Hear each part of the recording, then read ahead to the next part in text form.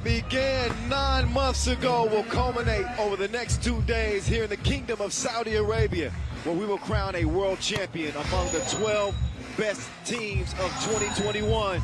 Let me tell you, the anticipation has never been higher. The field has never been more wide open. And I don't think I've ever been more excited. Kyle Montgomery, a.k.a. the voice of 3x3. Happy to be back in your ear after about a month and a half since our last World Tour Masters to cap the season. The conditions not exactly ideal. Bit of an overcast this late afternoon, but we're hoping that we avoid any rain. And as long as it stays that way, we should have an uninterrupted day of pool play. What you're seeing right now on the court is the 2-point shootout qualification round, just getting ready to wrap up. Top 4 scorers will compete tomorrow for the Top Gun here in the Kingdom of Saudi Arabia. That is MC Noah Lazarus. He's a 3x3 legend. Half of the duo Q York. And a dynamic duo on the court in front of us, Vincent Royer, one of the best in the game as well. They're going to be keeping things hype out here. There he is. Clap your hands. You. That's my guy. That was a poor Vincent Royer impression, but that was the best that I got. Meantime, also, DJ Les. Back on the ones and twos. Spinning the tunes as always, as only he knows how to do. This year's final, let me tell you, it is taking on a totally different identity than previous World Tour finals. The rules, though, are the same. Half-court game, y'all know that. First and 21, or the team with the most points after 10 minutes expires. 12-second shot clocks. It's quick, it's epic, it is Olympic. And this is the crescendo of the 2021 season. As I was saying, this year's final is really taking on a totally different identity than any previous World Tour final. Not only the fact that we had 5 different Masters winners in 7 tour stops this year, as you can see right here, all of our Masters winners. Amsterdam getting it started in Doha, San Juan snatching 1 in Lausanne, Oob winning 2. You saw Riga win the last 2. And not to forget Jeddah getting it done in Prague. You look at the World Tour 2021 top players in terms of player value. Carlos Lasmanis, a.k.a. Batman, he and Norris Miezes, 1 and 2 on that list. He and Norris Miezes also 1 and 2 in the rankings. The best duo in 3x3, that is sure. And as you can see, there's Miezes and Lasmanis. You see Strider Stojicic, Dejan Majstorovic of Oob. Meantime, in the women's world rankings, shout out to the ladies. Big news coming from them here recently, as they're expecting to expand that women's series field next year. Congratulations to them and Sandra Iguedavide for that MVP. But it's all about the fellas for the next 2 days. Again, we are crowning a 2021 champion in a season, in a year that has been more open than Randy Moss on a fly route. Here are your pools. Take your pick. Pool A, Lausanne and Princeton trying to hang with Riga. I think Pool B is probably the pool of death. You got Oob, Jeddah, and San Juan in that one. That is just crazy. How about Lausanne Sport, Princeton, and Riga in Group A? We're going to get them, get a chance to see them to start things off. But what you'll notice here as we head into this 10th edition of the World Tour Final, y'all, is, man, for the first time ever, there's no Novi Sad. Also, no Slovenian team playing for the first time in history, with Piran failing to qualify. No Edmonton, no New York Harlem. So, really, this year's perennial powers have made way for some newcomers. Emerging teams like Antwerp making their World Tour Final debut. Oob trying to regain Serbian supremacy. You got a rejuvenated San Juan squad. We got 15 Olympians lacing them up. I'm telling you, it is a new day in 3x3. One game can cost you everything in a field filled with powerhouse teams setting the stage for what I think could be the best World Tour Final ever. I gotta say, it's been more than a month since the last time I saw y'all in Mexico City. I missed y'all. How y'all been? I cannot tell you again how thrilled I am to be back calling 3x3 action. Never been excited. This is harder to predict than the Beyonce album release date. Your guess is as good as mine. 12 teams, $60,000 grand prize, and the right to claim 3x3's most coveted title are at stake. You just got to look at the reigning World Tour champions from 2020.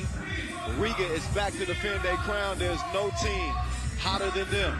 I told you there was so much parity in 3x3 this year, so much parity in the 12 teams. That don't mean that they ain't no favorites. Riga is that favorite. You can throw Ub in the mix as well, but Riga given their gold medal at the Olympic Games this year. They overcame a slow start to the pro season, and they are in full stride here in the Kingdom of Saudi Arabia. Out come their first competitors in Pool A. This is the Swiss. Lausanne Sport with Gilles Martin, Marco Leman, King West Montani. And last but not least, he's a bad man. Back there at top. I think he's feeling himself. He said, let's go. Okay, he got me hyped too. I actually feel like I'm about to play. It's very odd. It's hard to not get the juices going in a game like this. An historic event and a really special moment for not only 3x3 but for women in the game of 3x3. As you see Yasmina Yuris becoming the first ever female official in any type of basketball competition in Saudi Arabia. This is an iconic moment and a career accomplishment for her. So proud to see it as she'll make her refereeing debut here in Saudi Arabia. This is something that obviously we hope to see more and more of in the future. Yasmina Yuris holding things down, and obviously one of the best when it comes to officiating the game of 3x3. She's joined by Vlad, who is no slouch himself. So they'll keep things under wraps. Who's going to keep that man under wraps? The Cape Crusader, that man. The tour's leading scorer, Carlos Lasmanis, man. What can you say? That is going to be a hell of an assignment. Lausanne are a good defensive team, as you can see. West Montani, he is the centerpiece of this defensive-minded squad. I don't think the defense is going to be the issue for Lausanne. Can they match the scoring pace of an explosive Riga team who take more twos than anybody else? They also are at full strength. Edgar's crewmates, you got to be loving the crew. The Latvians won 2 straight Masters since Krummen's return from injury. You remember him battling like a warrior in the Olympic Games. For those of you new, if you didn't know, 3x3 made his debut in the Olympics this year. The Latvians taking gold. This is their gold medal squad. And the game is underway. The juice man. Jump hook is a no-go. Chavars corrals the rebound. He's got Miezis, the world #1, coming around, and there's a foul underneath. Gilles. I think he wants to check out. Never mind. He waves King West off. Gilles Martin, one of the quickest players in the game. He's going to swing it over to Bad Top, but it's a brick. Lasmanis with the cookie in hand. He has it poked away by Liman. 9 seconds will still remain on the shot clock for Lasmanis and company. Miezis will take it out up top. The dynamic duo, these two lead most of the top categories on the World Tour this season. Lasmanis #1 for player value and scoring. Miezis, meantime, reigning supreme in highlights and key assists. Oh, there's a two-piece to the head. Miezis, he can do that. Remember what he did at the 2020 edition. King West! He just caught a body. He's promiscuous.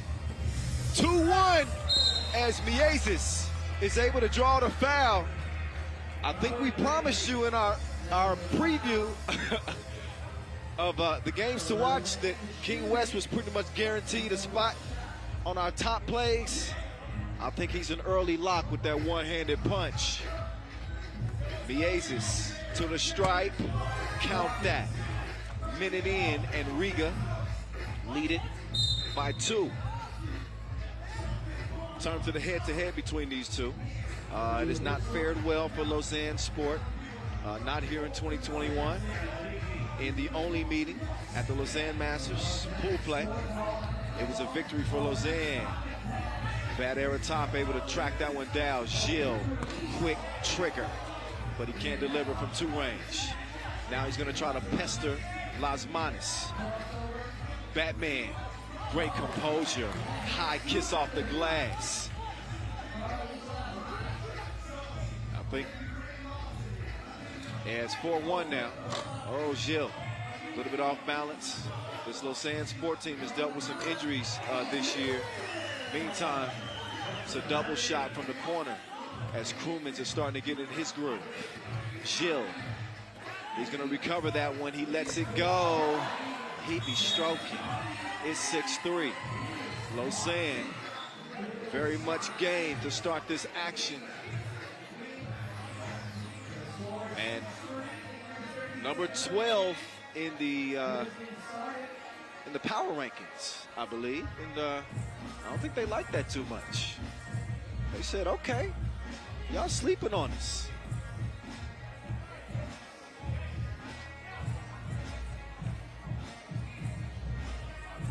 I want to thank our official timekeeper, Tissot, making Swiss watches since 1853. Our ball and apparel sponsor, Wilson. Our official suppliers, Indio, Magic Sky, Skelda Sports. Not to forget the Saudi Basketball Federation and the Ministry of Sport. The Juice Man with the squeeze. It's a 1-point game. Robin. Down to Krumens. Krumens treating Gilles like an intern. 7-5 after the bully ball bucket from Krumens. Couple of fouls apiece to have a chance for a 2-point play. See Krumens with that wrapped left knee. Been very few times in the course of his 3x3 career where we've seen him completely healthy, to be honest.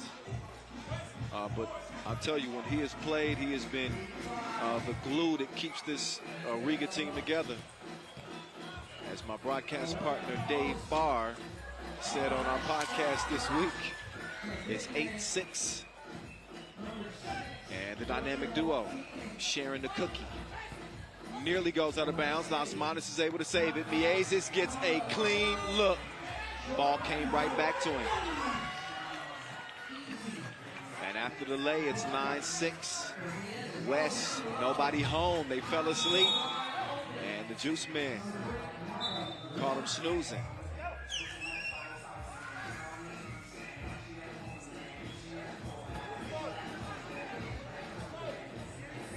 And again, if you're just joining us, as Ref Yasmina Uris gets the possession started up top of the key. Becoming the first female official to officiate a basketball game of any kind in Saudi Arabia. Krumens, almost had it poked away, but Liman is called for the reach in.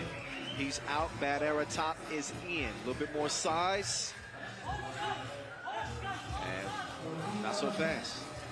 Liman also is going to stay in. King West is going to be the one who gets the breather. Look at Lasmanis, so quick, great awareness from Krumens to find him underneath for the easy bucket.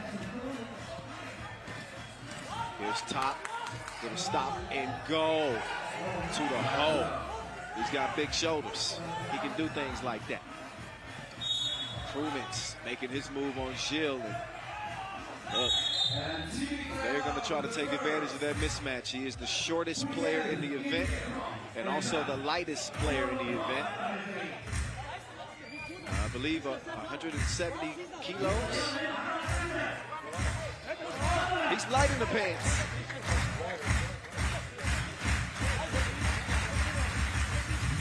Today game though. It has not been light work for Riga. We're talking about just how even things seem to be here in 2021. And in this team of 12, when I tell you, essentially anybody can win this thing, I mean anybody can win this thing. You look at teams like Masters winners, San Juan, you look at Jeddah, obviously Riga, Oh, just look at that. He didn't need nothing but the nets. Liman has him up 12-8. King West trying to answer. Not that time. Out of bounds it goes.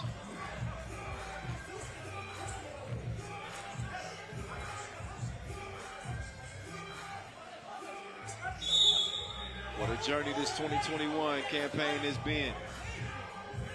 It is the year of the 21-point game. So much excitement surrounding the Olympic debut of 3x3. Heading into that Olympic Games back in July. And on the heels of it, Gilles was about to drop a filthy dime.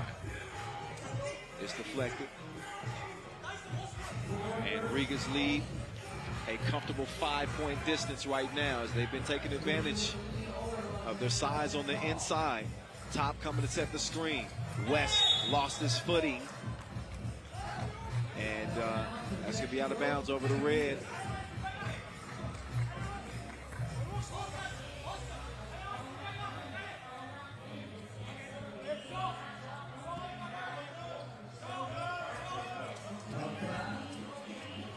Here's Batman. I like his shoe game. He's rocking them Kyrie's. That's my guy. And that's between the eyes of Leman.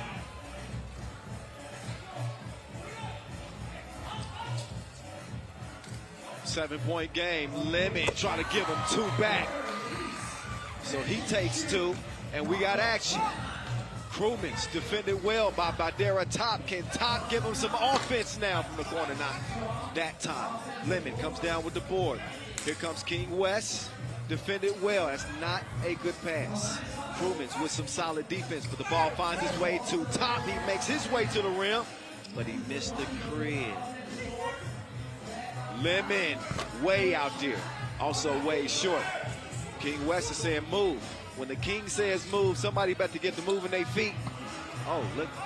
The Aces packs that. Krumens gets the step and the scoop-de-doo. 6-10, Las Manes. Over to Miezes. He's going to set the screen, slip to the bucket. He's held up by Leman, who is going to pick up a 5th foul on Lausanne. As you know, each team is awarded 6 before being penalized. A 7 puts the opposition on the free throw stripe to shoot 2. Miezes, excuse me. He airmails that. And Chavars is unable to save it. Each one of these members of this Riga team with a unique role. And maybe Chavars doesn't get as much acclaim as he should. But I said Krumens is really the glue. I think his scoring is so critical for Riga. But Chavars' defense and rebounding. The occasional 2-piece from Chavars you'll see as well, but also a key cog on this Latvian squad. 4.5 minutes to play. This is where things tighten up. Gilles, he got some space, and he gave him a taste. It's a double dip of that sweet stuff. 16-12. Lausanne ain't going nowhere yet. Krumens unable to handle that one, so it's going to go out of bounds.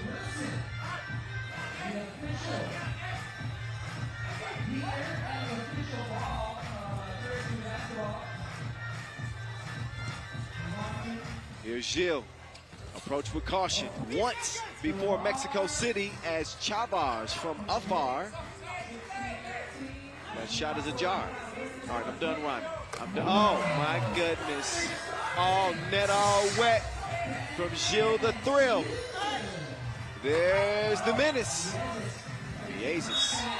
He's going to give Riga a little bit more breathing room, but lo and behold, The Swiss have come to play, ladies and gentlemen. Seeing them around the hotel, too, they kind of had a look like we got something up our sleeves. But when you look at Lausanne, they kind of snuck into the final at the buzzer. They had to finish at least 6th in Mexico City, which is what they were able to do. They got a quality win over Jeddah there. But I was talking about their body of work. They finished 11th, 9th, 7th, 5th. They're trending up. Oh my goodness. Liman hit that one from the D club. It's 17 up. Crewman's is free. Nice ball control at the rim to get the score. What a game. I got a feeling that this is going to be a trend throughout this tournament. Each game is going to be contentious. Each game is going to be tight. At least we hope so. Also hoping the rain stays away. Let me knock on some wood. That ball off the 10. King West couldn't get it to go, but Lausanne still within 1. That foul's on the floor. Number 6 on the Swiss.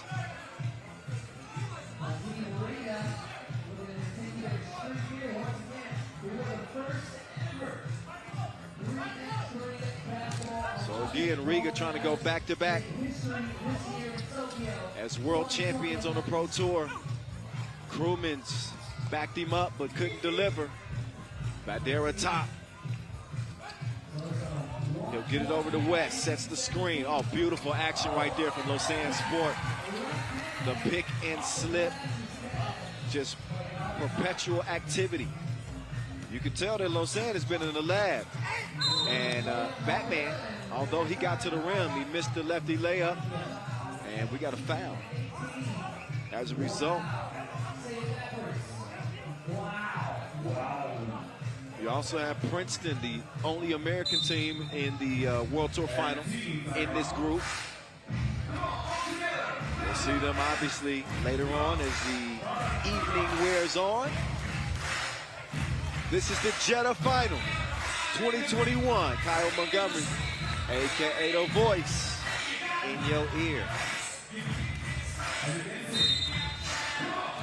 Keep your eyes glued to the screen the rest of the way on this one. Just over 2 minutes to play in an 18-18 game. Can the Swiss shock the Latvians to start the day?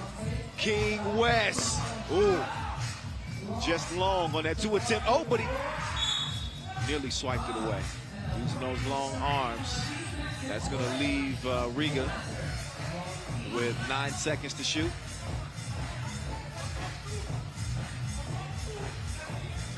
'2021 Olympic gold medalists. And there's your MVP. Las Matas coming off back-to-back MVPs. Oh, he just did him dirty. He needs to wash his hands.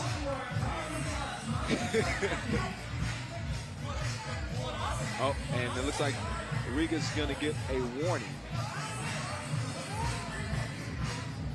After the made bucket, but take another look. Behind the back, step back, up fake, oops, I'm not over there. Come over here, lefty scoop. Osmanis is just dangerous. Okay, so that was not a warning. That was actually a technical. It's a second warning for Riga. So I believe they had a violation underneath the rim. You cannot defend in the semicircle after a made bucket. So a 19-19 game. Riga had led this one by as many as 5. Lausanne has refused to go away. So your #1 team in the standings with the #1 and 2 players in the world are not resting easy here with a $1:42 to go. Next defensive foul, we'll see 2 free throws for either team. King West lost his footing. He nearly did the splits. It's going to be a turnover anyway. I think Gilles stepped on the line. He and Montagny, longtime teammates, along with Liman. Here's Marco Liman. That's a tough assignment. Oh my goodness, split the defense beautifully. He leaves Batman wide open, and that's your game winner. 21-19, despite a valiant effort from Lausanne. You cannot leave the best player in the game wide open like that, or he's gonna close the door on you. Lights out, Las Manis, as he puts it away from 2 range.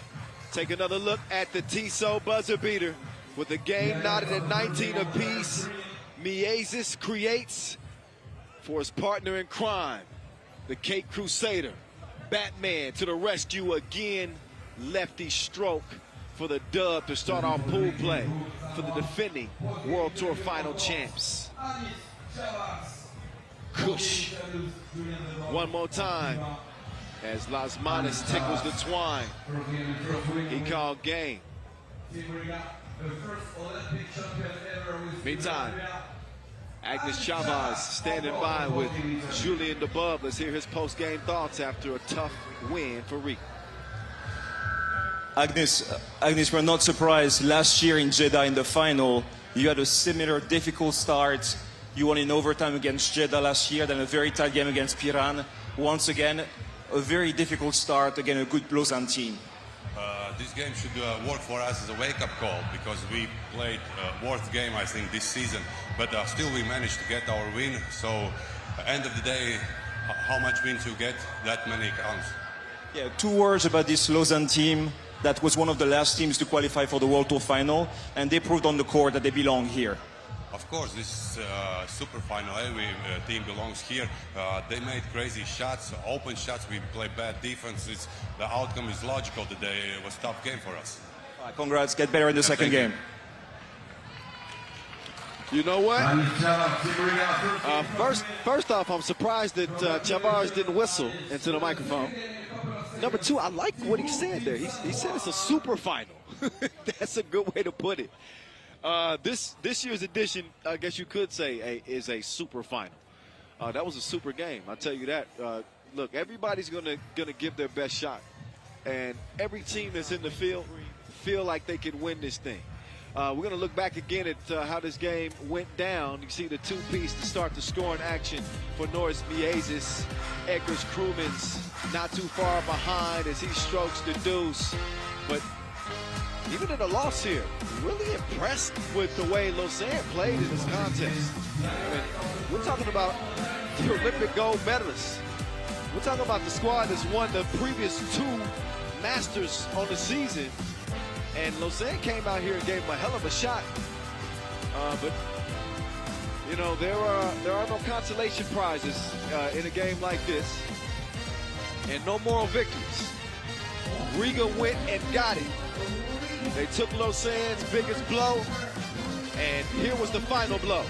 Miezis split through the teeth of the defense. He was flossing. And Las Manis with the release and the splash. Riga in the win column to start the campaign here day 1. So that was Pool A. Now it's time to move on to Group B action, as we will get a look at the 2 seed. Who have won 2 Masters here in 2021. And they'll be going up against San Juan. This is developing into a rivalry. Yeah, I said it. This is definitely turned into a little bit of a rivalry between these 2 teams. So we saw Uve and San Juan clash at the Lausanne Masters. Uve getting the win in the pool phase, but San Juan getting revenge in the final to earn their first World Tour win since 2012. But then We see Oob get revenge in Abu Dhabi in the pool phase. And they lead in the head-to-head 2-1. Oob has really been a revelation this year. They have taken 3x3 by storm. A rejuvenated, a reborn Dejan Majstorovic, who is a 4-time World Tour final winner. He's joined by Dr. Strange, Strahina Stojicic, the Beast, Marko Brankovic, and my guy, Pajsilic. Talking with Pajsilic heading into this Masters. He was like, man, you gotta give me a nickname. I said, it's gotta be the Hickman. He got more hits than the Jackson 5. Whenever they needed a big shot, Miroslav Pajsilic has been that man. Please believe me. Also, please believe me when I tell you that San Juan ain't scared of nobody. They are the truth. No cap. San Juan, who ran through the field. They beat the top dogs to get it done in Switzerland earlier this season again. Getting their first Masters win since winning the World Tour final back in 2012. They're back out with Jorge Matos, Angel Matias, TJ Fernandez, and Luis Pelacoco. Yeah, I like Pelacoco's name. I'm guilty. No Gilberto Clavel, who was huge in helping them win that Lausanne Masters. I think he had 12 points in the final in that Masters win. He is not competing, but I tell you, he and Pelacoco are beasts of the same kind. Physical, big, completely dominate the glass, capable scorers. I don't think that that San Juan PCI group is losing a lot in terms of that player swap. But Oob, #1 in winning percentage, #1 in fouls drawn. They've been a model here in 2021. I gotta say, a 20-3 record. There's Dejan Majstorovic, aka the Maestro, your world #4. He's already won 4 of these as a member of Novi Sad. 4 World Tour final titles, but he started anew here in 2021 with this Oob squad, and we've really seen the Maestro turn back the clock. He's looked 5 years younger. There's Angel Matias. Nobody has more Tissot buzzer beaters than that dude this year. I think he had all of them in that Lausanne Masters. He's been unbelievable. Played outstanding about a month ago in Miami at the first ever America. So we're going to see if he continues to play well. He and TJ Fernandez, Jorge Matos. So they've gotten some 3x3 action more recently than most teams. We haven't seen Oob since the end of October. Then Abu Dhabi Masters that they ended up losing in the final to Riga. But here they are again. Again, 20-3. They claimed Masters titles in Debrecen and Montreal, finished runners-up in Lausanne and Abu Dhabi. So 4 final appearances, 2 wins. That's not a bad percentage. That was some good defense from Jorge Matos, who I feel can be an X factor. We already know what the little monster's gonna do. Oh, he might have got away with one there, didn't he? In any case, it counts. That does not, as the Beast misses and Pelacoco hacks the Maestro. You will not find a more decorated player than Dejan Majstorovic, as he represents this second-ranked Oob team. Mr. String Music himself, trying to erase as well as he's played this year. He did not have his best tournament in Abu Dhabi. Shot at 20% from 2, and he misses that free throw to start things off. There's a brick from Matias. So a Motro. He'll get a breather. Pelicoco trying to D up. Dr. Strange stepping through, but he left the cookie. Pelicoco goes straight to the rim and shows some soft touch as San Juan lead it 2-0. This is San Juan Part 4. The Maestro. String music. 2-2.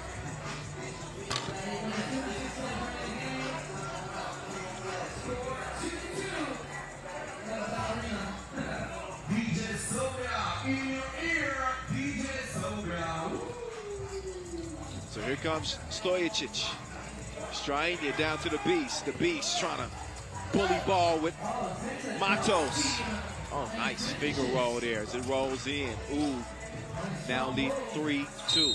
Just over a minute in, we got a foul underneath.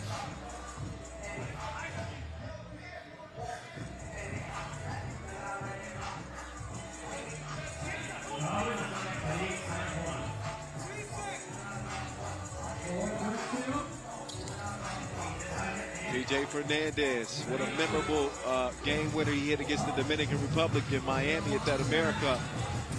He's had a hell of a year too. And Matos, he gets whistled for the walk. That's just, that's a product of some good defense. Maestro banging with him initially, and then he pulled the chair and kind of threw Matias off balance. Ref Matic and Ref Marcos handling the officiating duties here in game number 2. Pool B action after seeing Riga open up with a close win over Lausanne. Dr. Strange, too strong on the 2 release. Stays a 1-point game. Here's Matos on the move. Misses, but Pelicoco is there to clean up the mess. Miroslav Pajcilic, the hit man, gets the scoop. Meantime, there's a double scoop from Matos from the corner. Oh, they're going to leave Strainia? Whoa. Well, he didn't make him pay for it. He also did not get the rebound as well, so score stays the same, 5-4.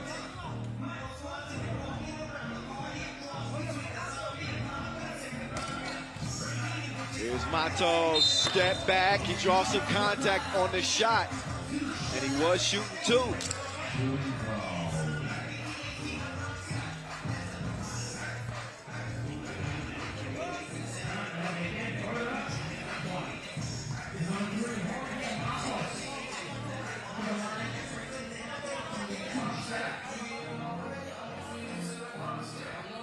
There's Matos, 18 and 11 in 29 Pro Tour games.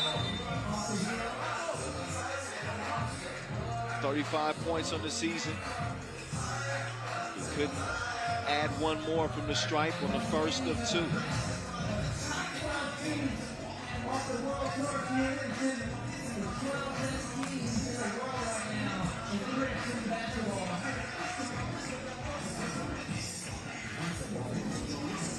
Oh, Matos broke on the second one too. Pelicoco down for the moment.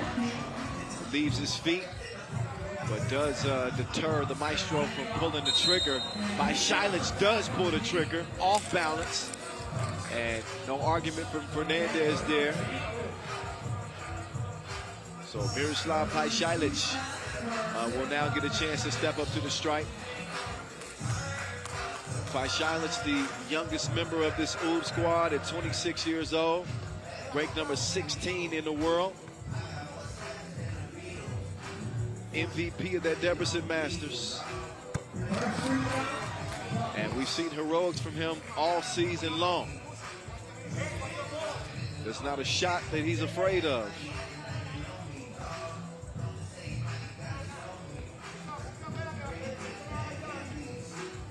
And I'd say that he and Stojacic are the 2 most gifted scorers on a pretty balanced UB team. San Juan, they really got their own style of play. You've seen a lot of 3x3 teams start to really adopt some of the strategies of Novi Sad, who dominated 3x3 for a decade. Obviously, Novi Sad is not playing here in the World Tour Final. You see a lot of teams adopt some of those strategies, but San Juan, they got their own style of play. They will just beat you up. They play very physical, a physical brand of 3x3. Plenty of heart with this team. They are gritty, and they find a way to win.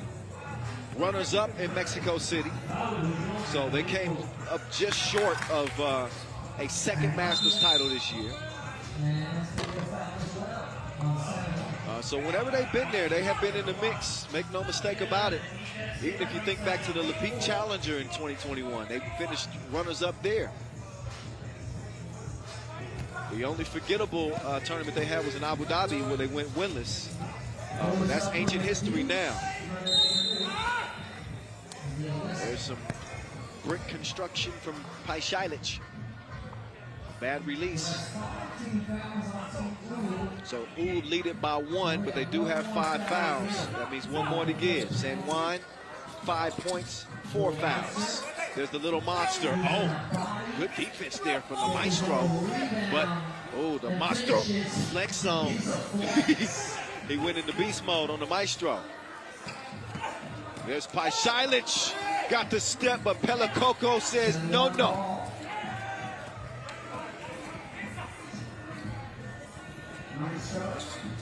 Majstorovic. There's the Maestro. He's starting to get into his playlist. Stream music all day long. It's 8-6. 6:30 to play. TV timeout. And our first stoppage of the action. TV timeout time is another look at the Maestro's 2 ball.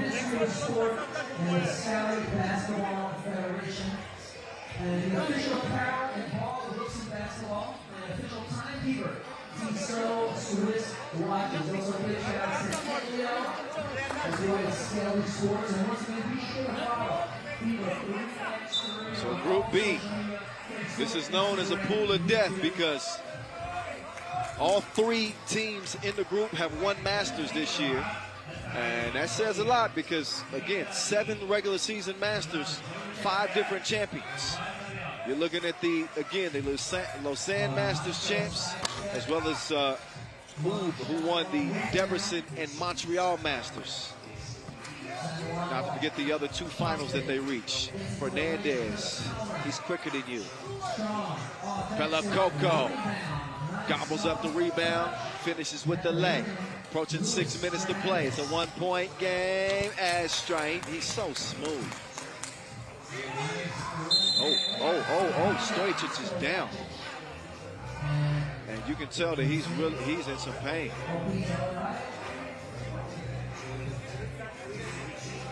I was looking at some of the photos of Oud who have been here in Saudi Arabia for at least a week and a half or so in preparation for this World Tour Final. And Strahinja is still down. I was teasing with him earlier about how strong his abs are. I guess we're going to see how strong they are. If those punches are going to pay off. He's sucking wind right now. And he's going to need to regroup. Certainly, all jokes aside, hoping the best for him. Oh, Pelakoko's presence underneath the rim is a huge difference maker. He makes you think twice about every shot, and then he's a smooth criminal, too. Matos, he lets it fly. It's a miss, but guess who grabs the board? Pelakoko had it. It's gone now. And the Beast. Nice patience on the shot.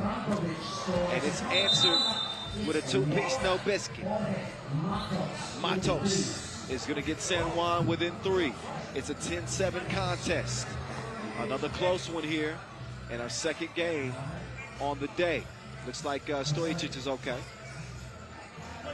I know he got his big bro looking on. Mr. Robot himself, Stefan Stojic, a a 3x3 legend. If the ball is clear or not, so they're going to check the footage. So we'll take a closer look at that at the scores table and make a decision as to whether or not that bucket should be good. I think from the angle I'm seeing right now, I think that's going to be good money. Count those. Yeah, count those. So they get, yeah, they've already got the early signal. Yeah, that. So the challenge is one, and the ball.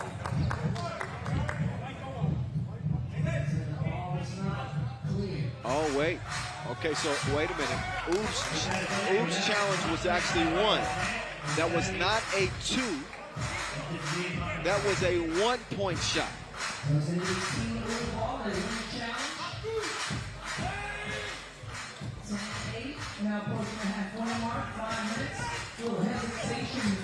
Oh, Paishalic. Strong move. Didn't finish it. See? Ooh, moving that ball around the perimeter. Stojic changes direction. They get it down to the beast. He drops the shoulder. Stojic misses. And Pelakoko will come away with it. Down to the little monster.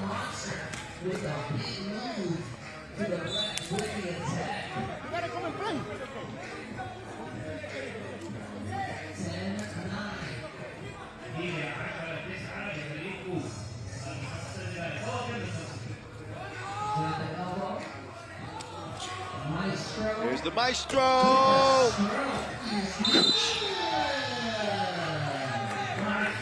12-9.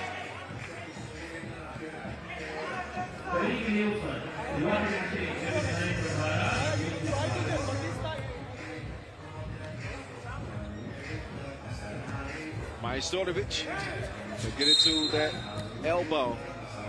As he made his move to the bucket, Matos held him up. No more fouls to give for San Juan.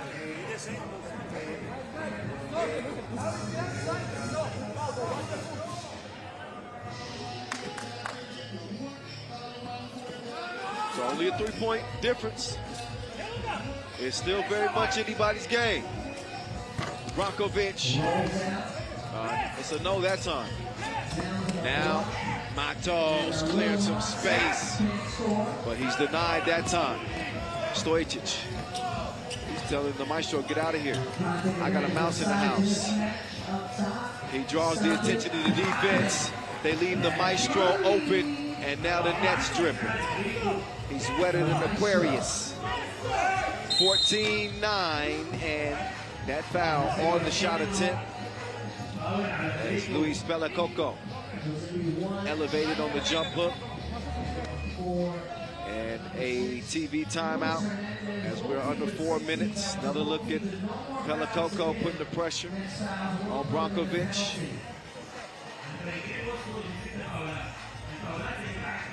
So when Pelakoko and company retake the court, he's going to shoot 1. 6 fouls apiece, but Oob has jumped out front by 5 in this 10-minute sprint to 21.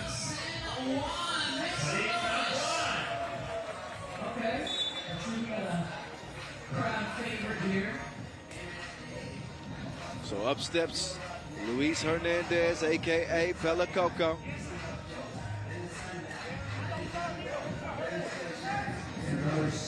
Long-time national team representative, 14 World Tour games under his belt, 1 World Tour win, and no free throws made, at least not yet. Mirslav out to the beast. Oh man, he had too much hair grease on his fingers. Matos with the finger roll. Here's the hitman, looking for another kill. After missing the 2, it's out to the maestro. Brankovic, no. Oh, nice defense from the maestro. Majstorovic, he's so hot, he's changing the climate here in the desert. 16-10. A trio of two pieces for Mr. String Music. 16-11 though, San Juan is still showing plenty of fight. Maestro. Oh, he back rim now. Matos, no hesitation on the release. It was halfway down. Came out on it. The hitman down to the beast. Pajcic. Too long on the 2-ball. Matos will give it up quickly to Fernandez. Fernandez, 2 toes behind the line, but he comes up abbreviated.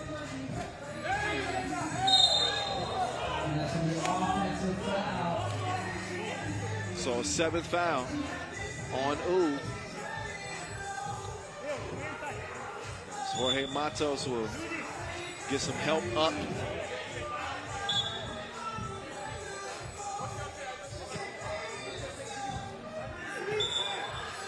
Can't talk about the Maestro's year in particular without also mentioning his gold medal at the Europe Cup and his bronze medal at the Olympic Games in Tokyo.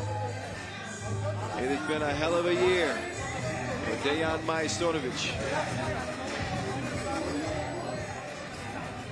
Spent some time as the world #1, and for a good part of the season, led the league in scoring.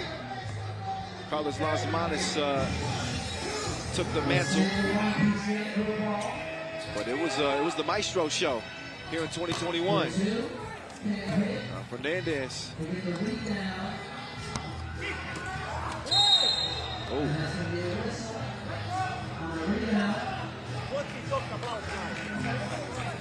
Definitely a physical game happening here.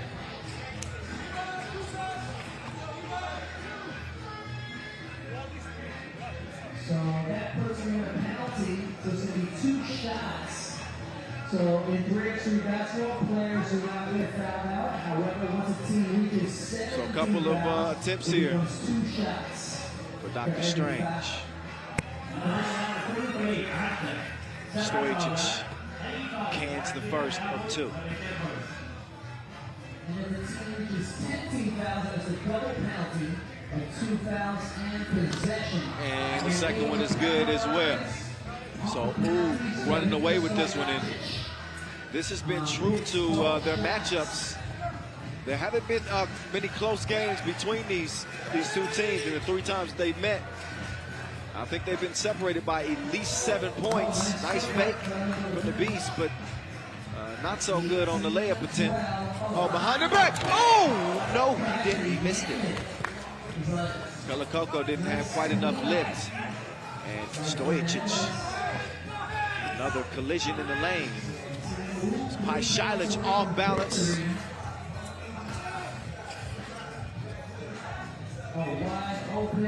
Oh, Stojic rolled off on him. Fernandez missed it bad to the left, and he knuckleballs the floater in. Still a 2-possession game.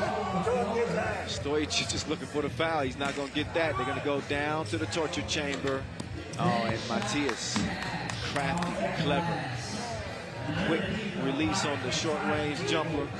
San Juan within 3. I told you this is a team with no quit in them. Very gritty. And a bad shot late in the shot clock. Stojic. Tell you what, if San Juan can get a 2 here, what they do is they're able to draw a foul. So whether you get a 2 by way of knocking down a 2-piece or 2 the hard way at the free throw strike, you'll take it how you can get it. Either way, a big trip to the charity line for Angel Matias, your Lausanne Masters MVP.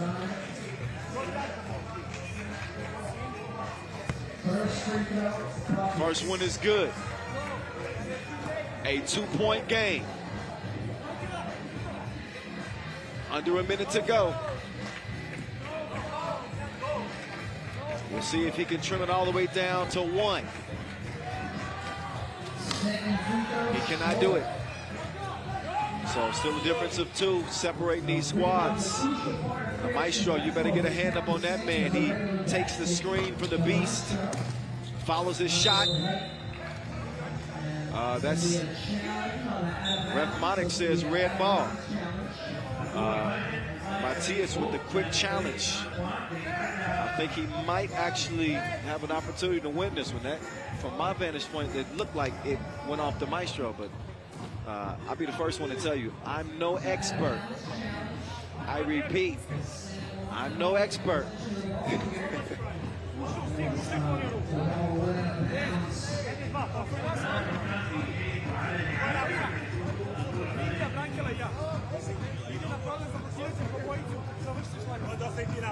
So once again, this is the FIBA 3x3 World Tour Jeddah Final 2021. Hang on, Phil, out there, y'all having a good time. Let me hear you make some noise!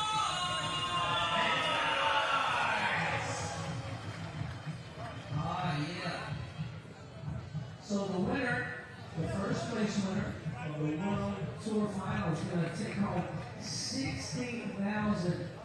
That's a whole lot of money.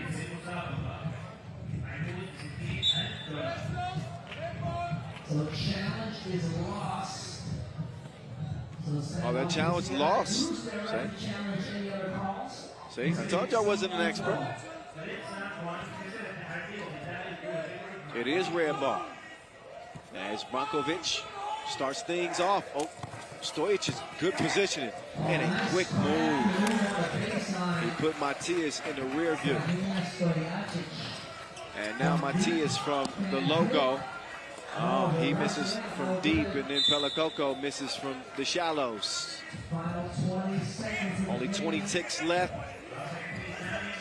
So Oob in a great position to get an opening win here. They have the highest winning percentage in 3x3. Not a shock. And this would be a second straight victory. That is it. Dr. Strange cashing in from the right wing. He's money as Oob wins it by 5, 21-16. And it's chalk through the first 2 games. The top 2 seeds do what they're supposed to do. And that is take care of business. So back to the drawing board for San Juan. As Oob continue their winning ways. They had won 10 straight before their last loss. They're trying to start a new streak. As Dejan Majsorovic is standing by with our communications manager, Julian DeBove, on the court. Dejan, we have seen this movie so many times this year. San Juan coming back. They scored, I think, 5 Tissot buzzer beaters this year. So with them, no lead is ever safe. They always come back. So they... Yes, they always come back. We're leading 18-12.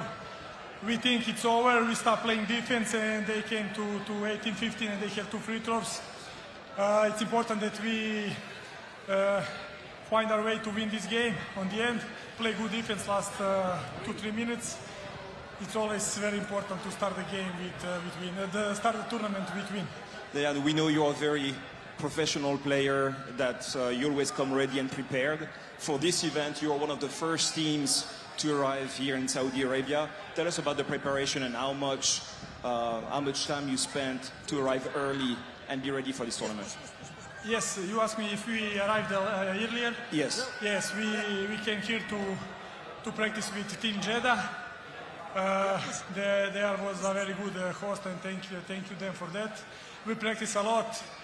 Every day 2 times. We came here earlier to get used on the time, because in Serbia it's 0 degrees and here is 25-30.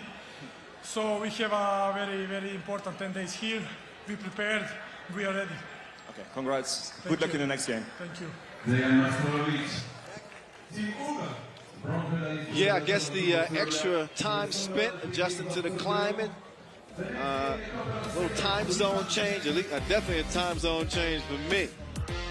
But it pays off for Oob. San Juan, they're gonna fight you tooth and nail to the end, but I think they dug themselves a little bit too deep of a hole. know, down by 6 late. They were able to make it a little bit interesting towards the latter part of that game, but Oob is locked in, aren't they? Your two favorites looking favorable. Dejan Majstorovic with a maestro. Pelakoko handling business underneath. There's Stojicic doing something strange for a piece of change. And there's, speaking of change, there's the maestro giving his 2 cents. Cha-ching. And one more. Cha-ching.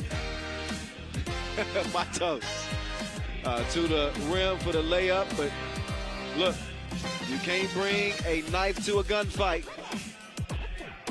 They got shooters on this Oob team.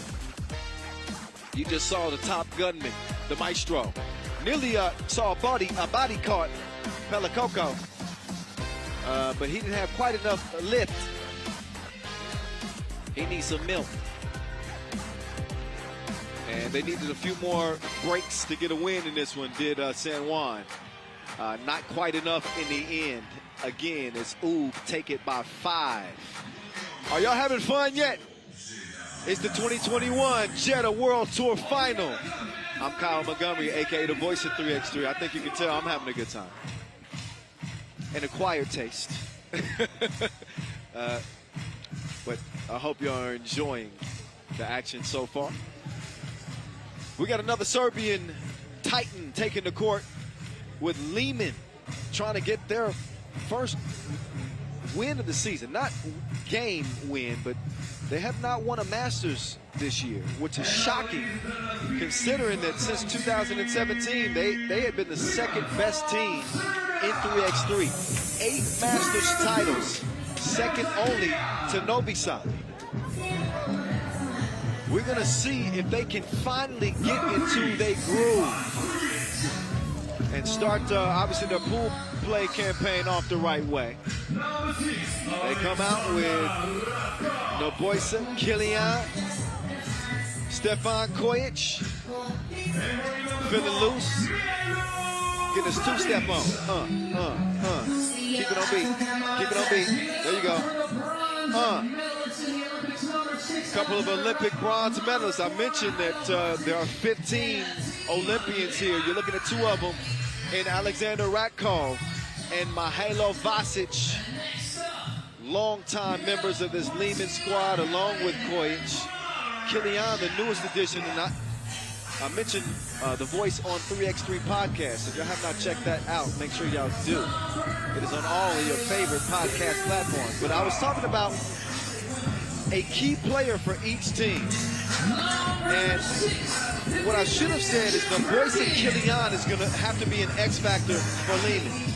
He's got to be a shot maker within this offense for them to really reach the level that they can reach. So not to put too much pressure on my guy, Kilian. He's a capable player, capable scorer. They got to have it. Speaking of Olympians, there's 3 in front of you with Alexander Zverev. Russian roulette is what we're going to start calling him. Stanislav Sharov. And how about Kirill Pisklov? Back on the Pro Tour. Silver medal winners at the iconic first ever Olympic Games with 3x3 as a discipline. Ref Marek and Ref Vlad. They smiling now, but you better believe it's serious business. Not to forget, even though Dmitry Shiburkin did not medal at the Olympics, he was not a part of that ROC squad.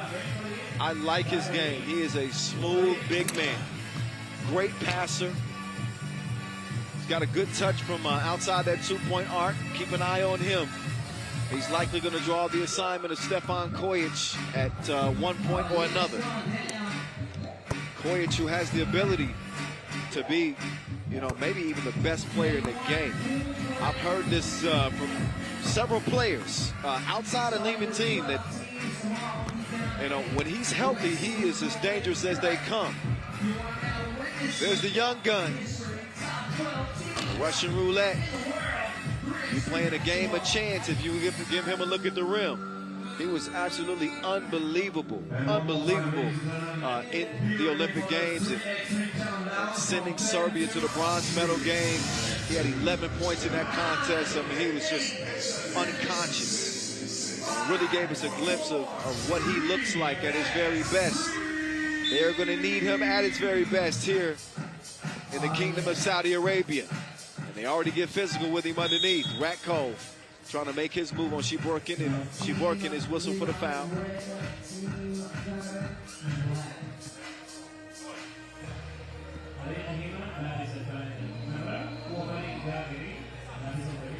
Wasn't really Liman's year, and that's not to say that they didn't play well. They're still a force. They were runners-up in Prague.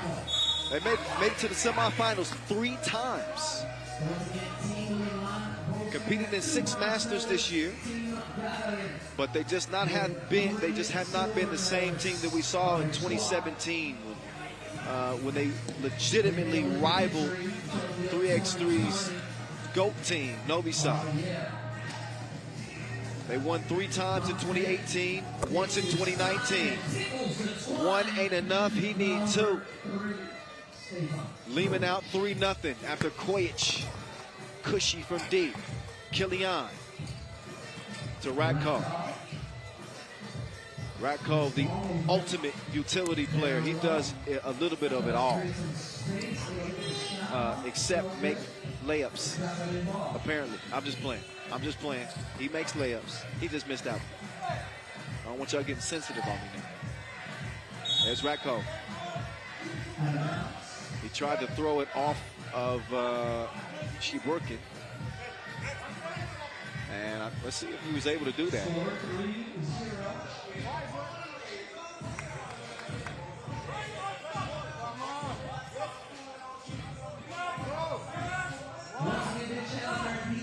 Okay, so he did not. So I can see that Ratov feels like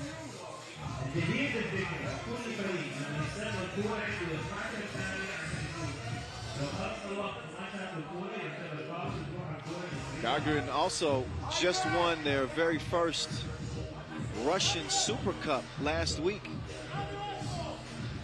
So they've got, they should have some juice. They definitely have gotten a chance to knock off any rust since that Mexico City Masters, where they ended up finishing 3rd. Appreciate the nugget on that.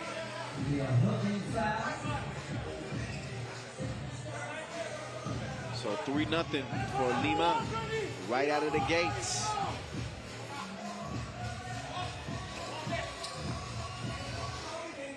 Oh, good defense there. Great timing there from the Manimal.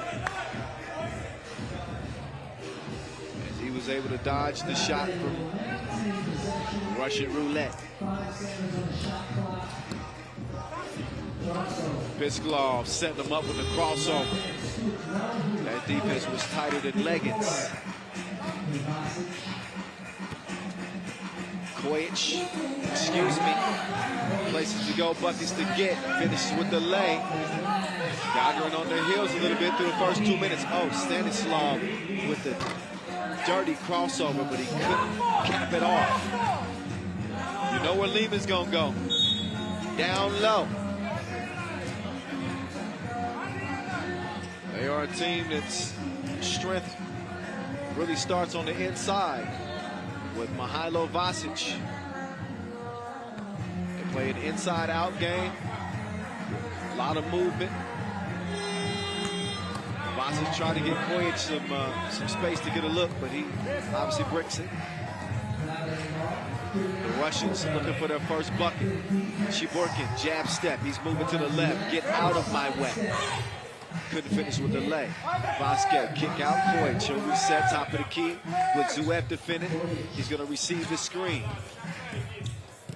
Kojic is going to take it himself. He tries to get faded, but he gets nothing instead. Not even a call that he wanted. Arguing won't change that.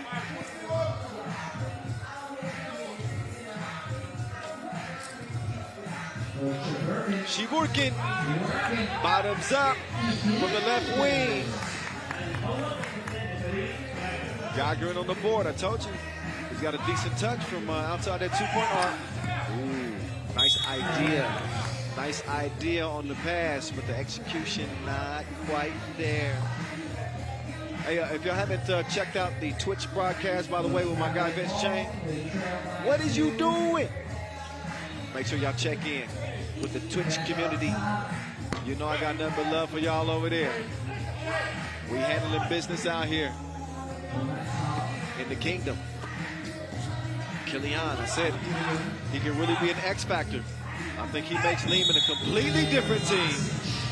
The Manimal is in beast mode already. So he'll have a chance to make it a two-point play after the TV timeout. Liman, who jumped out to a 4-0 lead, leading 5-2 now. But now it looks as though Gagarin want to challenge. And I'm not sure if they want to challenge if that ball was cleared or not. I'm not exactly okay. It's a shot clock challenge. Okay. So that one definitely makes more sense. So we can actually get a look here and see if that ball was released in time before the horn. Usually you want to save your challenges for later in the game, because you lose a challenge, you also lose the opportunity to challenge again in the game. So we still got 6:46 left here, and Gagarin will not be able to challenge even in maybe a critical situation later in the game. We'll see. Basic, in any case, is able to connect at the strike. Here's Zuet.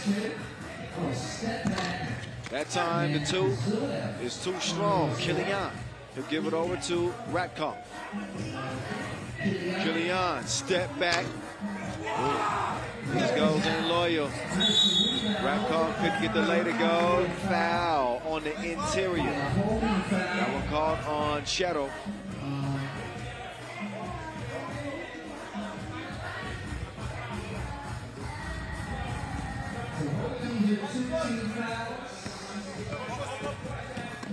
Quick move from Piskil. Oh my goodness.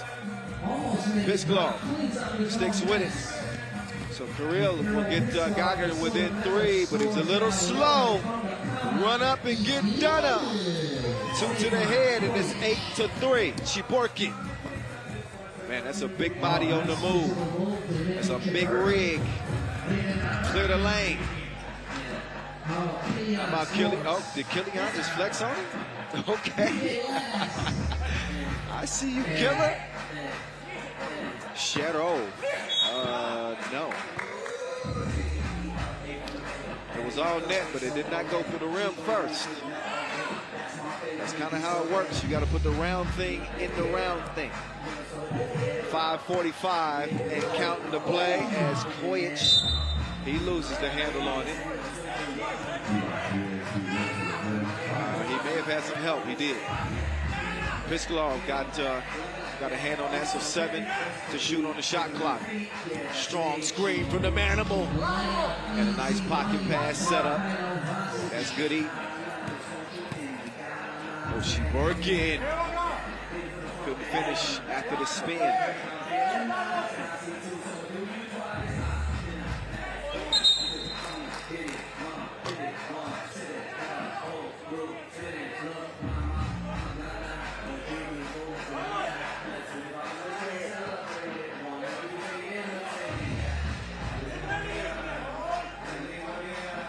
Take another look, or maybe later.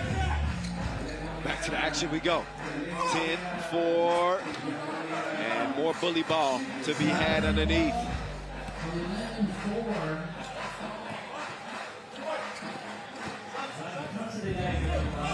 There's Zuev with the step. And he took Kojic to the rack. Gagarin's gonna need a little bit more.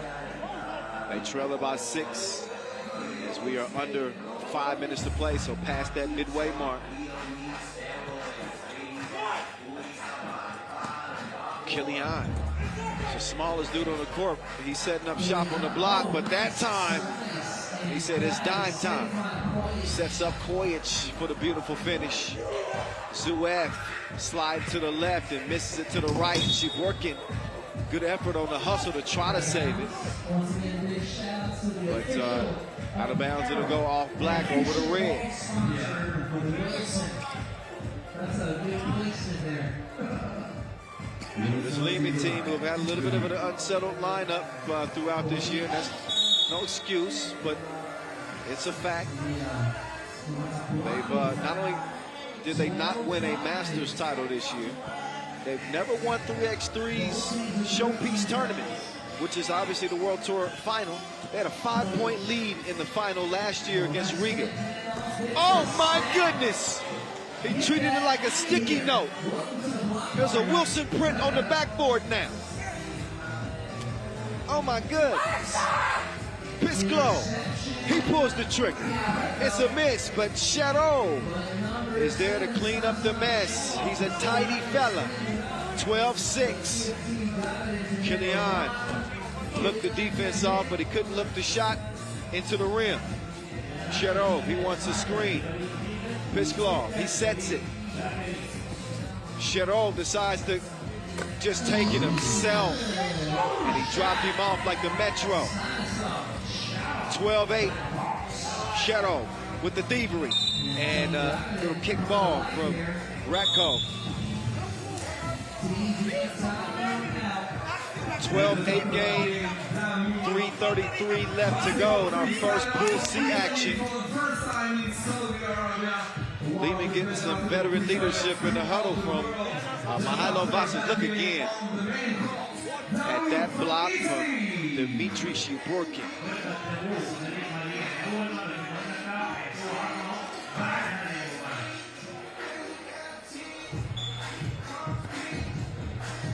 Pisclo. He'll get it over to Zuev. Oh, Zuev's pass. Pisclo wasn't quite ready for it. So the Olympic silver medalists not on the same page. They will get another opportunity with 6 seconds to shoot. That ball went off red. Here's Shiborkin, high arc on the 2. And did not put enough protein in his shake this morning. Need a little bit more strength to get that one to reach the rim. Kojic, oh, that was ugly.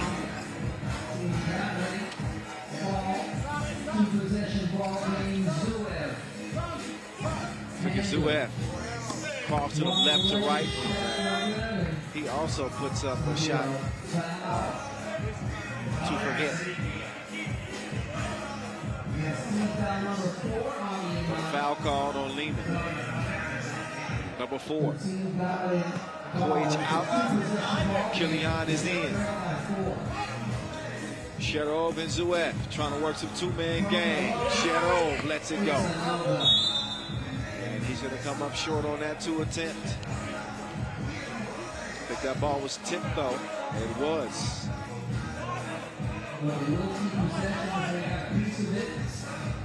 So they'll get into this possession with 5 seconds to shoot.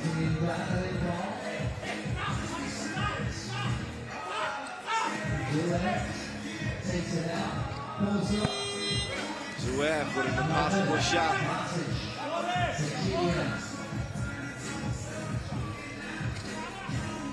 Here's Killian putting it up in the wind.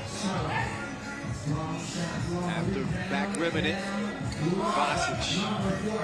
That dude is just an absolute terror. Within 5 feet of the bucket, you're not going to stop him. It's just not going to happen.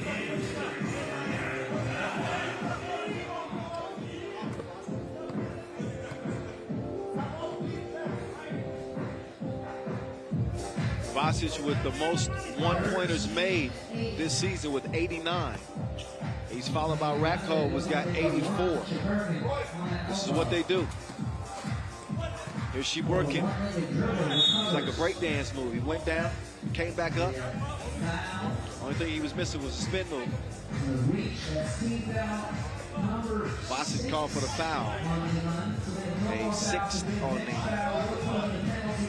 Now approaching the 2-minute mark. 2 minutes, 17 seconds remaining game. So back to it we go. Oh yeah. You do not play Russian roulette with the Russians. 13-10 as Gagarin ain't going anywhere. Koich with the miss, but a foul on Zuef underneath. He just could not keep a pesky Alexander Ratov off the rim. Foul number 4 on Gagarin. 2 minutes to play. Game number 3 on this first day of action. Oh, that's baby food. That's just easy for Koich as he puts Liman back out by 4. She working. Strong screen. He's wide open. They find him underneath, and he elevates. Credit Killian right there for the recovery defense there. Threw the shot off. That looked like it was going to be an easy layup for Shiborkin. Not the case. Killian, he says, come on out to the deep end. I got something for you. He threw him overboard. Oh. So a buck left. 16-10. Pisklov. Call for the reaching.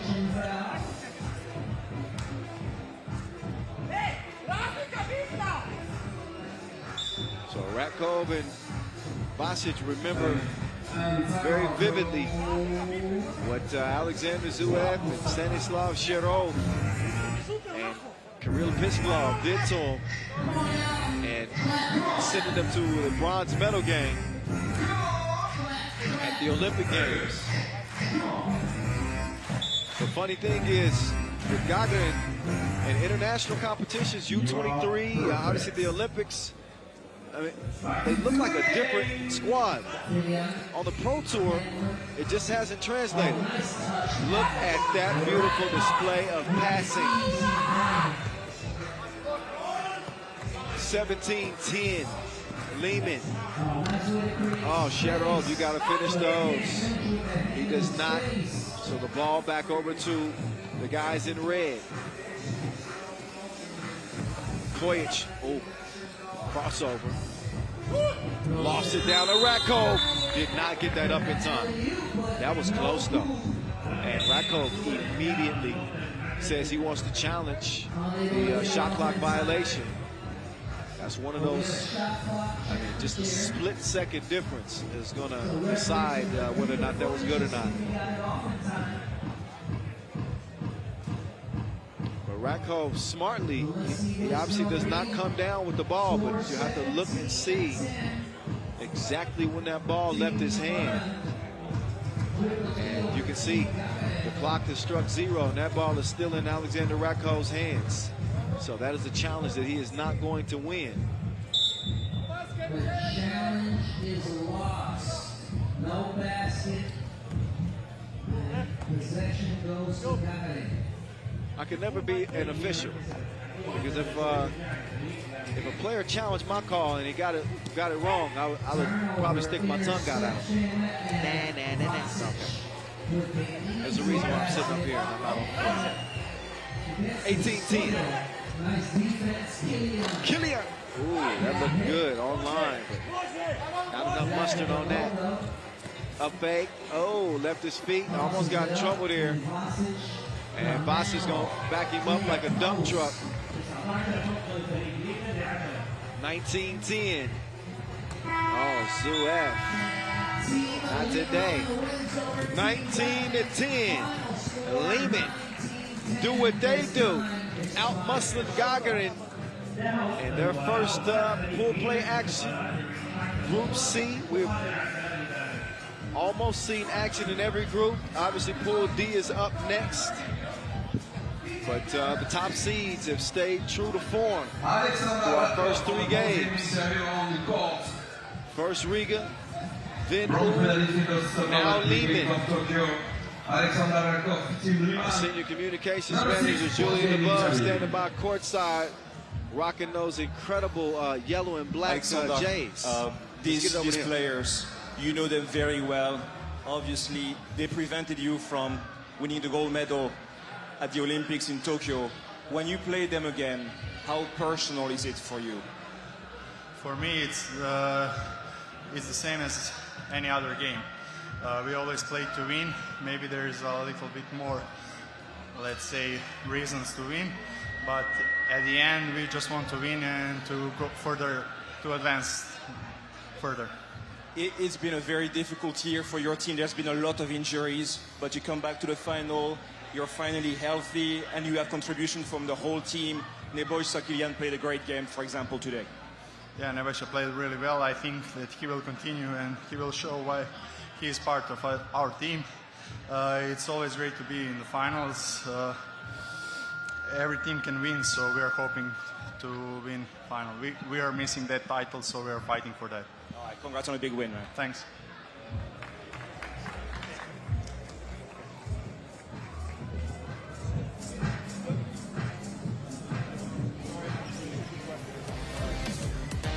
All right, let's look back at the highlights. We saw the Manimal really asserting himself on the offensive end early on. Stefan Kojic stepping up, stroking the deuce. Liman getting back in form. They've been right on the cusp of getting a win. Hadn't done it yet. Dmitry Shiburkin stepping out from long range, showing some of that touch.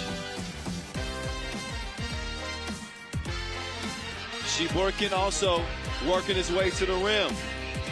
But nobody scores on the inside like Leman does. They got the most consistent and persistent interior score in the game. No soup for Leman that time. Shiburkin had something to say with it. He said, talk to the hand. Meantime, we're going to step aside for a bit and give you a look at the top 10 plays in FIBA 3x3 history before we get back to the action here in the Kingdom of Saudi Arabia.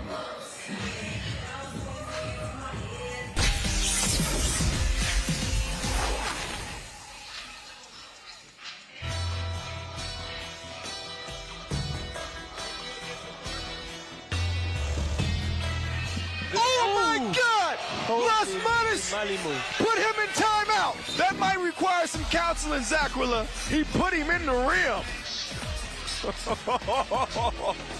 Come on, man.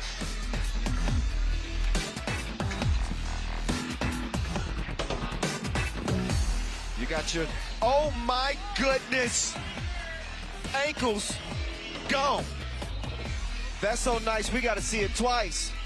Minya Touré putting pop on her backside with the Ginsu slice of the crossover. My goodness. Quench.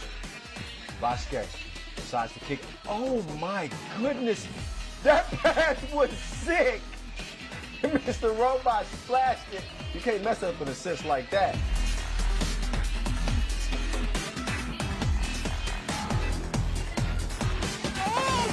Disgusting! Abdullah!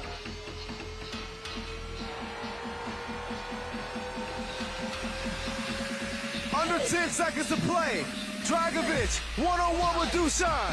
Dusan gets a hand on it. Dragovic, oh my God!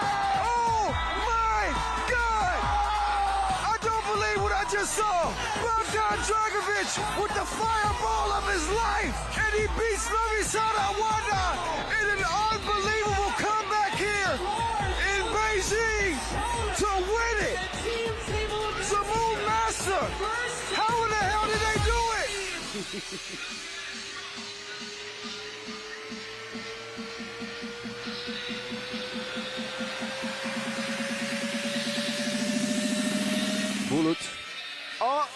my God, what the heck did I just see? Dusan pulling tricks out on him like the court gesture. I think he sent a message on what he out here to do today.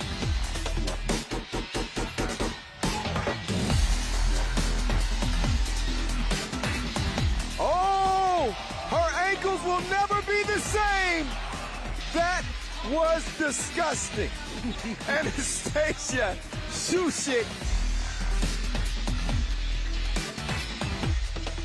Now Hannah says, let's slow it down a little bit. Oh, no, he didn't. No, he didn't. Oh, stop it, Team USA. Oh, just stop. Through the legs, alley-oop to McKinney.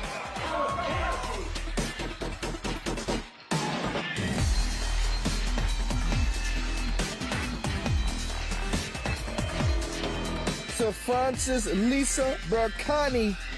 Ooh la la, say oof. Berkani with a pass prettier than your woman crush Wednesday. She turned her back on the D and lasered the ball through her own legs on target for the easy crib. Don't even try to show me something better than that. Game point. Oh, he brings out the sham. Oh, you can't do that. You cannot do that to another grown man.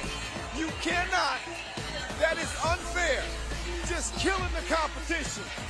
Somebody call the coroner's office on Dusan Bullet, because that ain't right. He's done that once before, and nobody in 3x3 pulls that off except the #1 player in the world. Oh my goodness. De La Fuente just got clowned on out here in Amsterdam. How was that?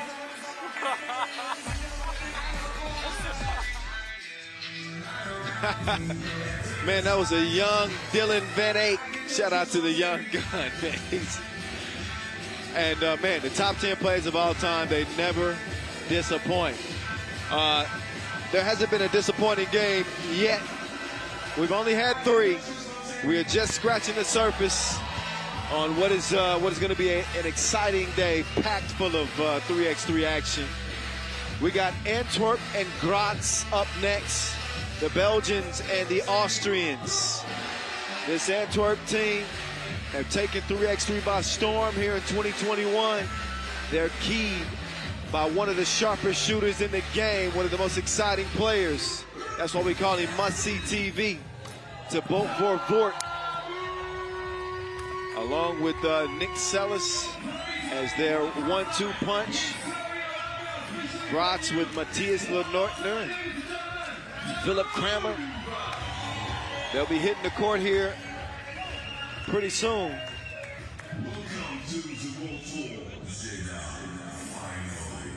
As the court is now being cleared. The lights have been turned down. We're trying to set the mood. We need to start playing some slow jams. Play another slow jam. All right. I'm just trying to keep y'all entertained until we actually get some players on the court. I'm gonna start rapping next. Y'all ready for that?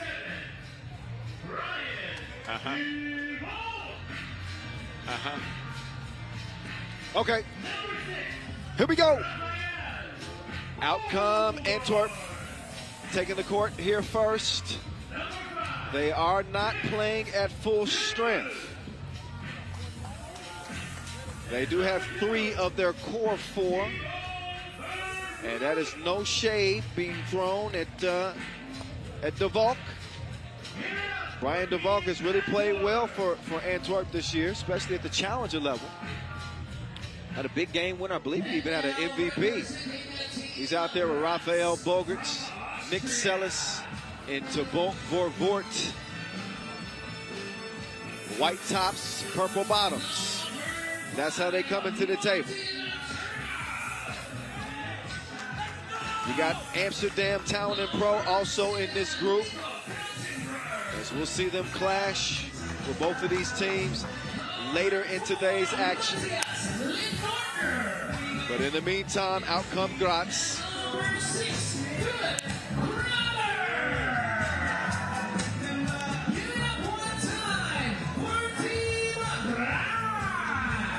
Graz,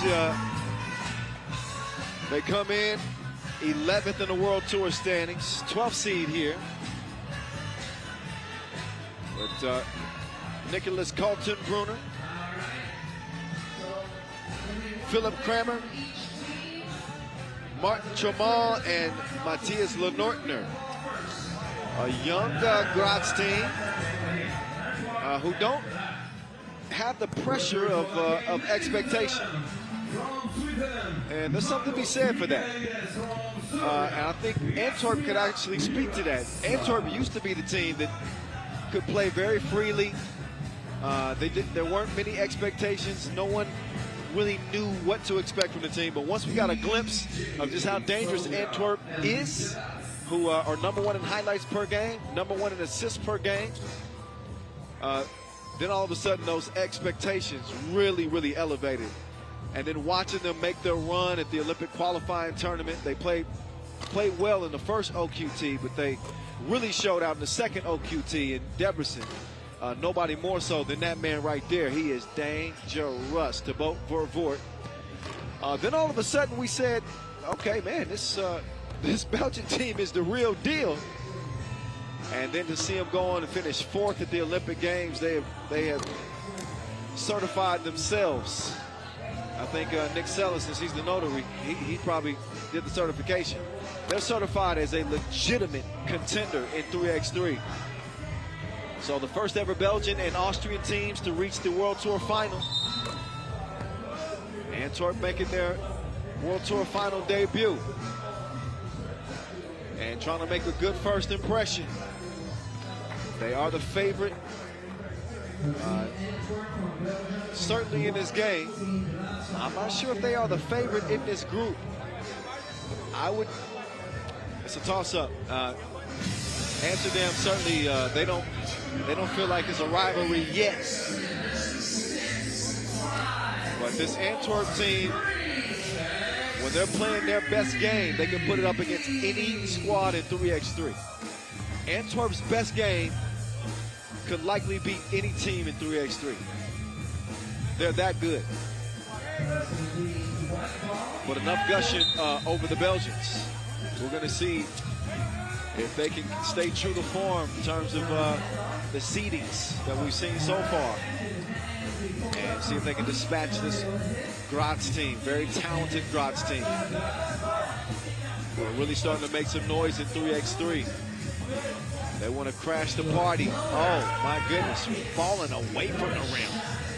That was just a silly make, right? Silly good, that is. Martin Tramal. There's Bogues. He misses the mid-range J. Nick Sellis. Oh, he's faking everybody out. He's a trickster. 1-1. Oh, got his hand in the cookie jar. Nearly came away with the cookie.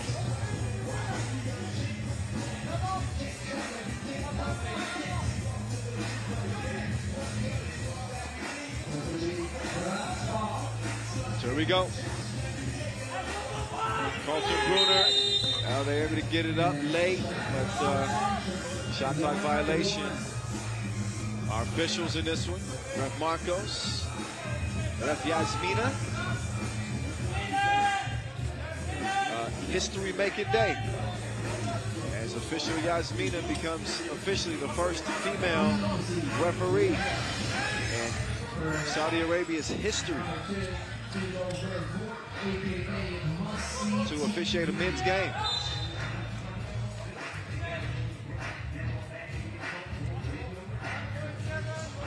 We got some of the best officials in the world, I believe that. Not only the best male officials, but the best female officials as well. Did a great job keeping the game clean, keeping it under control. Emotions running high, obviously, here at the World Tour Final. $60,000 grand prize is at stake.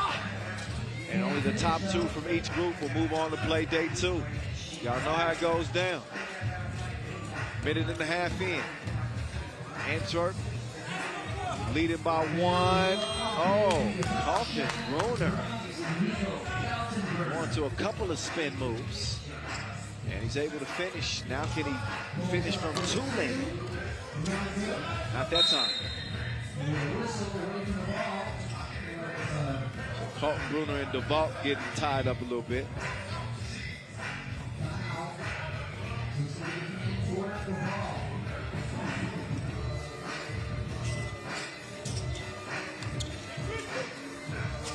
Here's must-see TV. It is prime time. Don't take your eyes off the screen.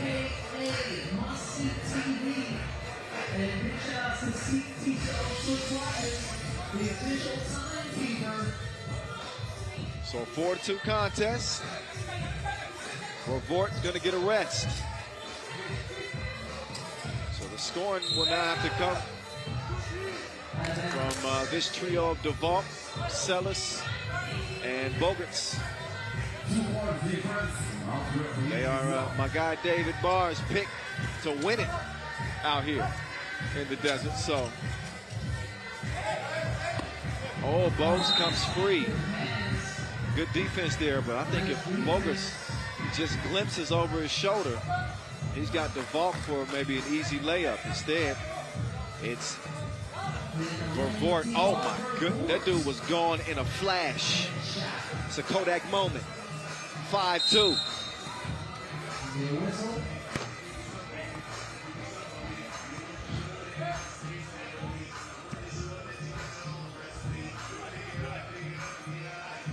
So 3-point lead here early for the Belgians.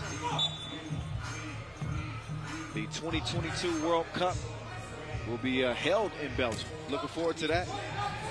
3x3 is growing exponentially in Belgium. And they got a hell of a representative here on the Pro Tour. And a hell of a national team representative as well.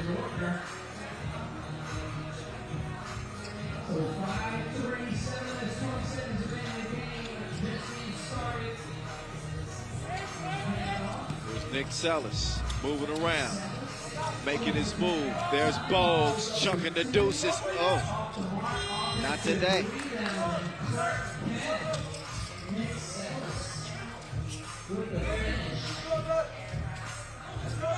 There's Carlton Bruner doing his things, trying to use that size. He throws it in spin cycle. 6-4 is the result. Sellis, must-see TV, gets a look, and that one just rolls off the rim. Here's Sellis with a quick hezzy. He needs a breathe. Oh, TV timeout.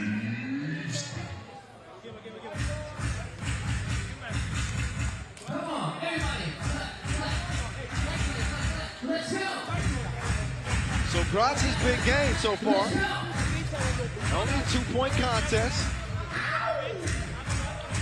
Really loved how both the men's and women's teams represented at the Olympic qualifying tournament this year in Graz, Austria. They really raised some eyebrows with their play. They managed to find their way into the World Tour final field with a 6th-place finish in Doha, a couple of 8th-place finishes in Lausanne and Debrecen, and a 13th-place finish in Prague. Vort, Crosty, say your prayers, 7-4. So 5 points for must-see TV.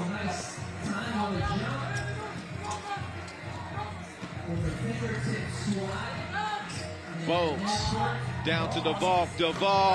Soft touch on the floater. DeVault was really good for this Antwerp team at that Riga Ghetto Basket Challenge, in which they won. And there's Bogues cruising to the crib to extend Antwerp's lead to 5. Long ball. Ends up being a short ball. The alligator armed it. So how did Antwerp get here? Is that what you're wondering? Well, Their body of work in Debrecen, they finished 7th. Montreal 4th, Prague 7th, Abu Dhabi 3rd. As Clark Kent, he starts to assert himself on the offensive end. Nick Sellis getting to the rack, and he's able to draw the foul in the process. Get your weight up.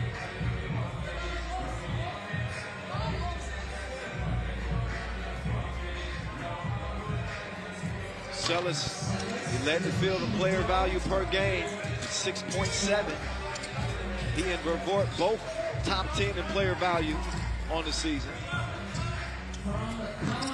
As Carlton Brunner couldn't get the two to go in. Sellis trying to direct some traffic. He kicks it out to Vervoort off balance. And the two is missed. Shot clock violation. Ball over to purple. 7-point lead for Antwerp.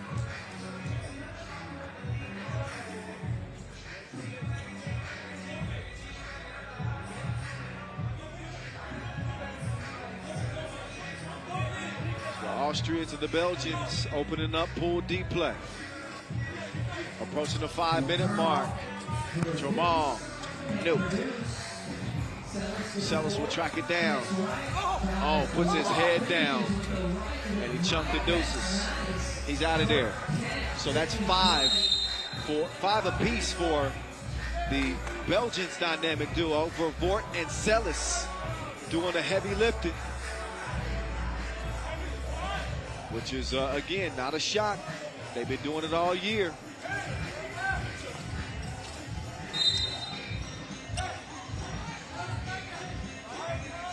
Antwerp, one of the success stories on the World Tour this year that came out of absolutely nowhere here in 2021 to become one of the favorites, obviously. Jamal, the runner. Oh, block. Yasmina says that was on the way up. That was in the process of the shot. So, take another look. Yep. So, Martin Tramal, the 24-year-old, shooting 1 and making 1. Gratz need about 7 more of those to make this thing interesting. Oh. Sellis is just continuing to put pressure on that interior Graz defense. Not only have they not had an answer for Vervoort, they have had no answer for Nick Sellis either.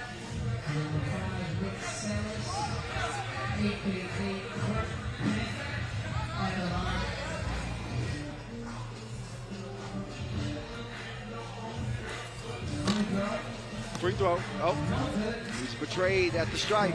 Rolls off the rim. Jamal. Oh, he gives it up. The vault. He's got the cookie in hand. They quickly get it over to the most dangerous man on the court. He needs some yellow tape in his area. One-legged runner, though, is a no. Oh. That one out of bounds. Off of White. So still a 7-point difference. 1 more foul to give for both teams. Just past 4 minutes to play. Each team will get a breather. First dead ball after the 4-minute mark. There's Philip, the hammer, Kramer. He couldn't get the layup to go. Ball out of bounds off of him. So back over to the Belgians.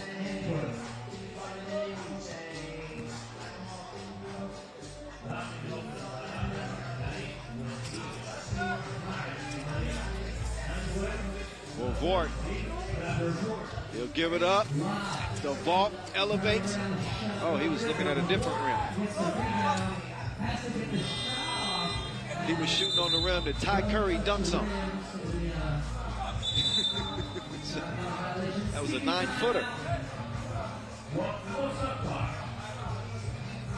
There's that breaking action I was telling you about, TV timeout. So both teams get a chance to regroup.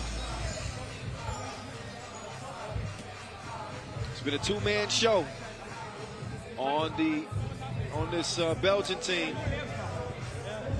With Must-See TV and Clark Kent doing the heavy lifting. Nobody's attempted more one-pointers than Celis.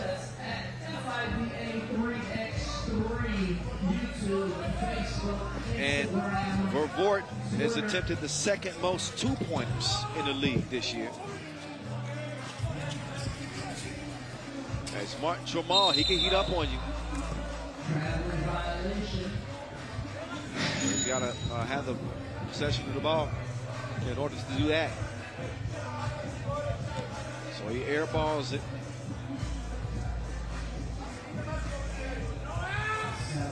Antwerp in control. Must-See TV will give it up. He'll screen away. Bowles manages to get it up late in the shot clock. Check out Must-See TV's sneaker game too, by the way. He'd been rocking peak kicks since the Olympics, and for whatever reason, he decided to switch over to blue this time. Carlton Bruner. I've been waiting to call him the burner. I've been just waiting to call him the burner, but he ain't caught fire yet. He colder than the hockey puck. 12-5 game. Nobody's attempted more one-point shots than him because he's pretty dang good at it.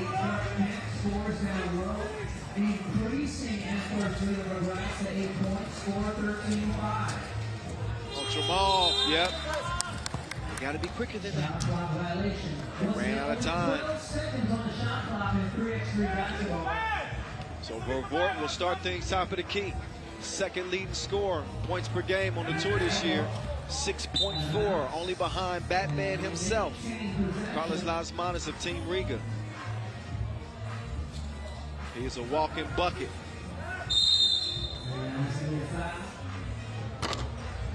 And a foul called on Kramer.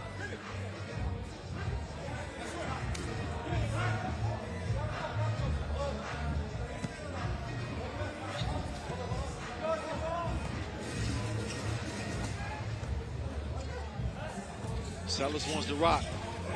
Celis ain't done yet. That's some good defense, though. DeVault, quick step through the contact. That's a grown man bucket right there, believe it.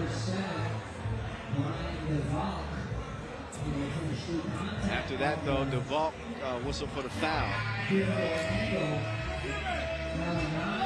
As he sent Matthias Lenortner to the ground.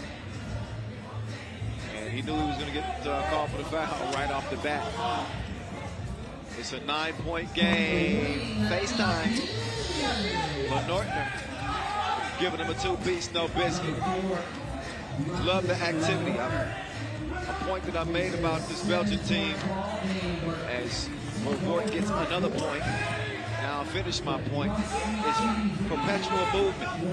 They have really, really taken hold of that concept in 3x3, which it takes a lot of teams, several years to really get good at developing that chemistry and understanding movement and placement, transition offense, transition defense. They do it. They do it well. They always get the passer a moving target. And if you're a defender trying to slow down this Belgian team, they just gas you. They're going to run you all over the court. You got to worry about getting a hand up onto Vervoort. You got to worry about chasing Nick Celis to the bucket. You got to worry about Bogues running you around and dealing with his screens. There's a reason why they're considered a top contender. Not a favorite, but a top contender. Now, if you want to know how I feel about them fully, then you have to listen to that last episode of the Voice on 3x3 podcast. Did I pick them to win it? I don't know. That episode is live right now. Carlton Bruner trying to liven things up, but his stroke has been broke. He needs a lethal shooter lesson. Work on those mechanics. 15-8. Bogues fresh haircut, smooth finish. Buck and a half to play. It has been all Antwerp. Oh. So Bogarts not backing down at all. Kramer. These two teams met at the ING Hamburg quarterfinal phase. It was a Gratz win.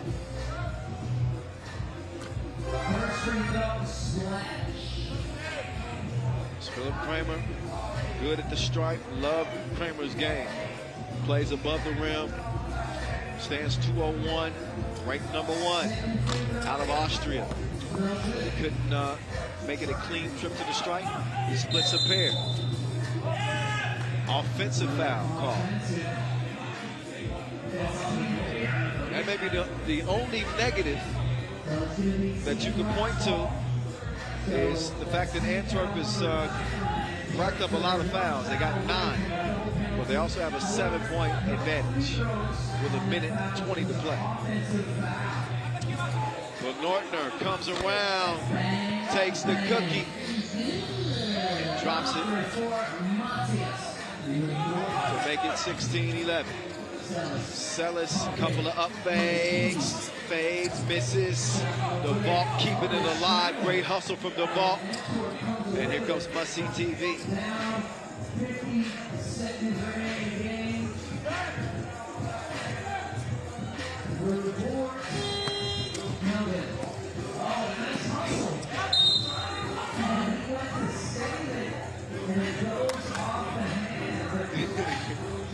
.41 ticks to go. As for Vort, looks like he's going to start the possession. Sellis is getting a rest.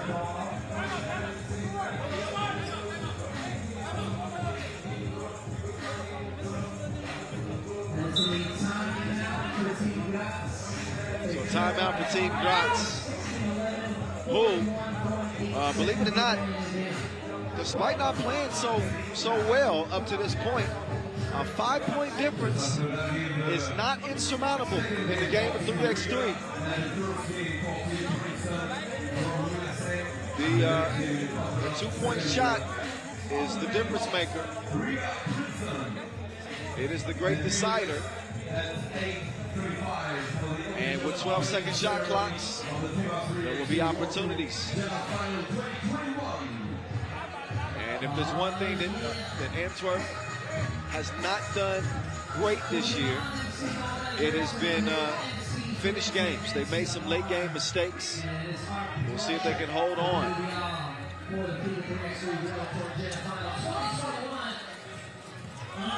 Oh, Sellis couldn't finish.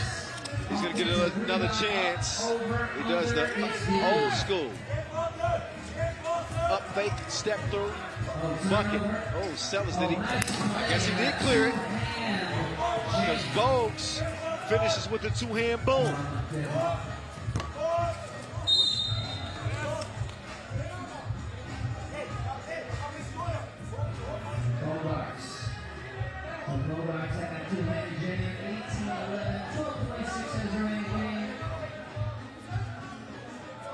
Another look at the setup from Sellis. And Bogues getting up to get down. Got a Chicago Bulls fan on the way out here.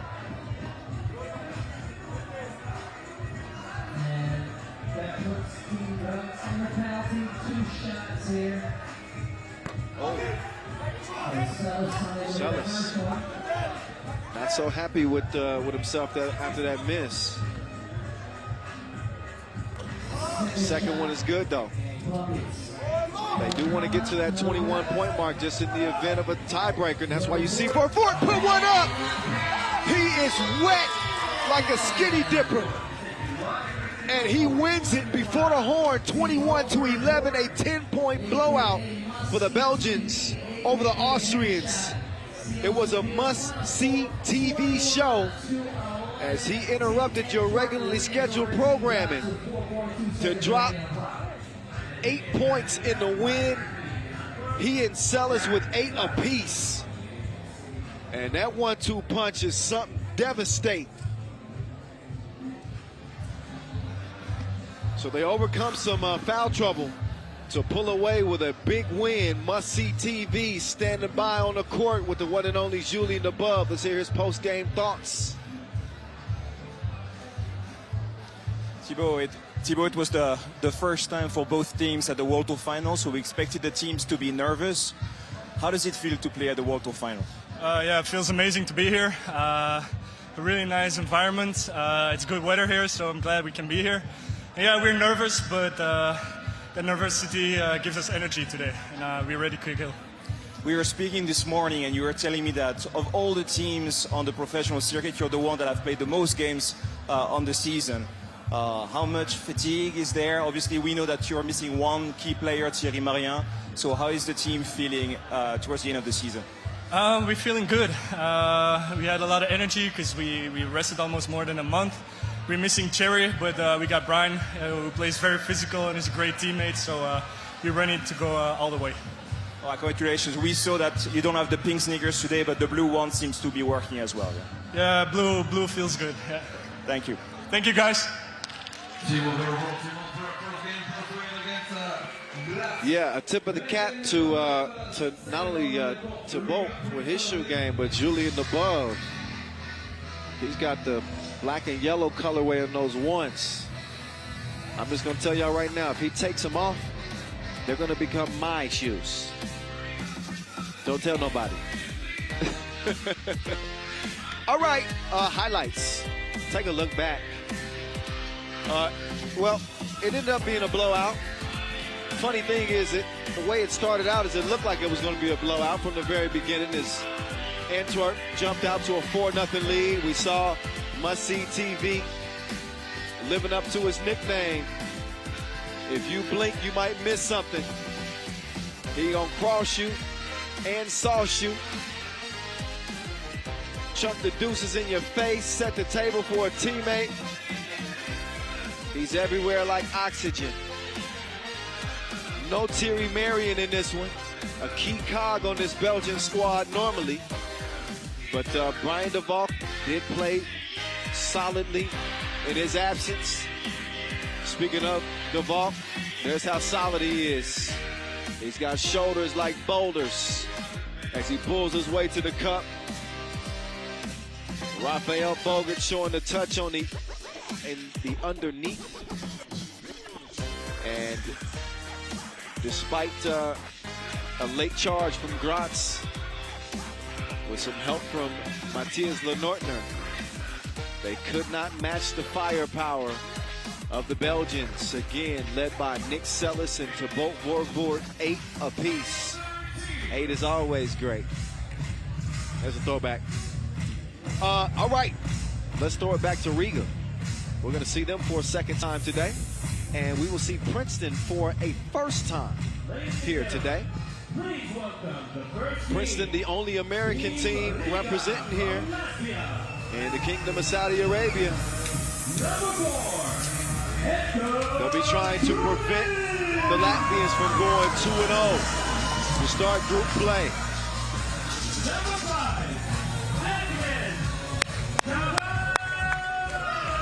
And here they come. Edgar's Krumens, the difference. Joined by Agnes Chavars, the flag bearer. He's joined by Carlos Lasmanis, the Batman. And the #1 player in the world, Doris Vieses, a.k.a. Robin.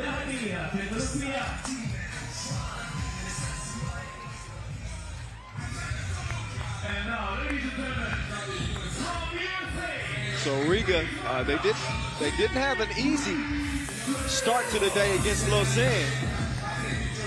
They ended up winning that contest by 2 points, 21-19. We'll see if Princeton can push Riga to their limits again and, for Princeton's sake, force a different outcome. There's Zaire Carrington, Craig Mo Buckets, more.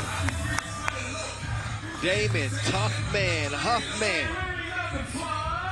And the madman, Kareem Maddox, most recently, AmeriCup gold medalist. So not only has Kareem's hair grown over the years, so has his game. We got 3 members of that 2019 squad that made it all the way to the final of the World Tour final. That was in Utsunomiya, Japan, losing to Novi Sad, as Novi Sad won their 4th and final World Tour final. Huffman was outstanding throughout that tournament. He was great in that year, 2019. This Princeton squad has enjoyed some success on the tour, winning the Los Angeles Masters also in 2019. Some say they're getting a little bit longer than 2. Some say. I say this is a team that's still got plenty of juice. A lot of grit, a lot of fight, veteran savvy. Maddox is still very much in his prime. Huffman is still an absolute gun. Craig Moore is not to be left alone. But the madman is the centerpiece. Kareem Maddox. I've loved seeing his game evolve over the years. And he's in top physical condition. He's going to try to make things difficult on the Latvians for sure. 32-year-old ranked #1 out of the United States.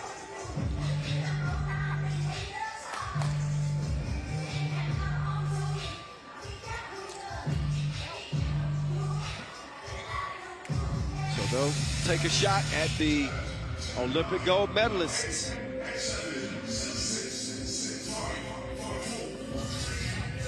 And try to pull off a shocker here. And our second Pool A game. It's on now. Let's go.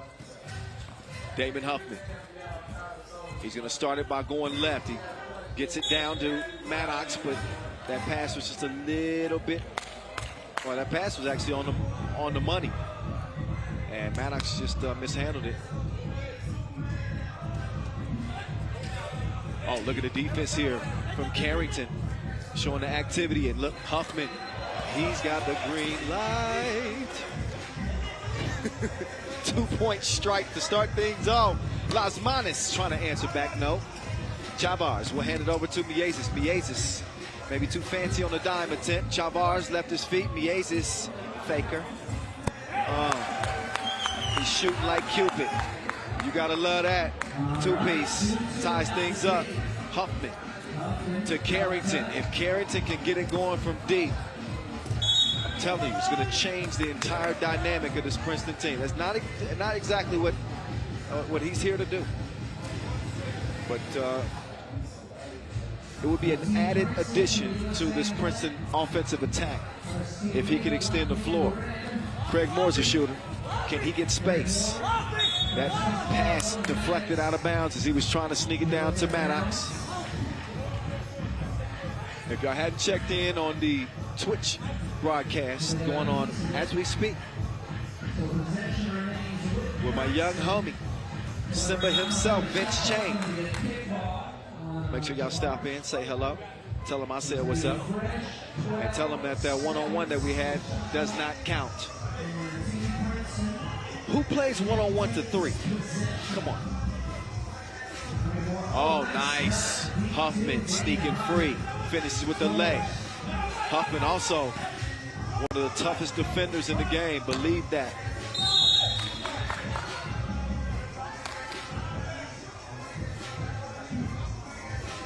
That little dude is stronger than a crowbar. He's going to get a rest for now. Batman. He's getting to work. 4-3. Maddox elevates. The jump hook goes with the foul. And he does a little reenactment. Take another look. He says, Batman who? Maddox standing 6'8", really known early in his career while he was at Princeton for his defensive prowess. He's pretty good at the free throw strike.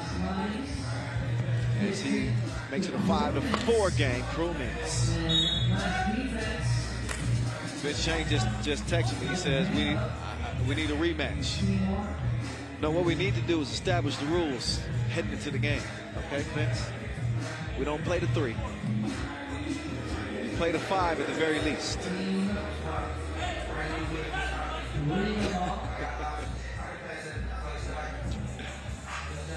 All right, minute and a half in.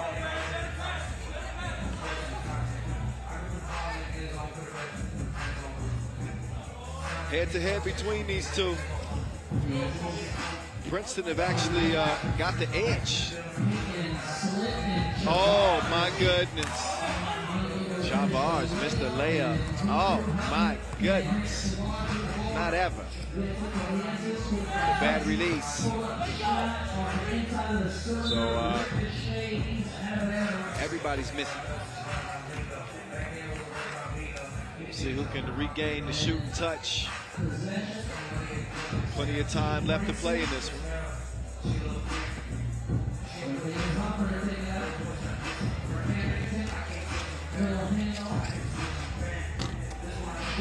One win for Riga that they've gotten over Princeton since 2018 was in the Prague final. The pools phase of that Prague Masters, it was Princeton. Also at the Tinkoff Moscow and the Goyang tournament in 2018. So Princeton do have the formula. Can they get it done?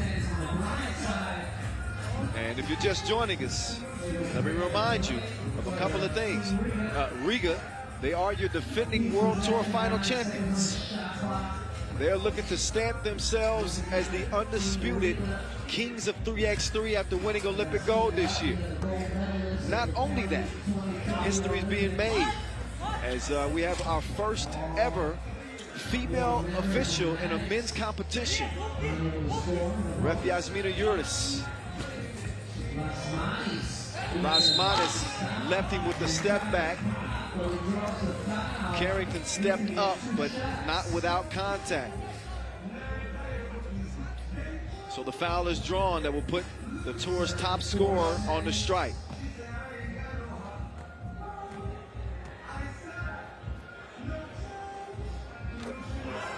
Lasmanis has been on an absolute kill streak. He had 38 points in Mexico City, scored a game-high 8 points in the final, and he's picking up where he left off. Getting money like an invoice. 6'5", Huffman. He's looking for Maddox. He didn't know that he hit the deck, so he decided to take it himself. Two-piece, no biscuit. Princeton lead it by 1. Oh, and Huffman with the tough defense. He takes a shove from Crewman's, and he's going to get the whistle.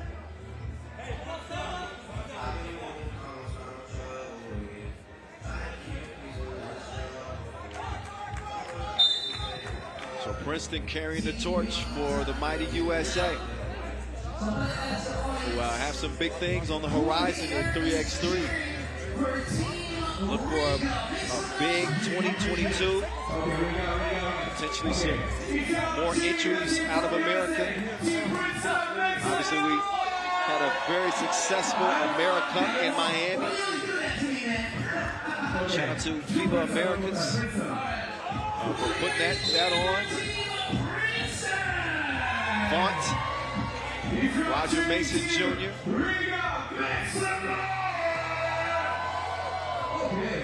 USA with a double gold, men's and women's at that America.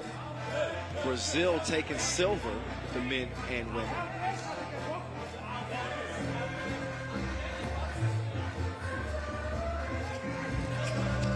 (7-6).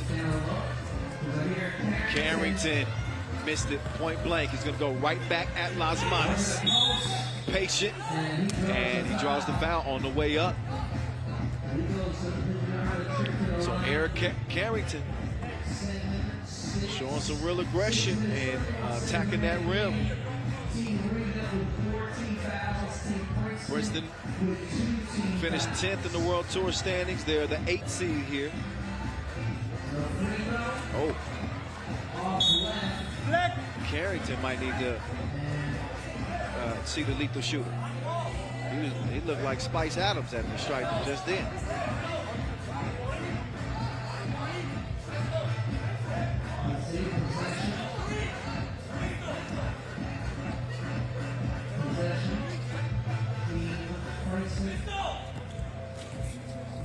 Here's Huffman.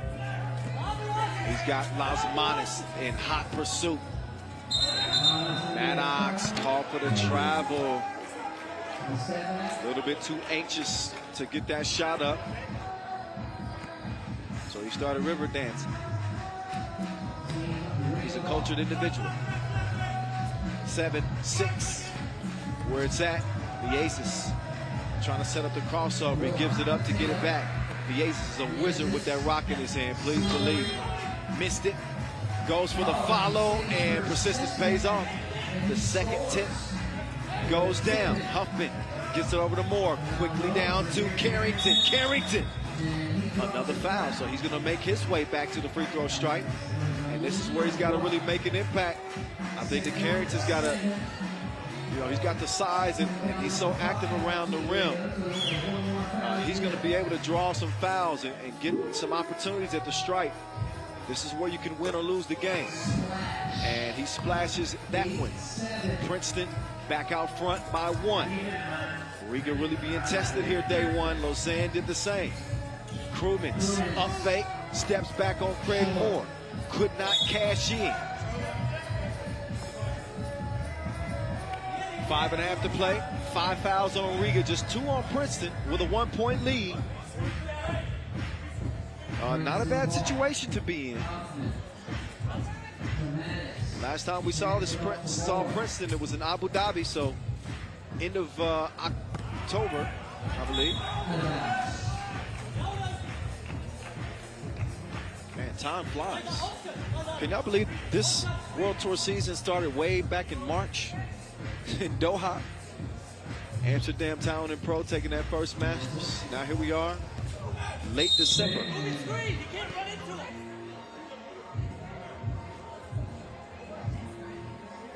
Oh, Lasmanis is down. Looks like he just got the wind knocked out of him, potentially. So Lasmanis is up. He's a tough cookie. 8-7, 5-24 seconds. He ran into the tough man, Huffman.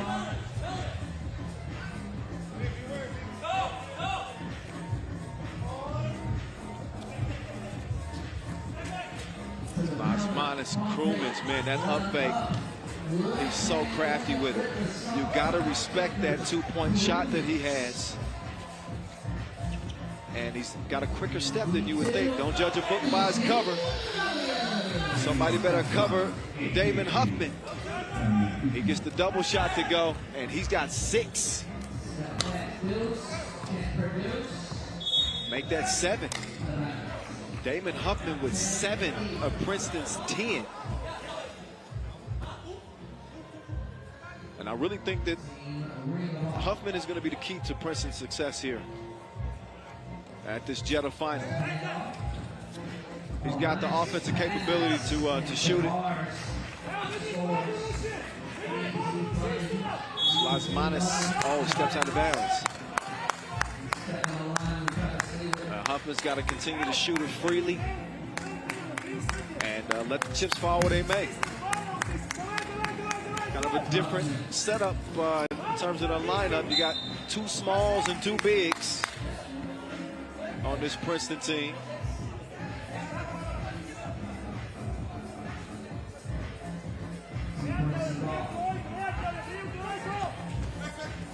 Huffman, that would have been a contender for Dime of the Year. But Maddox wasn't ready for it.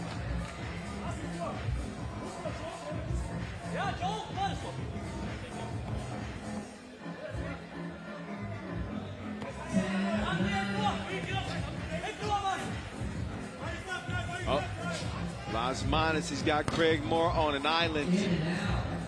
And he just dodged a bullet. 2 big ones. Look at Krumens. Did you see the distance he covered on the step back? Las he's there to recover. As Moore. Oh. Moore double dribbled it.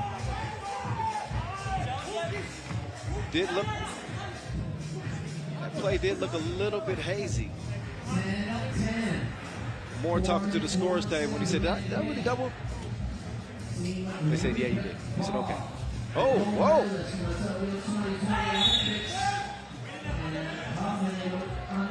So the Aces dodged the bullet there. It looked like he was going to lose it out of bounds after he lost his footing.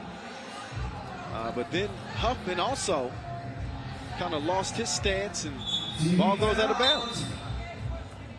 Okay. Yeah, if you make some noise, I can give you a Wilson t-shirt.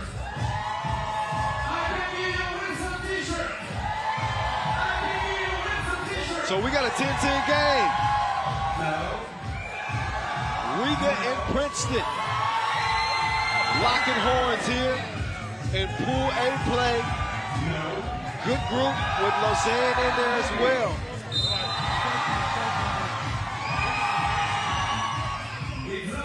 Good offensive display for Princeton thus far. That's always the question when you lace up against Riga. Are you going to have enough firepower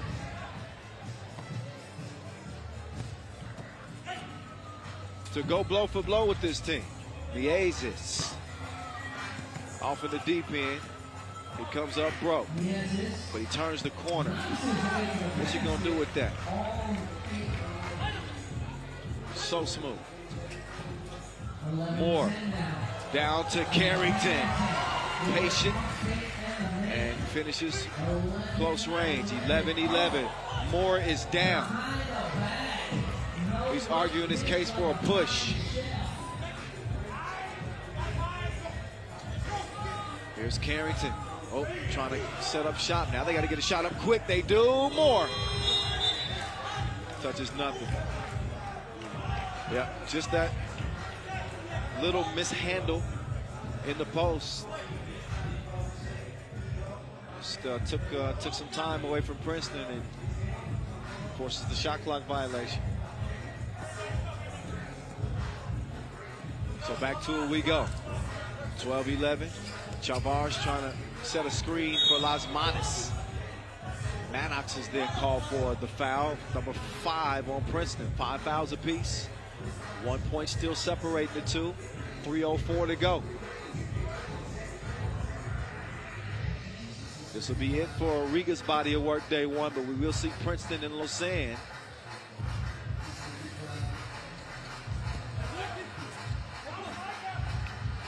Too early to tell. Oh, my goodness.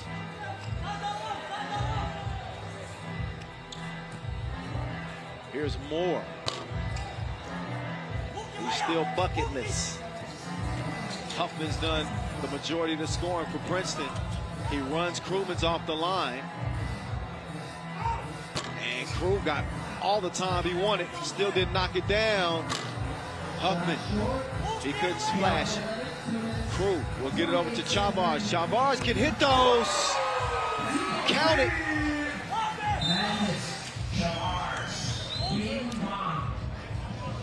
2:22 left. Chavars deuce gives Riga a 3-point advantage. Timeout for Princeton. If you want to win some t-shirt, please let's go. So when you look at Riga, who again lead this thing by 3, Las Manas and the Aces with 5 apiece. Chavars with 3. But it's been a top-heavy performance thus far for Princeton. More scoreless. Carrington with 2, Mannix with 2, but Huffman with 7. If you're Princeton, you got to be thinking about getting Huffman another look as soon as possible. You got to feed the hot hand. The Aces trying to do something strange to Craig Moore, and that, got past him. But $1 million move and a $5 shot. Maddox, you can tell he was thinking about that too. Instead, he's going to drive. Kareem cruising. And more. Got caught reaching in. It's out of position, off balance. And that's going to put Princeton in the position to where their next defensive foul will put them in the penalty.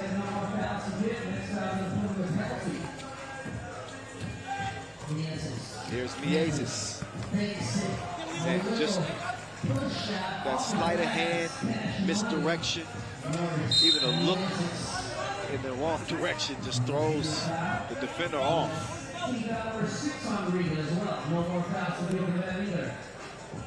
And just after that game, stay with us on the official opening ceremony of the FIBA 3x3 World Tour, the final. Huffman, oh, I think he kind of telegraphed that pass. Krumens.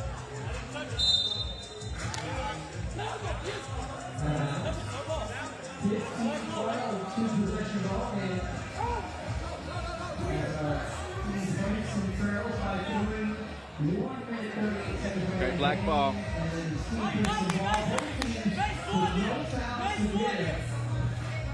Your Los Angeles Masters MVP, Kareem Maddox, will start the possession. He gets down into the paint. He's got great position on Chavars. Oh, Chavars with some textbook defense. Hands straight up. Oh, man. Lasman is spinning like your head after too many drinks. 16-12. Oh, Carrington, halfway down. Batman to Crew for two. No, more. And I'm not sure if Red got a hand on that or not.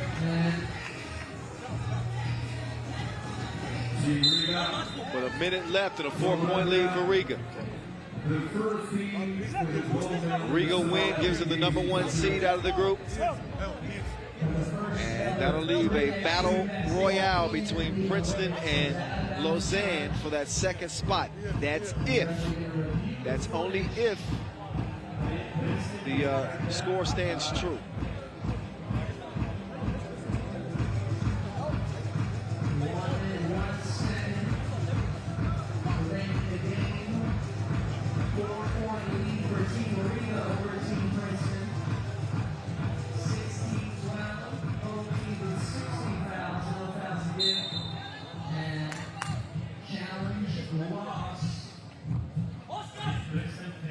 Okay, so the challenge is lost. That ball will go over to Riga, nursing a 4-point advantage. World #1, Robin. He missed the 2. And that is, yeah, foul number 7. Yep, that's 7 on Riga. So here's where Kareem could kind of make up some of that difference. Free throw line so critical at this point in the game. Under a minute to go. Oh, the madman with the miss.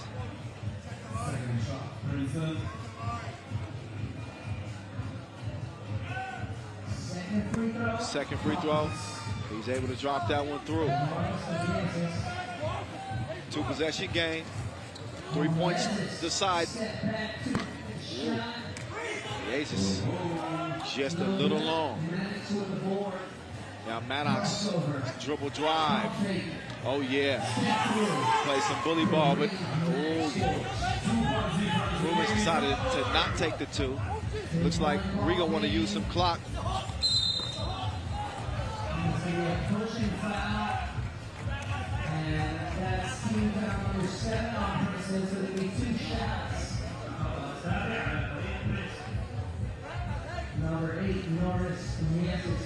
So I think Huffman is arguing that he felt like it should have been an offensive foul.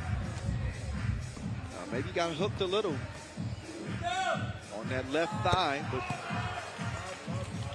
again, this debate is not going to matter. Miezis, good like grandma's cookies. 18-14 with under 15 seconds to go. Osmanis to Krumins, to Miezis. Yes, sir.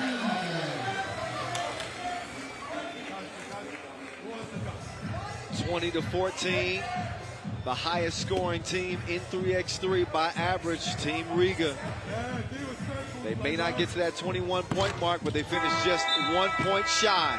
A 6-point W for the boys out of Latvia. Princeton dropped as Lausanne did as well. So they have to play their way in an elimination game to cap off Pool A play.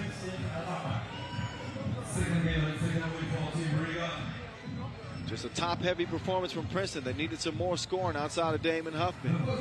A balanced effort from Riga gives them a 6-point victory and gives Norris Miezis another post-game interview with Julian DeBeau. Ju, over to you. Opening ceremony of FIBA 3x3 Jeddah final.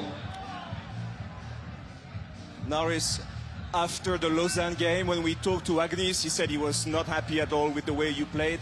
Talk to us about what you discussed as a team after the first game. I know we need to still play smart in defense, and in offense everything is good, but we can make our shots, and we need to still find the way how we need to get in a basket, because Krumins he's not score 2-point shots as well me, and we'll find our shots. Being here again in Saudi Arabia, in Jeddah, how much does it remind you of last year and this amazing final that you had? Can you one more time? How much does it remind you of last year? Like, how much does it bring you back good memories of the final last year? We like Jeddah because we won last year, and we want to repeat it. Thank you very much. Man. That is Norris Miezis, not a man of many words, but a man of many points. You can say that.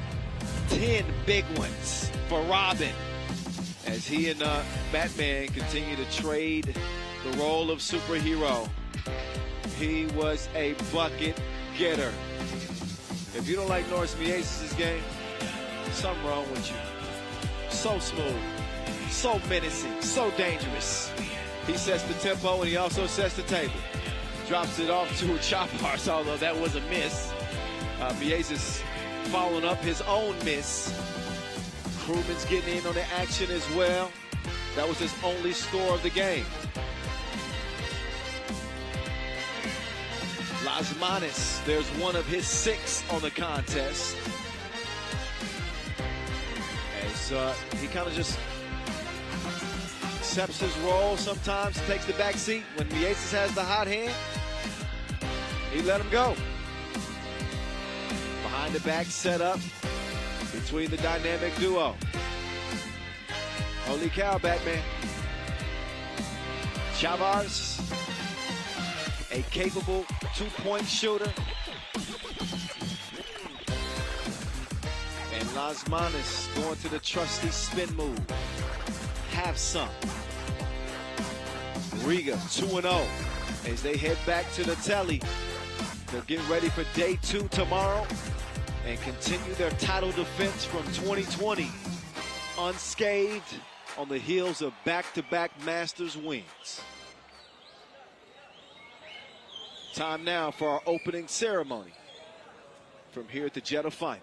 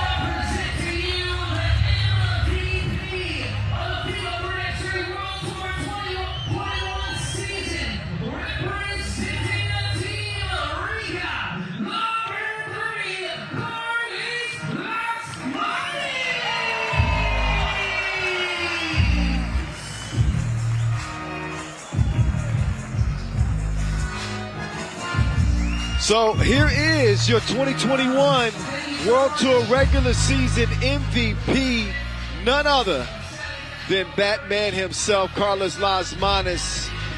It has been a good year. He should buy a blimp. Olympic gold, leading Latvia to that historic accomplishment. 2 MVPs back-to-back on the World Tour this year. Abu Dhabi and Mexico City. He's been the top scorer in the league throughout the season. Also #1 for player value. Hard to make a case against anybody else except that man, Carlos Las Manas, who has taken over the mantle as the game's best player. Congratulations to Carlos from me and the rest of the league. A well-deserved honor as he'll get some new hardware for his trophy case back at home, which continues to just fill up. maybe he'll add some more hardware. We're going to see. His Riga team is 2-0, and we will see them tomorrow as we open up the quarterfinals. Pool play is still ongoing.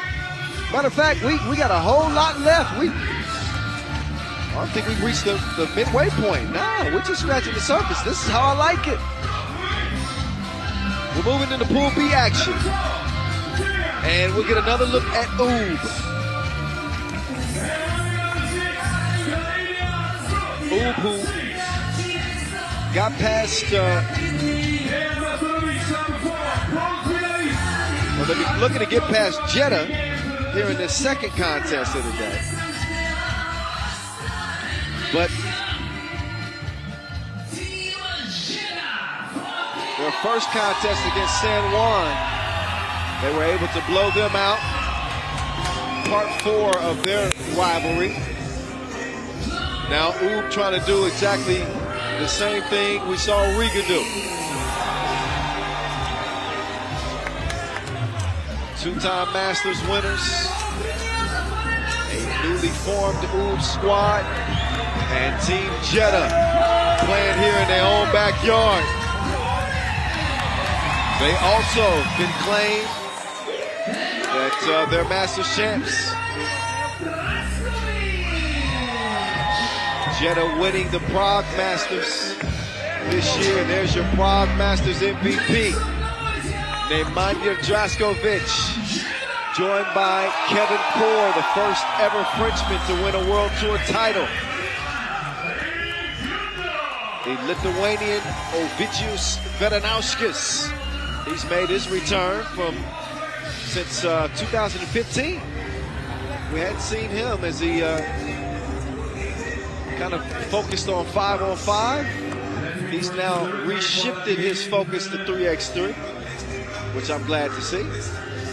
And is making a huge impact on this Jeddah team. It's just a hodgepodge of different cultures, people from all over. And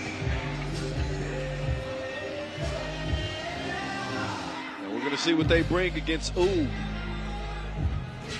Again, considered to be one of the favorites, maybe a second-tier favorite outside of Riga. Dejan Majsorovic, man, he was chucking the deuces all game long in that win over San Juan. He's regained his touch, and Mr. String Music has been making it sing.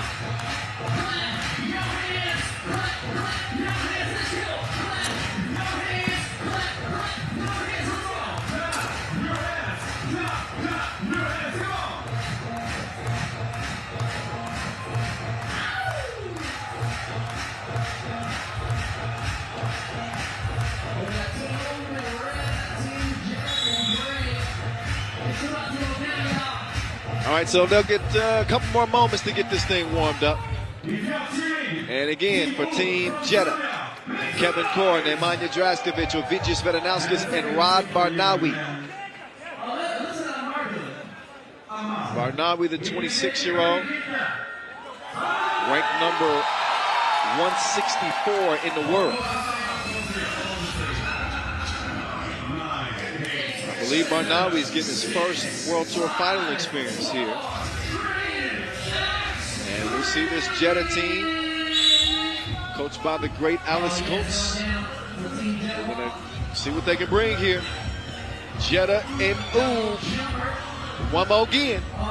Kevin Draskovic. Drasko. Oh, what a finish. That was so good, you got to lick your fingers. 1-0.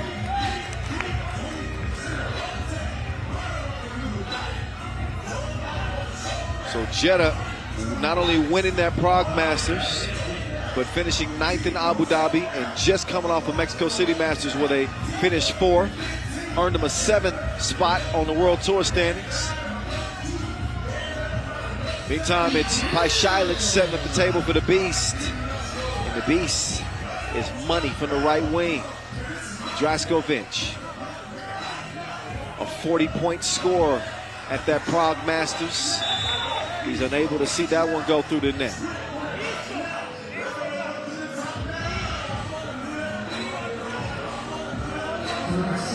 Dr. Strange, he'll give it up to the hitman. The hitman, Paishailich, out of there. And a rush to the cup, 3-1. Oob in the lead, and a quick foul on Paishailich.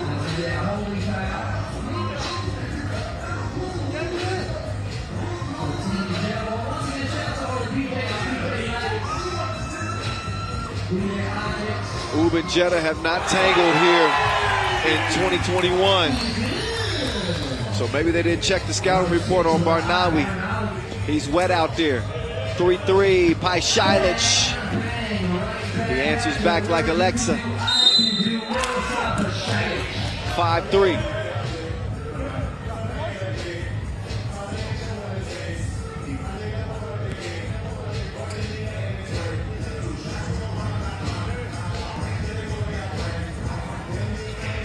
Couple of fouls on Oob.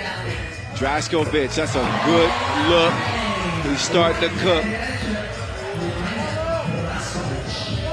The Maestro, not that time. Oh, good hustle from Majstorovic.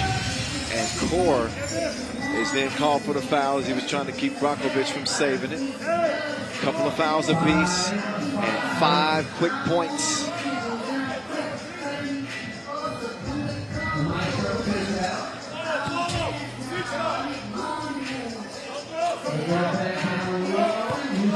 Oh, Brakovic. He lost him. He needs to send him a new location. Barnawi trying to get some get back. And Barnawi, he's going to miss it.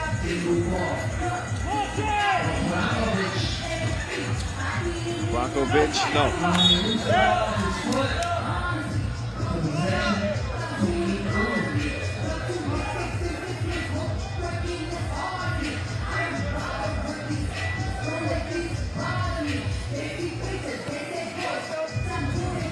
Stojic is coming around. Maestros. Oh, screen was set, but great defense there from Kevin Core to snuff that one out. Hardcore to Draco. Draco. Nowhere to go. And, Paishailich kind of bailed him out with a late foul. Only a second left on the shot clock. There was going to be a 4th shot.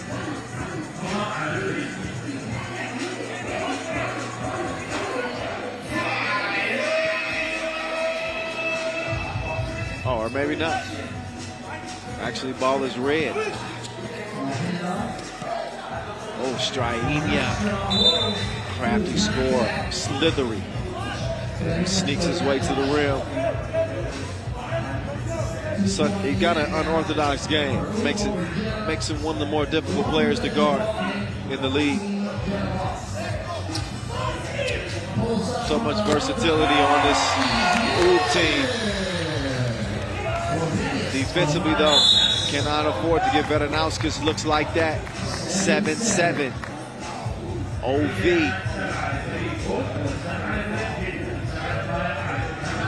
So that last call was actually 3 in the key.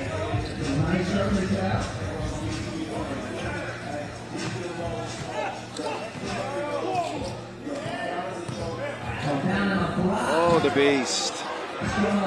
Missed it, got it back, cleaned up his own mess. Vedanowski's double cross. Oh, the Maestro doing a good job sticking with him, but Vedanowski still put him on the bucket list.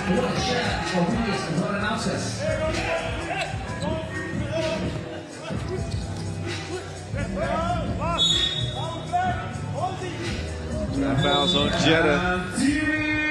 And already just over 3 minutes in, a fourth foul on Jeddah. TV timeout as we're knotted at 8 apiece. Most games have been pretty competitive, I say, especially through the first 5 minutes. And 1 or 2 blowouts today, but the competition is stiff. The crowd is lit.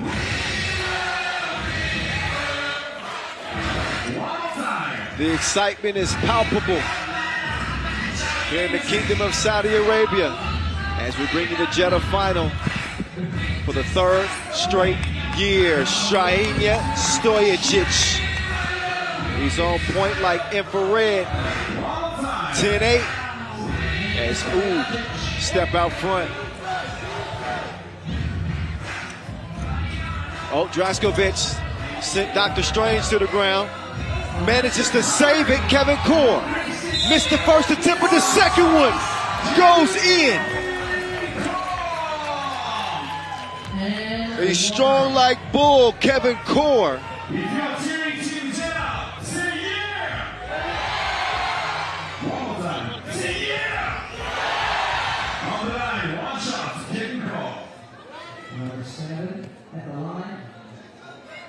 So the Frenchman, well short at the line.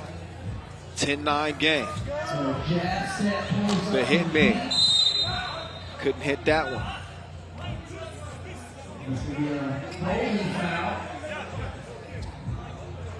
Well, there's a hold on Jeddah, a 5th. Barnawi's in, Vedanowskis is out. Barnawi. Oh, he got put on the bucket list again by the Maestro. Barnawi probably quicker, but Maestro a little bit more crafty. Oh, no, he did not. We might need to check Dr. Strange's ankle region. He's lucky that there was no score on the possession. Brankovic unfazed as well.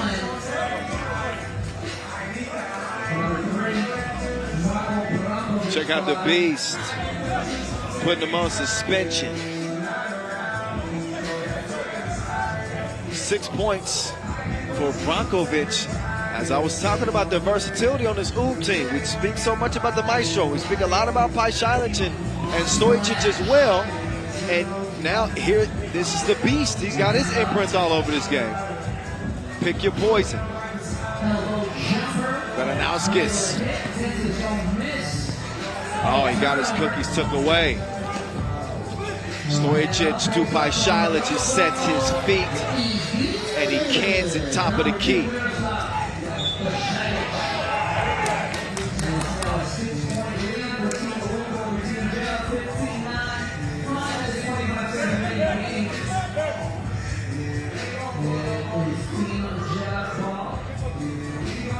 $15-9.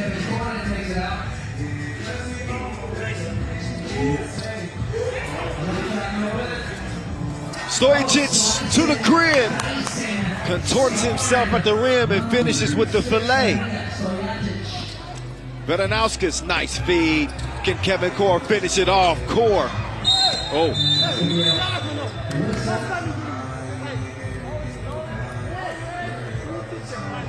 Hardcore going hard in the paint. He took a shot right to the face on his second attempt. Before the shot. Otherwise he'd be shooting one, but 4 fouls now on Oob. Jeddah with none to give. Draskovic trying to sneak one down the baseline to Vedanowskis, doesn't happen. The beast to Dr. Strange. Count those. Bang, bang, number 6. Core now out to Vedanauskis. Vedanauskis chunks the deuces. Ball makes its way back to him, and that time he's going to finish with the layup. It's a runaway for 18-10. As it looks like we'll be seeing our second 2-0 squad. Top 2 seeds staying true. And it's going to be a foul. So it's going to be 2 shots here. To number 2, Minnesota, Šakiai. We're going to get a penalty beam here. Shooters roll on the free throw.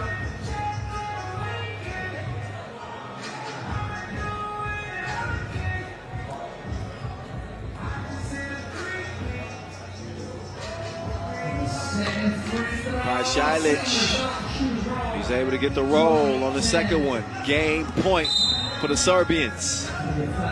Vedanauskis foul on the floor.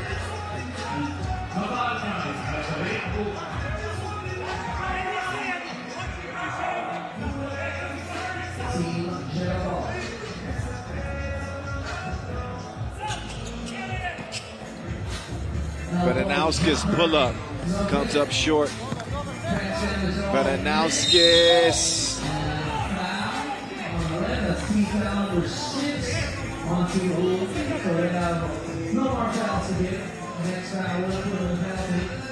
Look at OV. Trying to score over those long arms of Stojacic.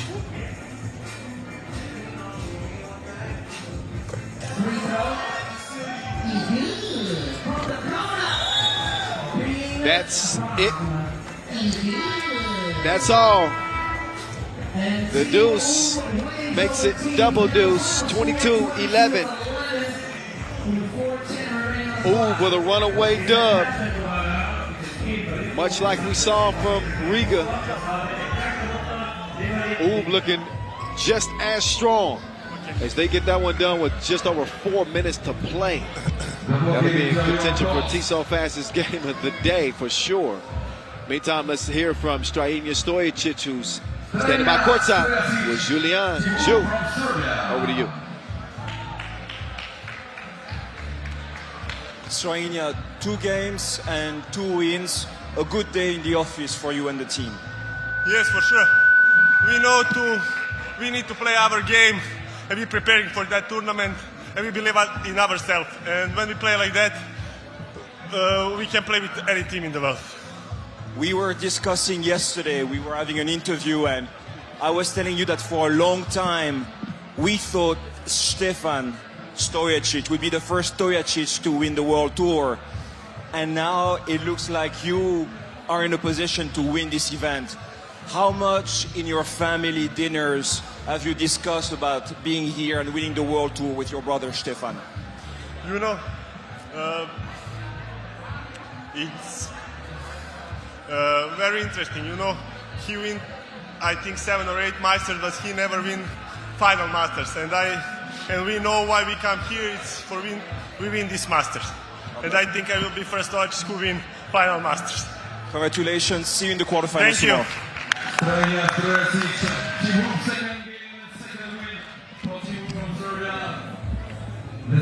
No doubt. I'll tell you what, Strahinja Stojacic is the emerging Stojacic, but hey, you better put some respect on his brother's name. Let me tell you, Stefan Stojacic has been one of the baddest boys to play 3x3 since my time doing it, so I got nothing but respect for that Stojacic family. Both brothers are making the mark on this game. And while Stefan was not able to win a World Tour final, he had a lot of success, and he's living vicariously through his brother right now, I'm sure. So shout out to Mr. Robot. All the best, all the best. Meantime, ooh, bringing their best. And when they do that, you could be on the opposite end of a double-digit blowout. Jeddah just did not have enough. It's hard to match the versatility. When you have Šakiai scoring 8, coming on late, Brankovic who set the tone with 7, Stojacic with 6. The maestro, he didn't have to score much. Only 1 point, from Dejan Majstorovic, but that's because he has the luxury of being on such a team that can score on you from all angles. What a start to this 2021 Jeddah final. Undefeated, Riga undefeated, and groups A and B, just one more game remain in groups A and B. We're moving on to Group C action. Up next is Liman.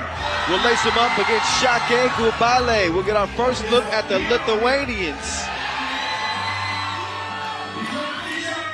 And right now we're going to look at Vincent Royer's back. Would it be wrong if I started to yell for a t-shirt? I don't think he would throw it to me anyway.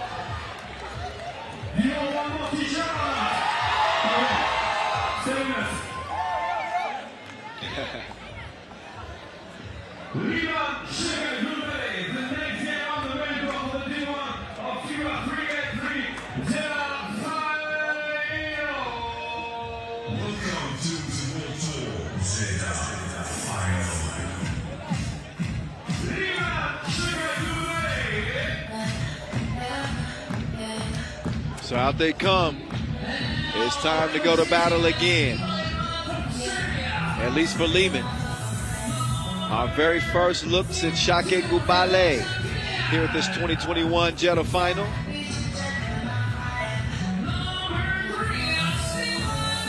The voice of Kylian is ready to roll, as is Stefan Kojic.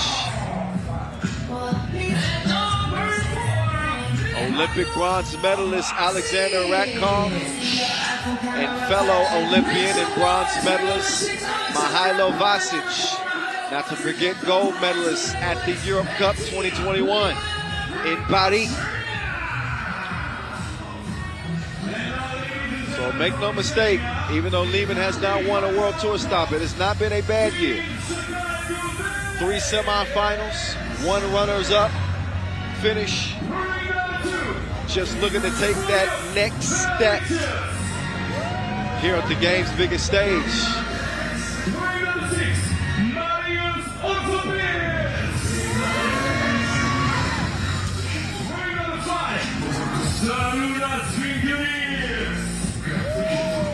So here comes Šakiai Gulbelė. This too is a very, very dangerous team. Maybe even a dark horse consideration. Šakiai Gulbelė, 2019 Montreal Masters champs. Marius Užupis, MVP of that tournament. He's been playing 3x3 since way back in 2010, the very first edition, very first official FIBA 3x3 event at the 2010 Youth Olympic Games. And now here we are 11 years later, and he's still playing 3x3 at a high level. Overcame an ACL injury and trying to really get back to form. He's in good hands with Ref Manik and Ref Marcos. Šarūnas Vingalis, a deadly shooter on this Lithuanian squad. Aurelijus Bukalis might be their most devastating weapon. Bukalis, the tallest player at the event. And he is an absolute load to handle. I'm going to be curious to see how that battle ensues between him and the Manimal. Mihailo Vasic, Aurelijus Bukalis. Keep your eyes on that one. I'm telling you. There he is, Bukalis, 26 years old, ranked number 20 in the world. Helped lead the Lithuanians to a silver medal at the Europe Cup in Paris. He's also got a bronze medal at the Europe Cup under his belt as well. So no stranger to success are these Lithuanians. Well-coached team as well. A lot of exciting things happening in Lithuanian 3x3, let me tell you. So So here we go. It's on and popping. What a pass. Mwah. Magnifique. Oh, the manimal. Don't you turn your back on me. Spin move. 1-1 game is the result.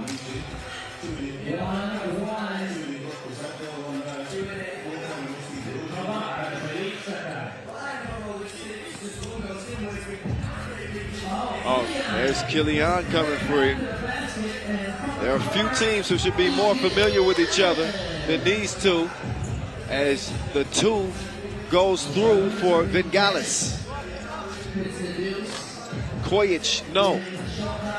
Ujupis to Pukalis.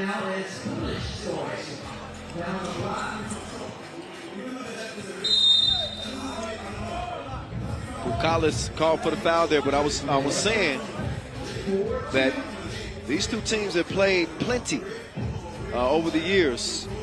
7 times since 2019.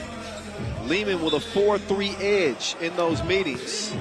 Here in 2021, though, they were able to beat Šakiai in the pool phase of the Doha Masters. They also lost to Šakiai, Gulbelė, in the quarterfinals of the Debrecen Masters. Oh, you bouncy like that? Okay, Kojic. So Stefan Kojic showing us some elevation. 4-3 as Uzi. He runs the Manimal out to the 2-point line. Now the Manimal says, welcome to my world. Down to the basement they go. He decides to give it up to Kylian, who gives it back. I like that action right there. This is what they do. They don't force a lot of tools. They're going to play again through the inside. This is what they do. Uzi. He's able to get that one to squeeze through. 5-4. Nice pace to start this game here. Pool C.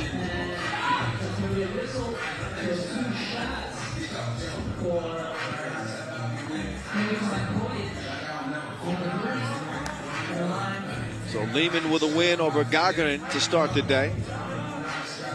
They'll try to join 2-0's Ud and Riga.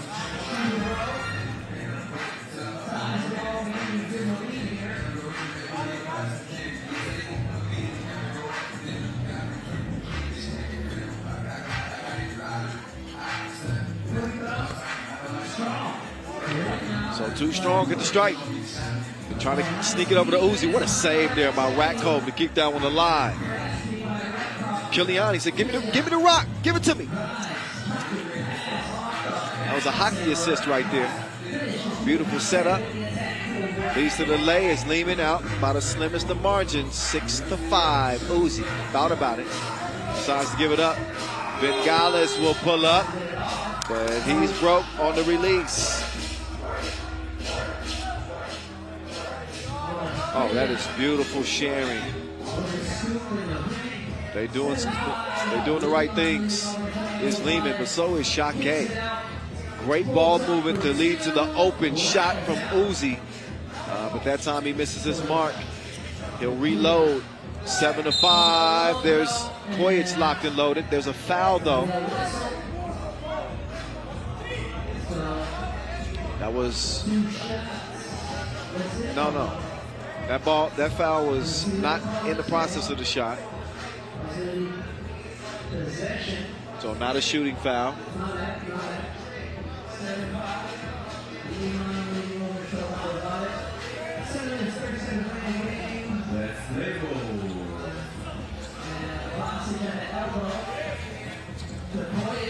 Oh, look at that. That was the Statue of Liberty leg. That thing way up in the sky and finished with the finger up. Paulis Belavicius. Oh, Uzi. On target like infrared, mid-range, 8-6 game.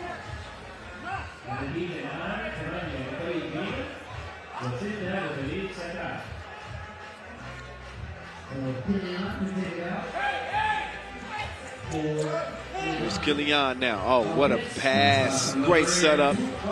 Ratov slipped to the bucket easily. Ratov knew he was in trouble down there. So he just wraps up Pukalis. TV timeout is running 7 minutes. You can see if you possess the type of size that Pukalis does, there's going to be a lot of those. Just wrap him up.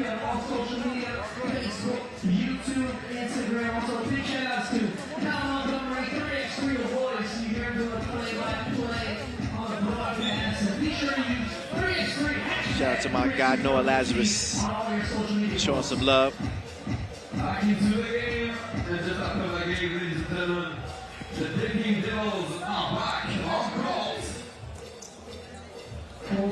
Pretty boy Paulus, no. Not that time. Kilian turned on the burners, but he couldn't finish at the rim. Belavicius, Deuce, Bien, 9-8.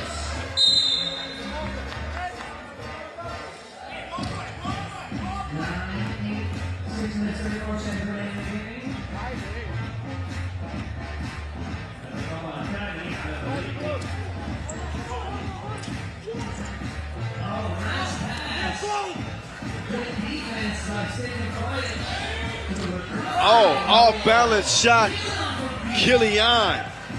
What a hit for him, 11-8. And as I said, if they can get Kilian to really show some consistency from beyond that 2-point arc, this Liman team goes from good to really good. Oh, Belavicius, he's a visionary.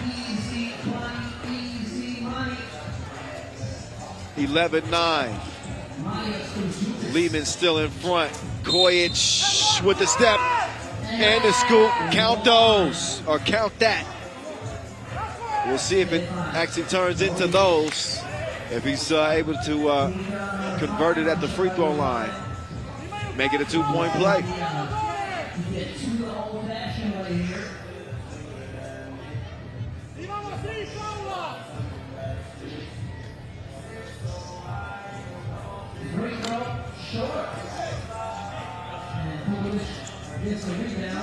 So a 12-9 contest.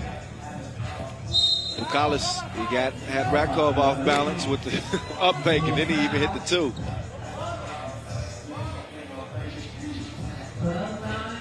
.551 left. Liman leading by 3.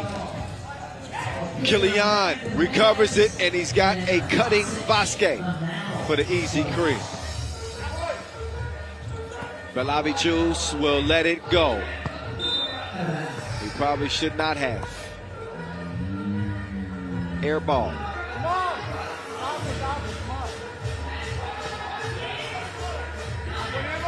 The voice of Kilian, the former Team Jeddah member, trying to make his mark on this Liman squad. Kilian! Side step, Steph wet.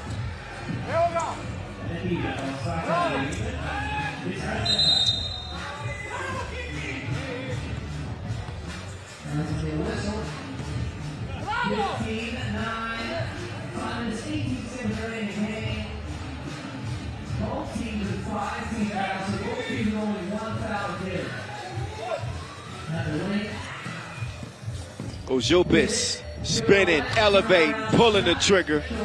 But that time he fires a blank. Approaching that midway mark as we speak. Kilian looking for another one. That one does not go down. Belavicius looking for another one. It's a 2-peat for him. 2-piece makes it 15-11. Step back. Kojic misses. Ratov mixing things up underneath it. AR is able to get the layup to go. Belavicius going again. Can't touch that. Would have been a travel.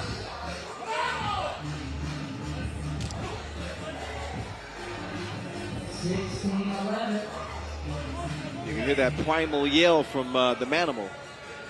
And in case y'all are wondering what that was about. Basic, oh, what touch. Not enough touch from Koic to finish things off. Belabicius behind the 2-point line, but a foul called underneath. That one on Basic. Ref Marcos looking at him dead in the eyes. He describes the foul. That was a very intimate moment between those two.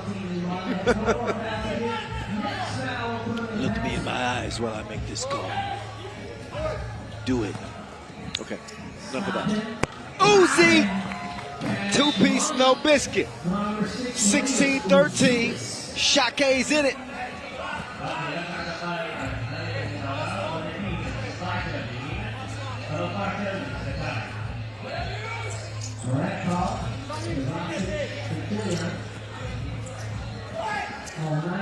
That pass deflected. Now Uzi going back to work. Oh! I think Bukalis wanted a foul. He was shocked that he didn't get the call. It's not the first time I've seen a player shocked that they didn't get a call. But then again, I think all players think they're right every time.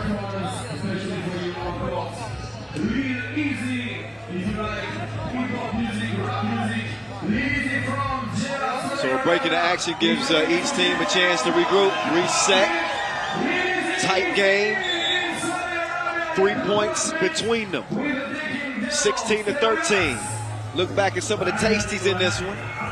Stefan Koic showing he still got some bounce left. Oh, lost his footing there. He gets it down low to Ratov. Ratov. That's a tough assignment, trying to score on Bukalis down there. Aurelius Bukalis over to Marius Ujupis. Uzi attacking the rack.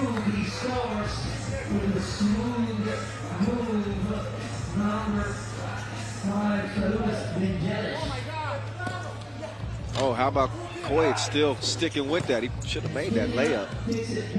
Oh, Liman with a couple of point-blank misses. Got to make them count. 7th foul on Liman.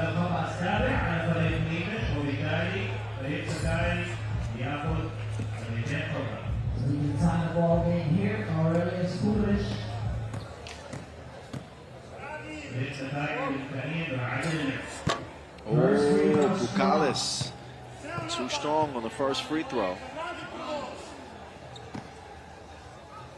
Bukalis, the top-ranked Lithuanian,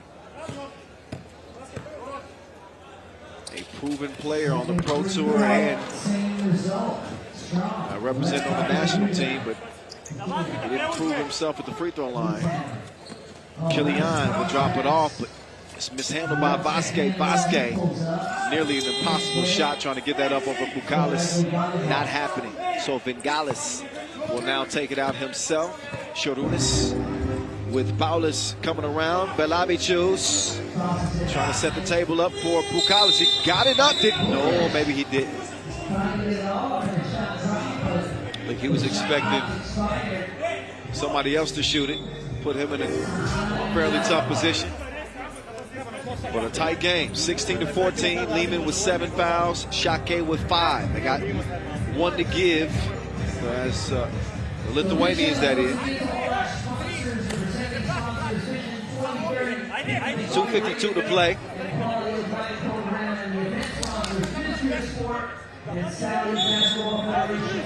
There's one thing that Liman don't do, is change their game.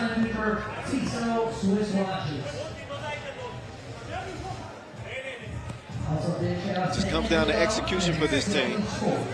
They're going to put the ball in Vasquez's hands and let him kind of orchestrate the rhythm of the offense. They get nothing that time.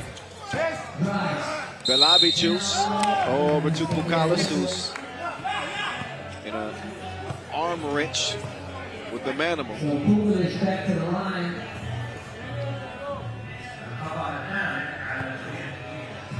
Once again, you can tie the ball game. So here's Pukalis. Strong.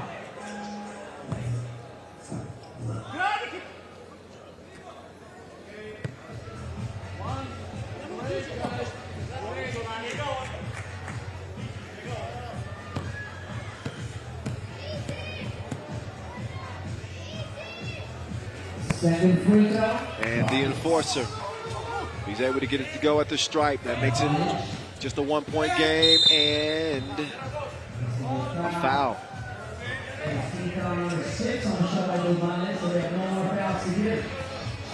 Šakiai not in a penalty yet, but they will be on the next defensive foul.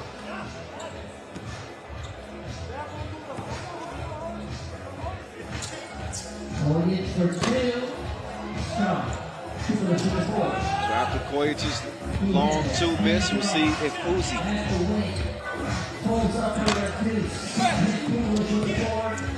Carlos, what are you going to do with the enforcer? It's like a tower out here.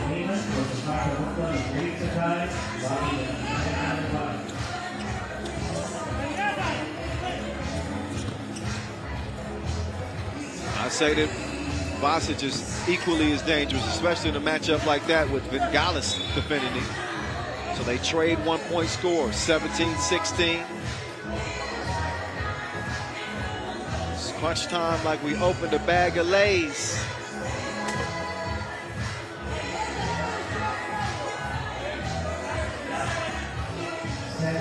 So I was mentioning the importance of Kilian in this offense for Liman. He is their leading scorer with 6 points. Very, very balanced attack. Kilian might be adding another one. Oh, did he stick with it? He does. Make that 7 points for Kilian. Vasic with 4, Koyic with 4, and Ratov with 3. Oh, that's some turbulence midair. Vasic and Pukalis beating. 2 free throws will now follow. 7th foul on Šakiai.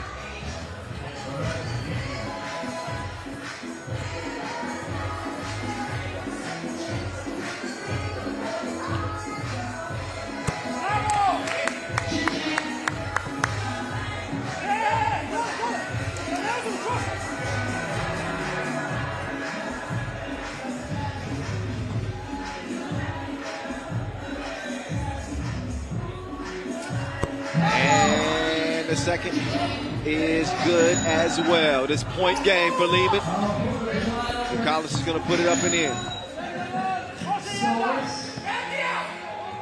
So Liman, all they need is 1. Vasic to Ratov. Ratov D'd up. Velavicius. He was trying to get it to Pukalis. Ratov called for another foul. Now, this is where things can get interesting here. You got to pay attention. Minute 12 left. Šakiai trailing by 3. They'll get 2 free throws here. What's important, though, is that Liman have 9 fouls. So if Šakiai can convert both free throws and manage to put together a solid defensive possession, I mean, this game could flip just like that. This is not safe by any means for Liman. I think it's important for not only Šakiai to convert at the free throw line, but if you're a Liman fan, this next possession is huge. This next possession is huge. But most pressing right now are these free throws. These could very well decide the outcome of the game. Pukalis calmly steps up, leading his squad with Ujupis, both with 6 points. A 7th point for Pukalis will get Šakiai Gulbelė within 1. And he does. 2 for 2 at the line. So Šakiai will see if they can play some clean defense. Oh, spin move from Koyic. Missed it. Velavi shoots to Uzi. Down to Bukalis. It's a tie game at 20 apiece. Vasic to Kojic. Kojic chucks the deuces. Peace sign. We out of here. Ball game. Tiso buzzer beater. Courtesy of the killer, Stefan Kojic. He just took all of the air out of the sails of Šakiai Gulbelė. Another look at that Tiso buzzer beater. Cold-blooded. He might have a new nickname. Cold-blooded Kojic. As we get another look at the Tiso buzzer beater. You give him a look, and he's gonna bury you. That's it. That's all. Meantime, Mihailo Vasic standing by, anxious to hear his thoughts with Julian above after a second Leman win as they go 2-0 here in pool play. Ju. Mihailo, how does it feel to have a healthy Stefan Kojic on the team with you? I mean, when he plays with certain energy, I think he is one of the best players in the world. He came here to Jeddah and played with energy, and it's much easier for us when he plays on that level. So it's mission accomplished. You won your 2 games tonight, but this second game, these Lithuanian guys, they really made you sweat. Yeah, I mean, we are extra motivated to play here again. Everybody knows how we lost last year, and we hope to go one step further this year. I think the more important thing for us is that we play with energy. Some tournaments in the last few months we didn't play with that energy and we didn't have good results. Congrats. Thank you all to the fans. Thank you.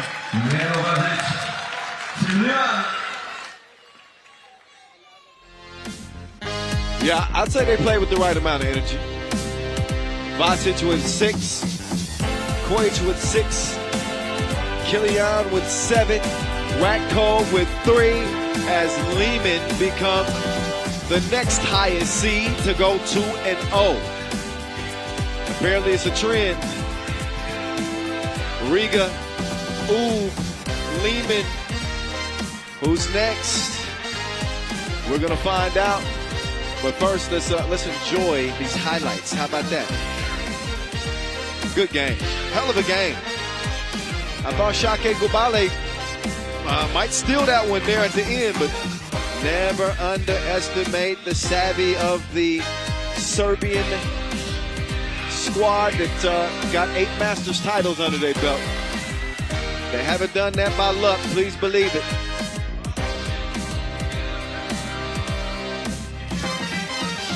They've done it with skill, and they've done it with persistence. There's no question about that.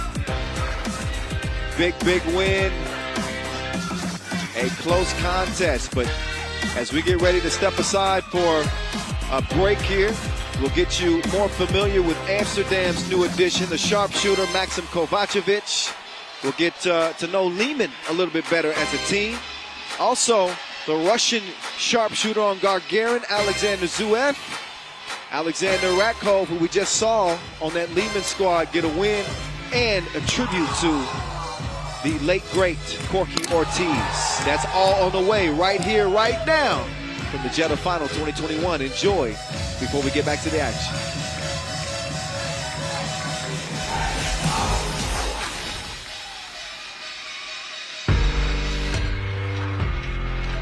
Team Amsterdam is a team in transition, with the retirement of great Jesper Jobse opening up a roster spot. The Dutch Masters decided to look abroad and quickly secured the services of outgoing Leman star Maxim Kovacevic.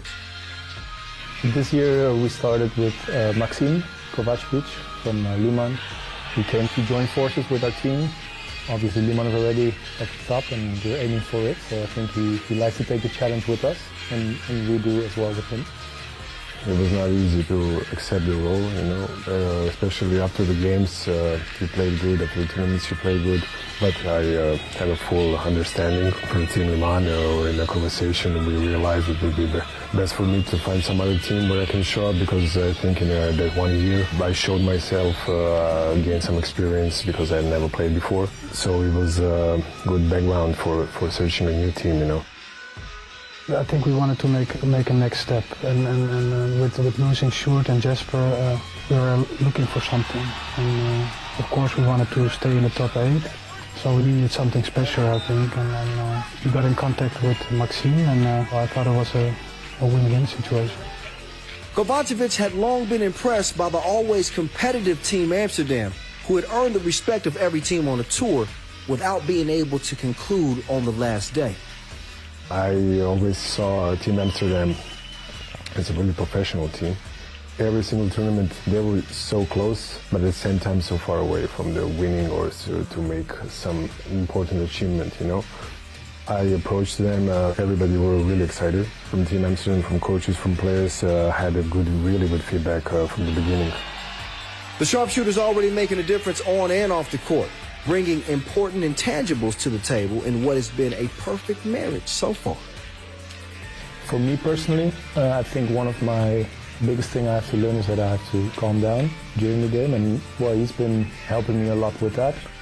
Well, he brings a lot, I think, a lot of experience, a lot of knowledge.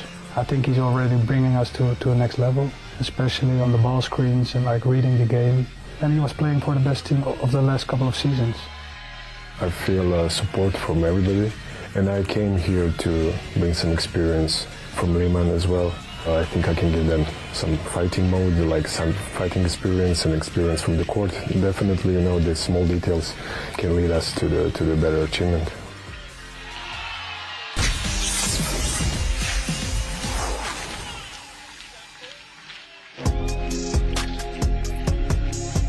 No 3x3 team ever has had such brutal back-to-back defeats on the big stage than world number 1 Liman, who lost last year's World Tour final and Doha Masters decider against Riga through all-time great Tissot buzzer beaters.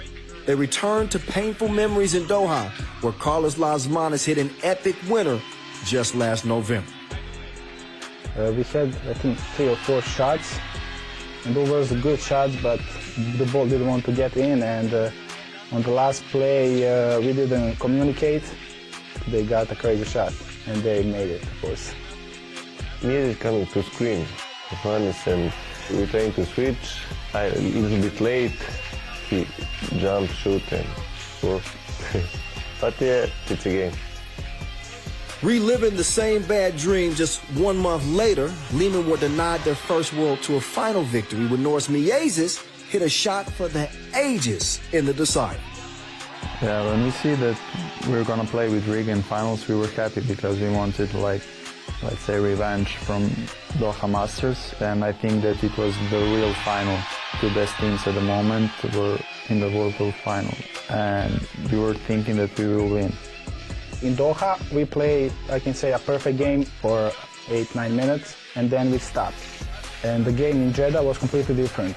They started good, they were better, but we didn't give up, and we came back 19-18. We didn't communicate again. And again, less possession. Same.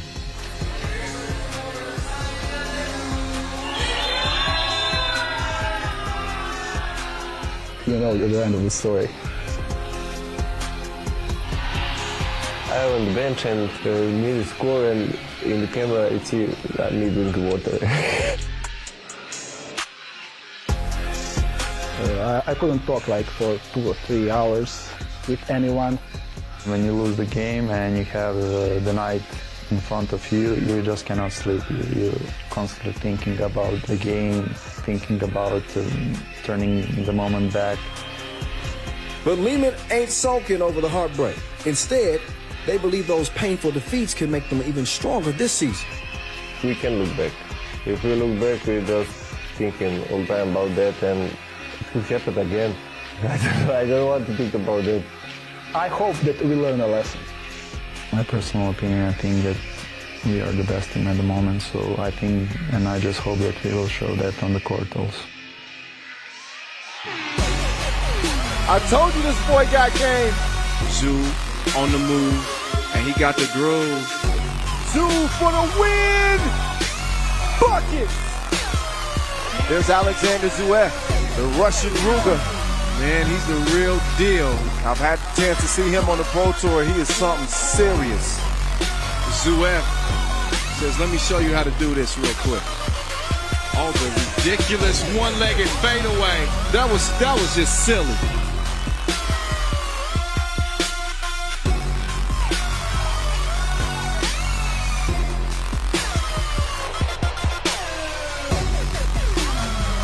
That dude hit that one from Moscow. And he's clutch as they come.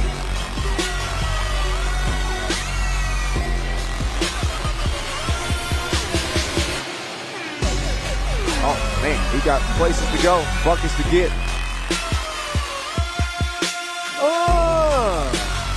Two-piece.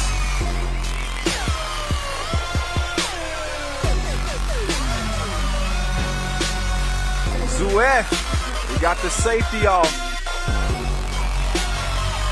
Hand up, so what? Zouev, don't go chasing waterfalls. He's wet.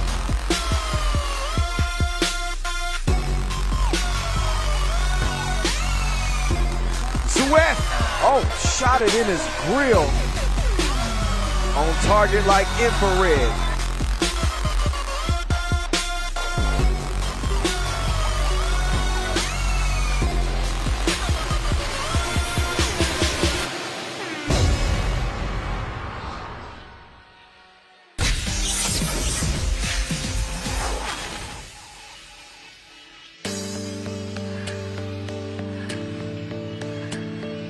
Alexander Ratov has had a busy summer.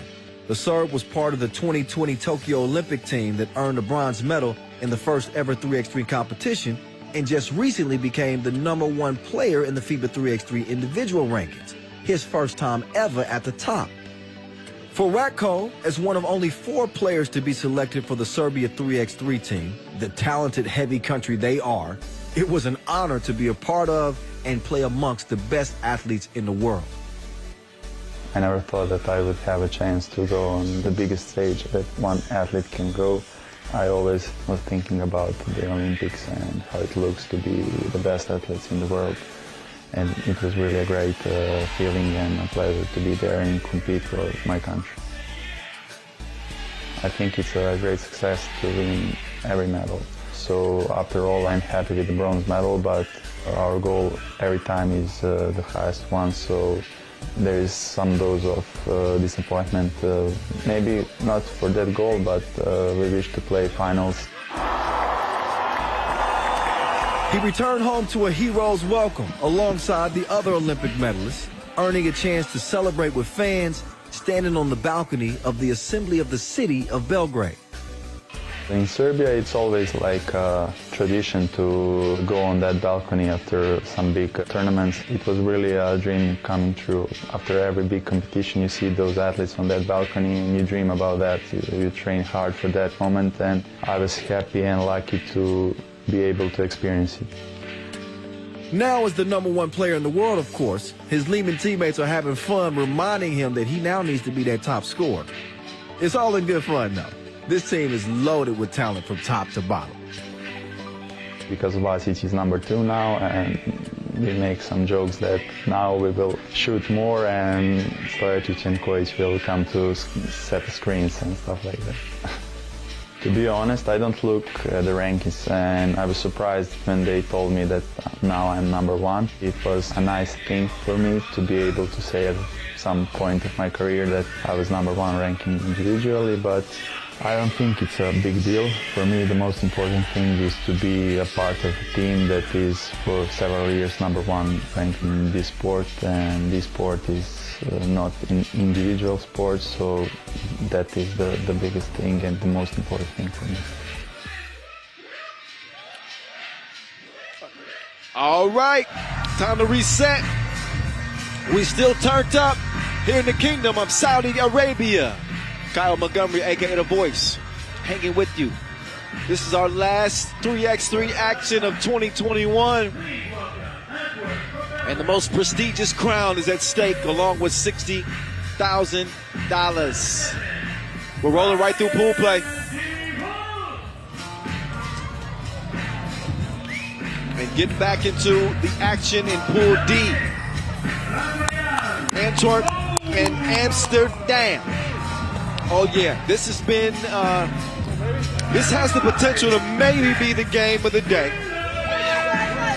I don't want to overhype it, but I'm telling you, these two teams, Antwerp and Amsterdam Talent&Pro, are developing a little bit of a rivalry, I would say.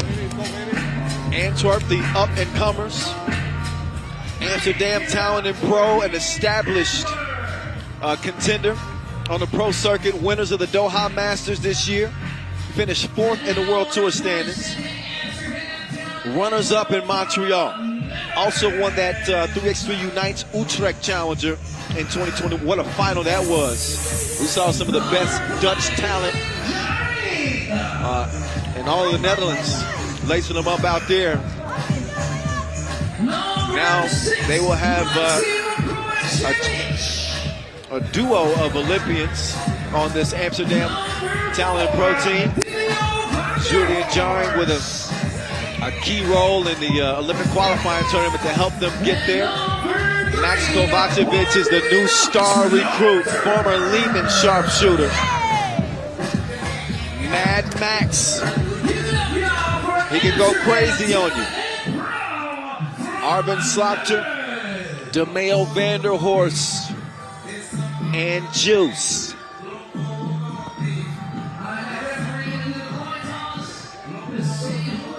So here we go. Been waiting for this one right here. I can't even lie. These two teams have met 7 times since 2019. Antwerp with 3 wins, Amsterdam Talent&Pro with 4. As relates to 2021, Antwerp have been on the losing end in 2 of the 3 meetings. Antwerp was able to beat Amsterdam at the Portier Challenger quarterfinal phase, but in the Debrecen quarterfinals and also the Montreal semifinals, it was Amsterdam Talent&Pro getting past them. But if you want to include national competitions, when you think of the Olympic Games, must-see TV to Boat for Vort with a Tissot buzzer beater game winner over the Netherlands. They hadn't forgot that. So these two have really traded blows here in 2021. But a great opportunity for Amsterdam to really establish themselves as the better team between the two. And you can say the same for Antwerp, who are still, in the process of making a name for themselves on the Pro Tour. They will lock horns yet again. And again, what has the makings of what might be the game of the day. And we've had some great games today. Think about the last one we just saw. Coming down to the wire, Liman and Šakiai Gulbelė. Liman winning courtesy of Stefan Kojic. That was one of many close contests on this day.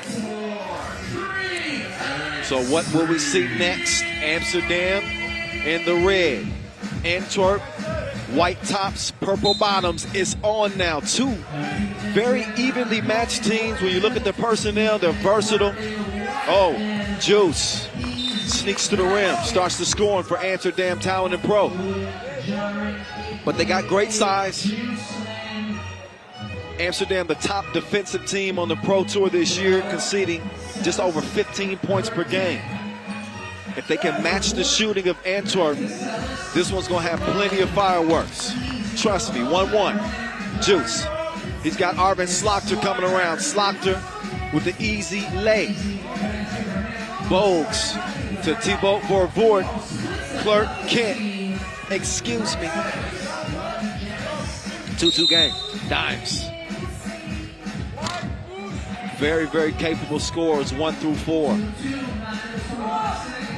But make no mistake about it, both of these teams are built on shooting. So sometimes you live by the 2, sometimes you die by the 2. Nice pass. Juice cannot finish it at the rim. He sticks with it, though. Slaughter fakes the 2. He's going to drive in and take the 1. Smart play there from Arvin Slaughter. The only Olympian for Amsterdam Talent&Pro on the court. Oh, my goodness. Way up in the deep end like usual. Rafael Bogarts. We know he can do that, don't we? Remember the Tissot buzzer beater against Mongolia that helped Belgium make it to the Olympics, where they would finish 4th in Tokyo. The Netherlands finished 5th in Tokyo. From one Olympian to the other, they're trying to work the 2-man game. Dimes. He can take him off the to-do list. And a foul underneath. 4-4 game. I'm liking the start to this one. I'm liking the complexion of this game. Vervoort will screen away. Must-see TV. Pocket pass to Celis. It's knocked away. Out of bounds. Got to leave 5 seconds on the shot clock.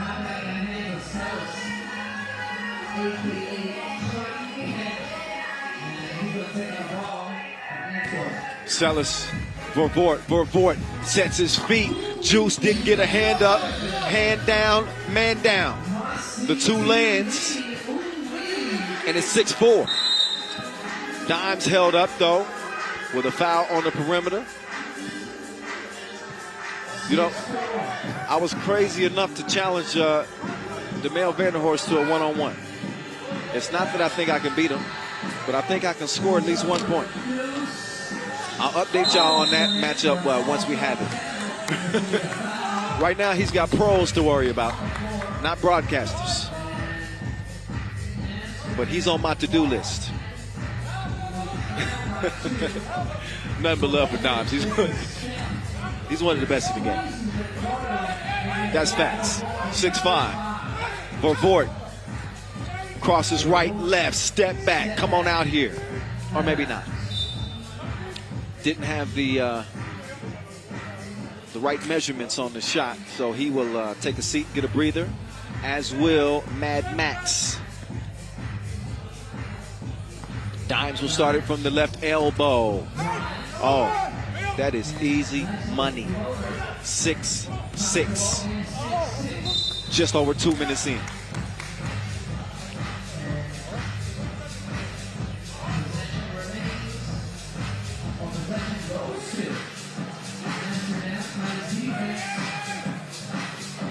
So Antwerp with no Masters wins. Amsterdam Talent&Pro with a W in Doha to start the year. They're now coached by former team member Aaron Royer. So congratulations to him again, as Dimes goes to the bucket again and drops another Antwerp defender off. Down to Celis, quick pass, nice look there to the cutting Bogarts for the lay. 7-7. Dimes will clear it himself. Vervoort all up in his personal business. Pokes it away. 6 seconds remain. Dimes sits, as will Bogarts. Kovacevic is back in. He's guarded by Clark Kent, top of the key. Here we go. Kovacevic sneaks a pass to Juice. That's a tough layup attempt. It rolls off the 10. Brian DeValk, he wanted the ball. Instead, it's over to Must-See TV. He's being harassed by Slaughter. Ain't gonna be no easy buckets out here in this one. Again, Amsterdam is the top defensive team in the league for a reason. Should mention as well that for this Antwerp team, they are not at full strength. Brian DeValk is playing in place of Thierry Marion, the Martian. Huge piece to what Antwerp do. Suffered a shoulder injury, and he's unable to play, so he's chipping in on the coaching side for the final here. He's looking on as we all are. And And what looks like it's going to be a thriller. Dimes called for the foul.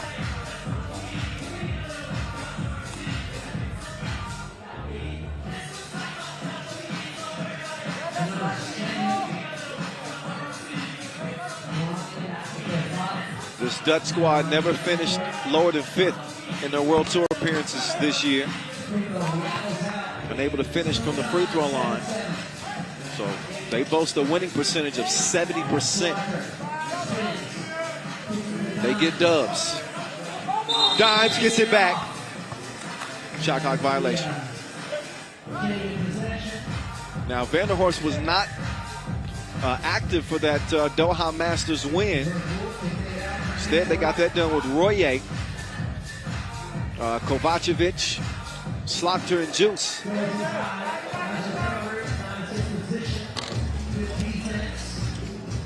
There's Kovacevic. I was asking him if he thinks it's a benefit for them to have such a long layoff between playing. And he says they actually prefer to play.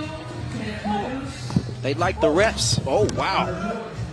Somebody needs to check on that cameraman down there. We're not going to have an under the bucket view of that last Nick Sella score.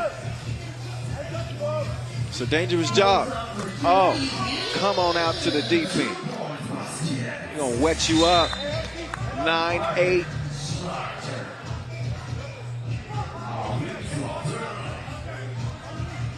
So the Dutch sniper, Arvin Slaughter, puts Amsterdam Talent&Pro up by 1. Just under 6 to play. Slaughter to Dimes. Start things from the left elbow. He's going to hand it off to Slaughter. He'll give it right back. They mishandled the possession, though. Slaughter says, my bad. Slaughter just naturally, I think really, when you look at all of the 4 Amsterdam players, they're unselfish players. They naturally want to set a teammate up for a shot, but Slaughter's got to be a willing shooter for them to have the type of success they want to have.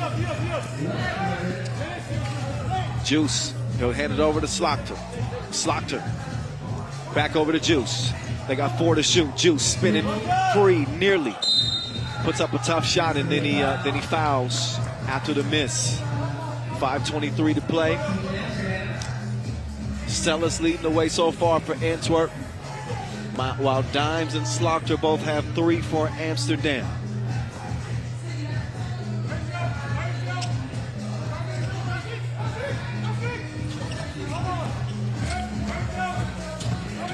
Bogart's pulling up. It's a no-go. So,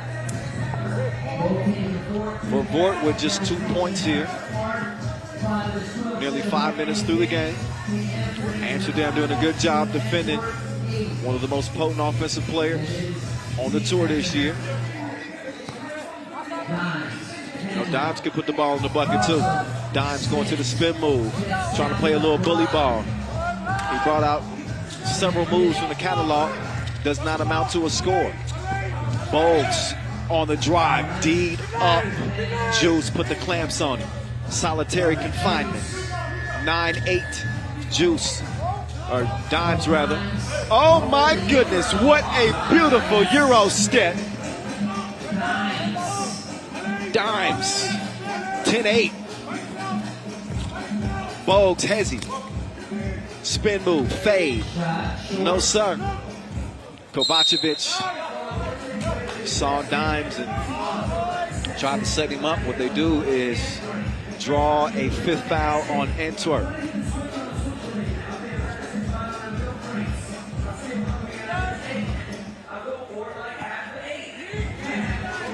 Antwerp making their World Tour final debut.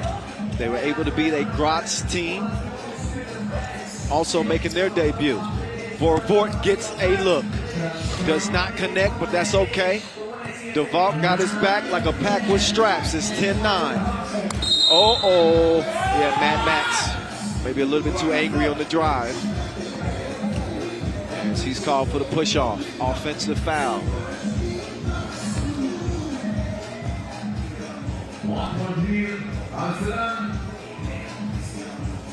Oh, miscommunication.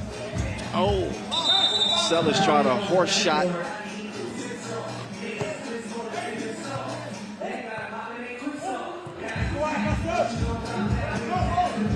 Back over the red it goes. Amsterdam Talent&Pro. Slaughter with Mad Max going to work up top. He delivers the package to Juice. Bogues, Vorvort, quick trigger, misfired it. Kovacevic, he got a little bit of room. Bottoms up.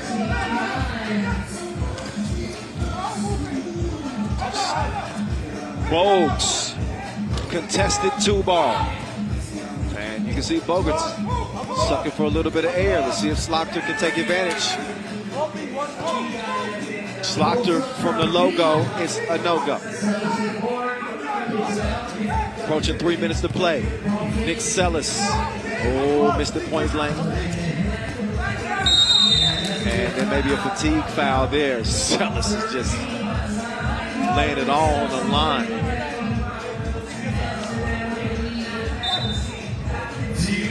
TV timeout. 3:07 to play. Amsterdam Talent&Pro. They don't want to call this a rivalry yet. They feel like they've proven that they are the better team.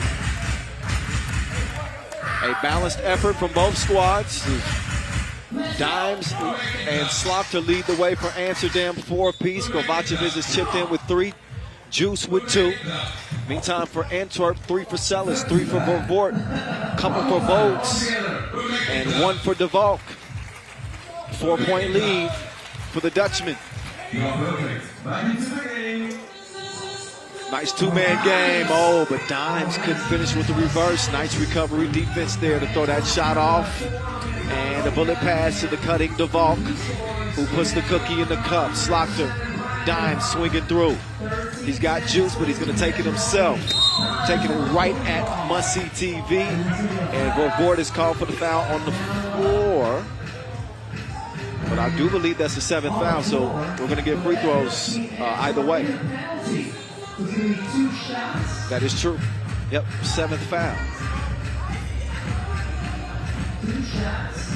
So up steps DeMail Vanderhorst. He's had a couple of good tournaments this year. Think back to that Debrecen Masters. He averaged 6 points per game. Played well in Abu Dhabi as well, but he was really their only reliable threat.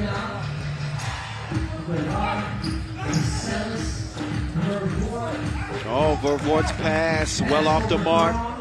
Slaughter will give it over to DeMail. Vanderhorst, 2-piece. And then he played some air guitar for you. String music, I guess. I don't know if Dejan Majstorovic is going to like that. 16-10.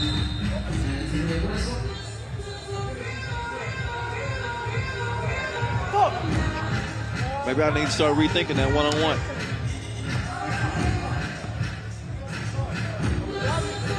Just over 2 minutes to play.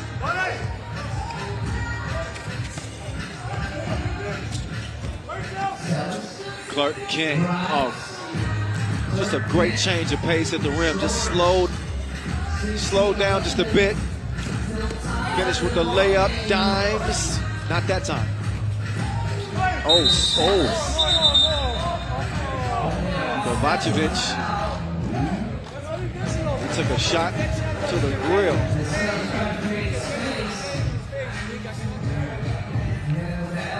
Sellers is warned because he threw an elbow, offensive foul.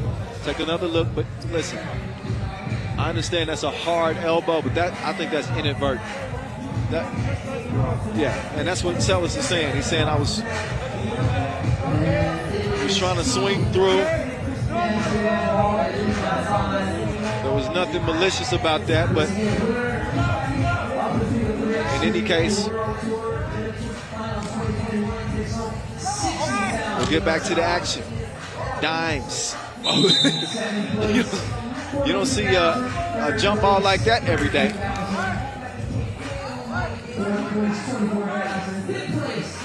Minute 48 to play. Antwerp's bid to go undefeated very much in jeopardy as they trail by 5 here. Vort down to Celis. Man, they are in sequence like a pattern. 4-point game. Juice, hoop, and the horn.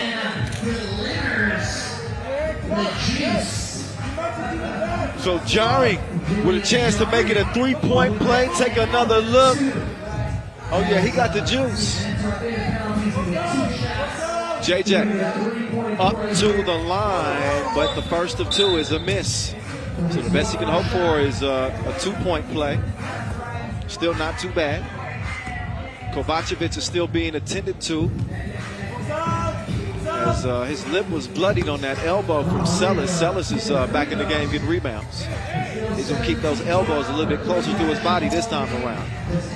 Vort will drop it over to Celis, who quickly swings to Bogues. Bogues, clear lane for the layup. 2-possession game. Dimes taking his time. He's got 7 to go to work. Dimes in and out. 2 is pulled, but the stroke was broke. Vort. He sets up on the left wing. He gets it back from Celis, who gives it back. Sharing is caring. Teamwork makes the dream work. Amsterdam, though, still in front. Dimes likes what he sees. Contorts his body mid-air. He's got a birdie and he's got a bucket. And he's also been in the weight room, apparently. Flex on 18-14. For Vort. Wild shot.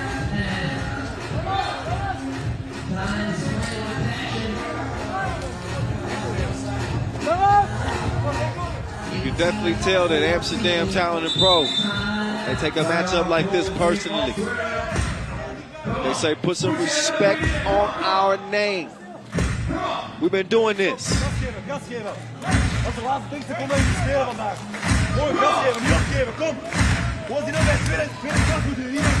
Fifth place finish in Abu Dhabi for this Amsterdam Talent&Pro team. Again, runners-up in Montreal, 3rd in Debrecen, and that win in Doha. They got a hell of a body work here in 2021.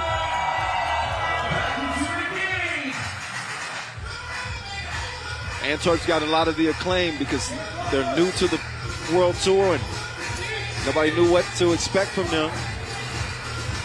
So a lot of excitement has followed what they brought to the table.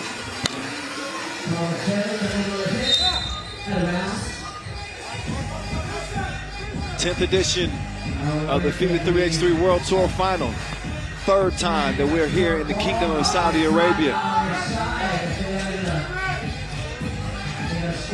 Oh, nice pass there.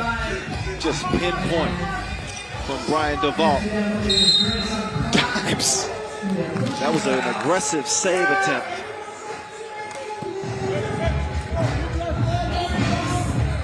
Took a push from Celis. And with 5 seconds remaining, this is going to be an Amsterdam win again. They got the formula. They got the formula to beat this Antwerp team, and it starts with defense.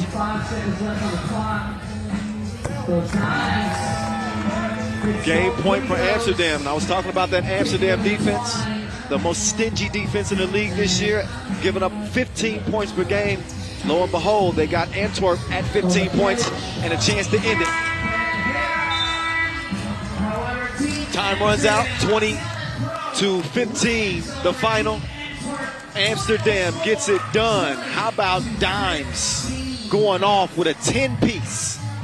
A 10-piece dinner for DeMeo Vanderhorst. Slotker with 4, Kovacevic with 3, Gagarin with 3. That is a lethal combination from the Dutch as they get a big win over Antwerp. The Belgians will head back to the hotel 1-1. Amsterdam still with some unfinished business. We got some business to handle courtside where Julian above is standing now with Arvind Slotker. Let's get it down to Ju now. Ju. It's on you. Arvin, let's face it, there's a bit of a rivalry between you and the Antwerp team. You've played each other so many times this year. This win must feel very special to you. Yeah, I mean, Holland and Belgium, you know, that's always a rival country rivalry. So, you know, there's always intense games. Belgium, Antwerp, they have a great team. So we know we need to bring our A game to win. I think we did that. That's the first step to going to the second round. And in a couple hours, we have our next game against Graz. You peaked very early in the season. You won the first Masters of the year. Now, 6 months later, how do you feel? Yeah, it would be great to end the year the way we started off. So that's our goal, of course. Congrats. See you in the next game. Yeah? Thank you. Thank you. Amsterdam. So, just another day at the office for Amsterdam Talent&Pro. Yeah, from a country's perspective, yeah, maybe there is a rivalry, but on the pro tour, I mean, numbers don't lie. When you look at that win column, Amsterdam Talent&Pro have been the better team. Did a good job, really good job containing Thibaut Vervoort. And when you can hang your hat on defense every single game and also add in some of that offensive firepower, that's going to put you in position to win a lot of games. Consistency on the offensive end is going to be the key for this Amsterdam Talent&Pro team. But they got more shooters than Dick Tracy. I think they're going to be okay. Dimes with a better than okay move there. That dude Euro steps to the bathroom. The boat Vervoort. The kitchen was closed for the better part of most of that game. He had to watch the Dutchman fire twos, playing a little double Dutch. Dimes and Slaughter, filling it from long range. How good was Juice in that one too? Juice putting the pressure on defensively, also controlling the glass, made some timely buckets. And Amsterdam Talent&Pro are going to win it by 5. They'll get a chance to cap off pool play undefeated as they will lace them up against Gratz. So we will see exactly what happens. Obviously, if Gratz were able to get a win, that would force a 3-way tie in the group. But speaking of the groups, how about we take a look? It is Riga taking Pool A 2-0. Of course, we're going to decide the second spot of that group will be decided. A play-in game between Lausanne and Princeton, which is coming up right now. Right on cue. Both of these teams really played Riga tough, honestly. Lausanne losing by 2. Princeton played them tough early, but Riga able to pull away late. So now both teams are going to put their best foot forward if they want to be playing day 2. $60,000 grand prize is on the line. Big, big, big money at stake at the World Tour Final. Everything goes up, as you know. So not only $60,000 awarded to the winner, $42,000 for second place, $32,000 for third, $24,000 for fourth, $16,000 for fifth, $12,000 for sixth place, $8,000 for seventh place, and $6,000 for eighth place. So the top 8 seeds will walk away with money. Only one will walk away with bragging rights. And the right to call themselves the best of the best here in 2021. Princeton, the only American team in the field. Will they move on to play day 2? Zaire Carrington, Craig Moore, Damon Huffman, and Kareem Maddox. And now, ladies and gentlemen, from Switzerland, please welcome Team Lausanne. And here come Lausanne, who are trending in the right direction. Make no mistake about it. Let's go! And they are pumped up. But they're atop. He's the energy on this Lausanne team. And a specimen. one of that dude's legs amounts to 2 of Gilles Martin's legs. That's not saying a lot. I know, that's not saying a lot. You know, I'm gonna stop talking about Gilles' size. The juice man, Marco Liman, and the heart and soul of this Lausanne team, King West, rocking the purple crown. So here we go. This is I'm expecting this to be a good game. Given the stakes, I think these are two teams that when they play to their potential, they're really good. Really good teams when they play to their potential. The inconsistency has been an Achilles heel, really, for both of these teams. So we're going to see who's more deserving. As they'll get warmed up for a few more shots. And I'll remind you, for Lausanne, it was a tough road. They only reached day 2 once in 3 Masters attempts before Mexico City, and came into that final regular season Masters just outside of the top 12 and earned their way in. But you can see they share the ball. It's number 2 in key assists this year. There's a lot of things to like, really, about both teams.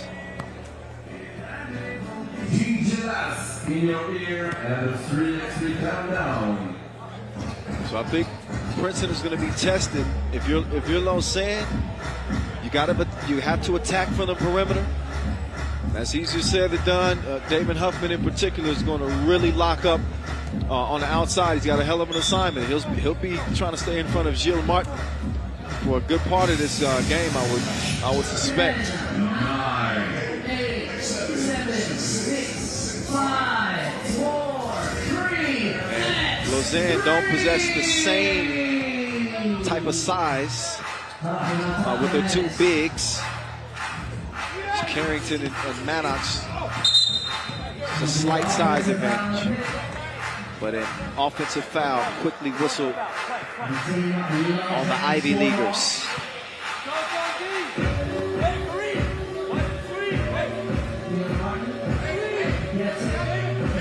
Wes Moteni had a nice bang in the first game. He doesn't just want highlights though. He wants wins.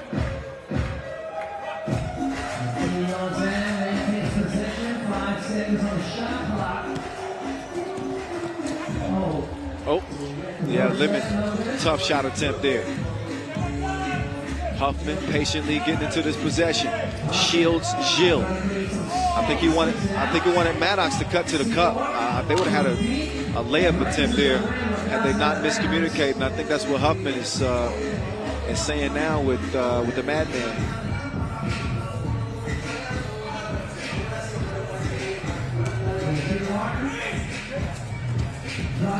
No one there for help off of the screen. Maddox will clear it himself, hands it off to Moore.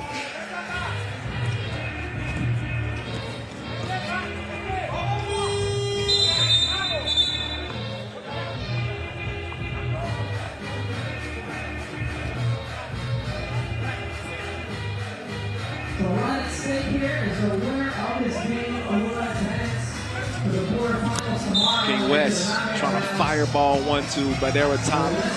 That ball is kicked. So one score to speak of between both teams in the first minute of this action here at this 10th edition of the World Tour Final. Good defense there from Maddox.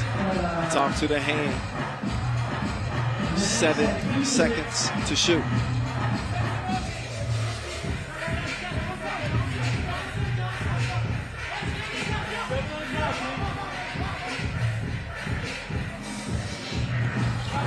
Gilles quickly kicks it out to West. Whoa.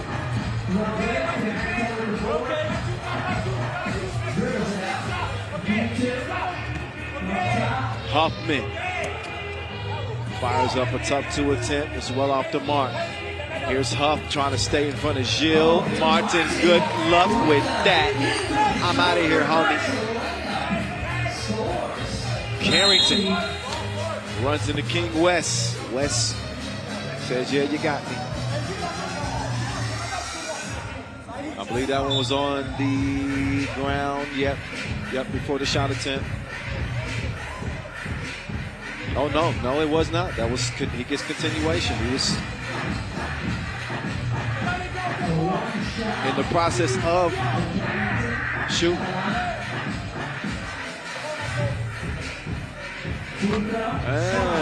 Carrington, no from the strike. Lausanne lead 2-0. There's the juice man. So after the 2-piece, it's 4-0 Lausanne. Lausanne versus Princeton.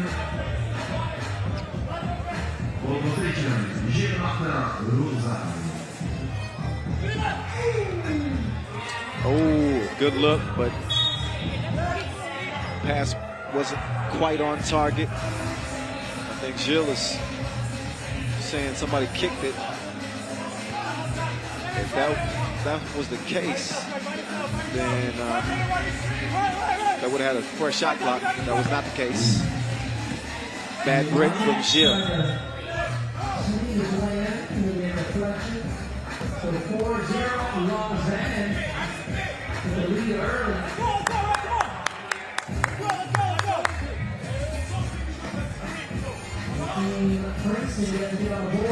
Huffman, nowhere to go. Maddox is down. Huffman puts one up. So the length of this Lausanne team is making things difficult for Princeton to get good looks at the rim. So West obviously able to hold his own on the perimeter with Huffman. Huffman's going to get a rest. Marco Liman also on the bench for Lausanne.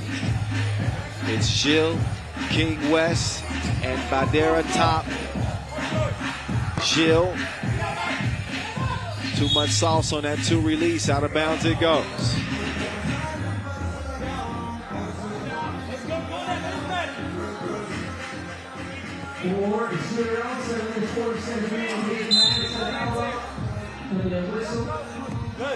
Good.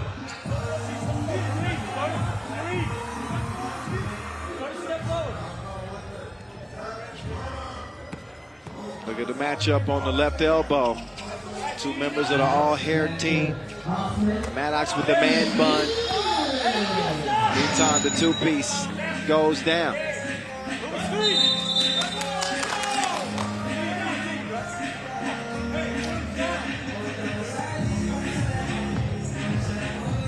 So Princeton no longer scoreless.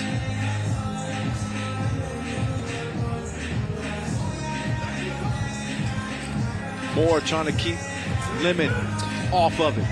Uses that size and bodied him up. Oh, West got his cookies. So great defense there from Carrington. And a foul called on Badera top.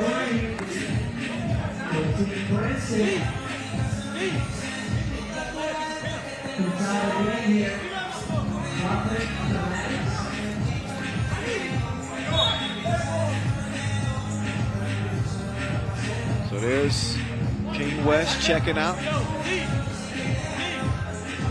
What a lot of people don't know is that his natural hair color is that violet pink. He dyed the rest of it black. I'm just playing. Badera top of the key. Drop it like it's hot. 2-piece, count those, 6-3, Lausanne.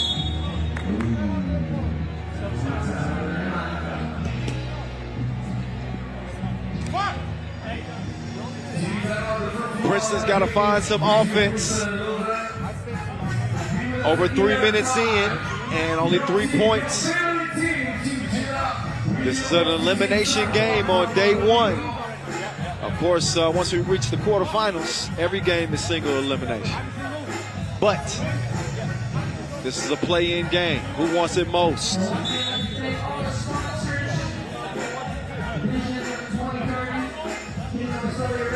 Gotta look back at Gilles' beautiful finish earlier in the contest.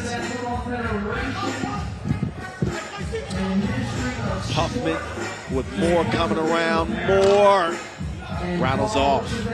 That looked like it was on target. Liman gets it back, quick release. Rebound goes to Manox. He's gonna sneak it out to Moore. Moore sets his feet, sets his sight on the rim, but he bricked it. Nice pass. Man, I tell you, Lausanne is really looking good. I'm telling you, they pushed Riga to their limit, losing that by 2. The Swiss have been in the lab.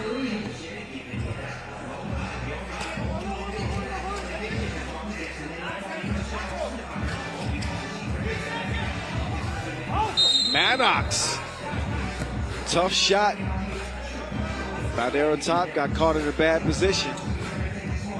And that'll put the Madman on the stripe to shoot 2.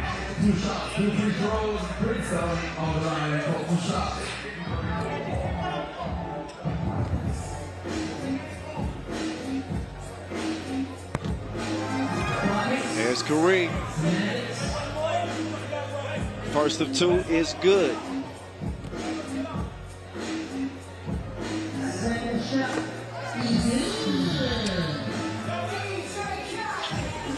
Gilles, we had more off balance with the double crossover.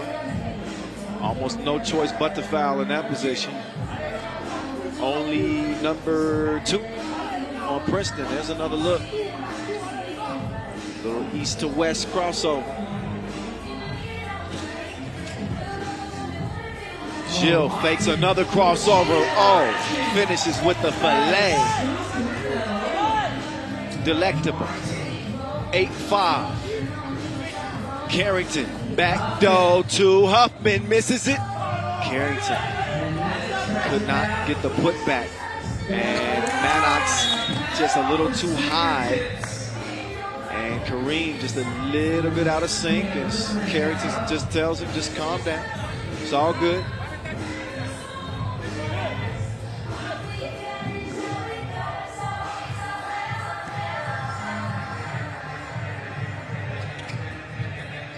Leman thought about the 2. Instead, he's going to let Badero top take it.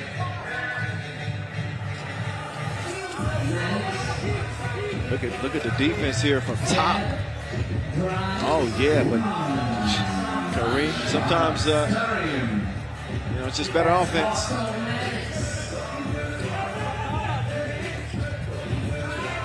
Oh man, down. Left 32. Got to finish that. We so thirsty for an ankle breaker. Carrington. He lays it in. Oh, he's got him on the island. I think Gilles bailed him out. Should have drove. Took the 2 instead. Lausanne's lead at 1. Maddox through the contact, count it. So Kareem starting to get his swagger back. 8-8. 4.5 to play. Foul number 5 on Lausanne. We'll see if Maddox to make it a 2-point play. On the line, 1 shot and 1.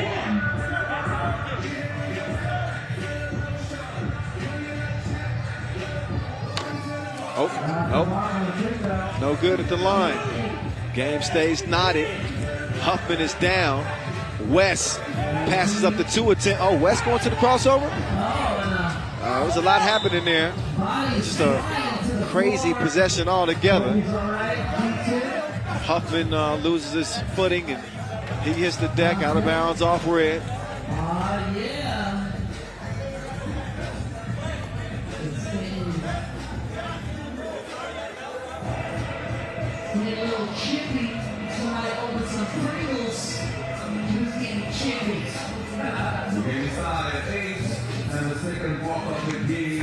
Princeton 3-0 against Lausanne. Dating back to 2019, couple of wins over them in the challenger phase. The Sergi Pontoy and the 3x3 Unites Utrecht challenger.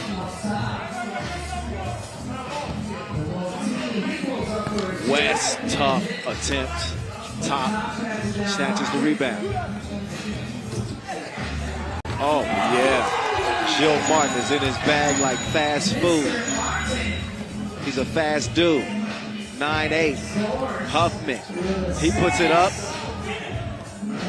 And Carrington didn't have enough lift to go and get it.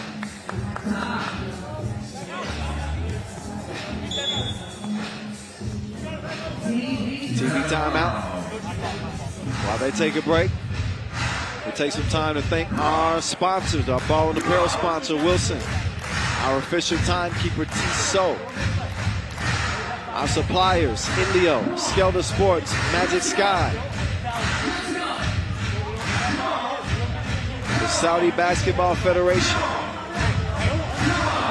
as well as the Saudi Ministry of Sport. It's the Jeddah Final 2021 going down.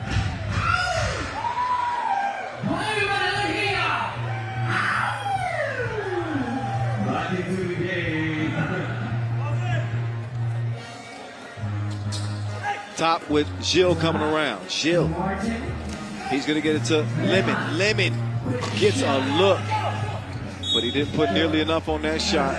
It's broke from the left wing.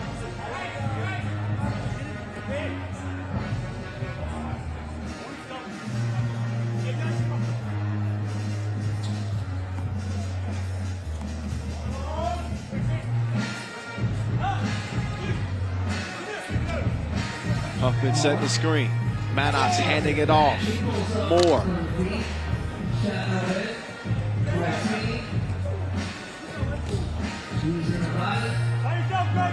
Look at Huffman. Call for the push there. But let me tell you,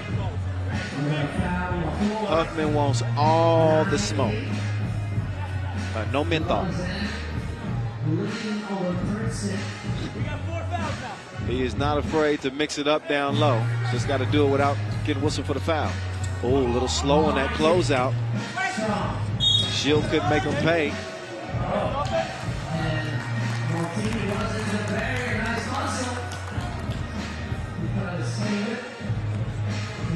Look at the save attempt by King West.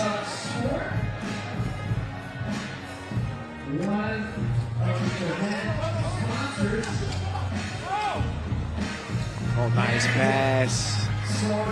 Carrington puts it in. 9-9. Gilles. Don't bother me. Now, Carrington. Oh, yeah, that should be an easy bucket. And he makes easy work of Gilles. Now it's Gilles' turn. This is what, ooh.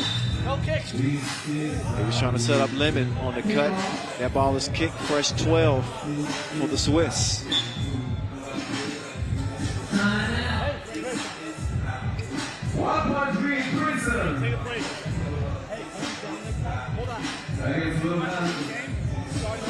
So 2:44 officially in a one-point game. That will decide who will be the second team coming out of the group.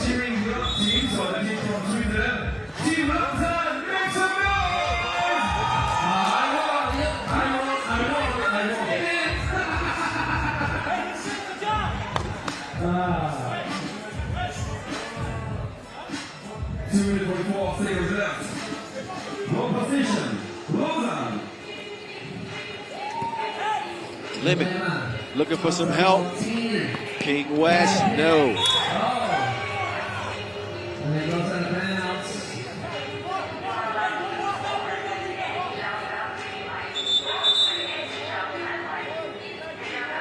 So Ref Modic is going to give Lausanne a warning. The winning team of that game goes to the quarterfinal. The losing team is out. Yes. They get to go sightseeing now, maybe. Top! Hit that one from Geneva. 11-10 game. Scoop pass down low to the madman working on King West.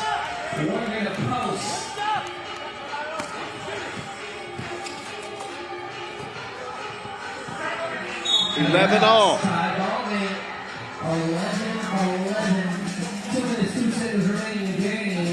2 minutes left. Not a bad idea if you're Princeton to get that ball down low to Kareem Maddox. Top 5 scoring percentage from 1-point range. 71% for him. Oh, Moore. He has not been able to really find his groove. Oh, good recovery defense there from Maddox using those long arms. He'll snatch the rebound. Forced pass down to Maddox.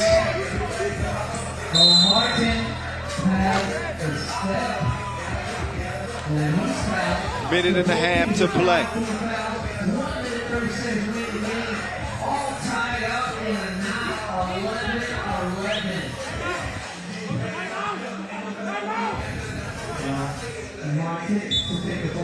Timeout, Lausanne. It don't get tighter than this. 11-11.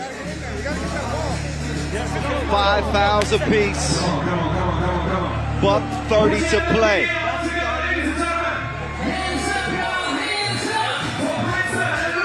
Your leading scorers to this point. Kareem Maddox with 5. Carrington with 3, Huffman with 2, Moore with 1. How about Badera Top in this one for Lausanne? He's got 4. Martin with 4, and Liman with 3. King West yet to score. Liman, crafty move. Little up fake. Got Maddox off balance.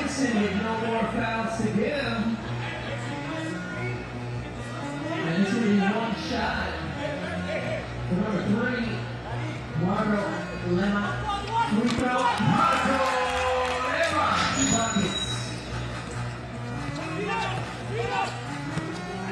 Oh, Huffman. That's a tough shot release. Got there at top.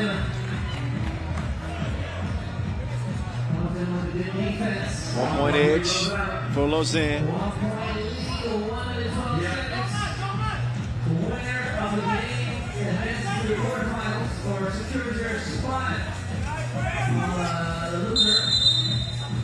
Oh, offensive foul call. So we're back all even in the foul category. Still separated by just 1 point. 1 minute, 8 seconds to go in this 10-minute sprint. We're not going to get to 21. Moore, can he finally get one to go down? 13-12, but a quick response as King West finds himself all alone. Oh, good poke away from Motini. Gilles the thrill. He drills it from the left wing. Huge 2-piece. Moore trying to go back-to-back. He can't do it. Carrington knows. He gets to the crib. 1-point game, 30 seconds to play. Here's Gilles. Moore with his hands on his knees. Top looking for another one. Badera Top. He's been good as hell in this game. 17-14 as Badera Top is now up to 5 points in the 6 points in the contest. What a sequence of events. He picked the right game to bring his best. Wow, 2 shots. What?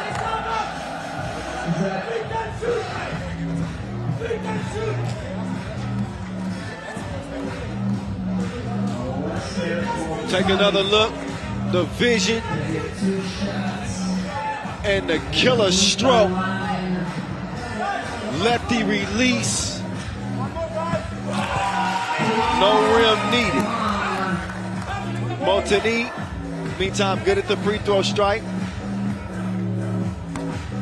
For the first of two. West pokes that one out of bounds. And you might want to cue the Sam Smith, because the writing's on the wall. Jedha. Top. He's going to get it back. Liman. West trying to tip it. It won't matter.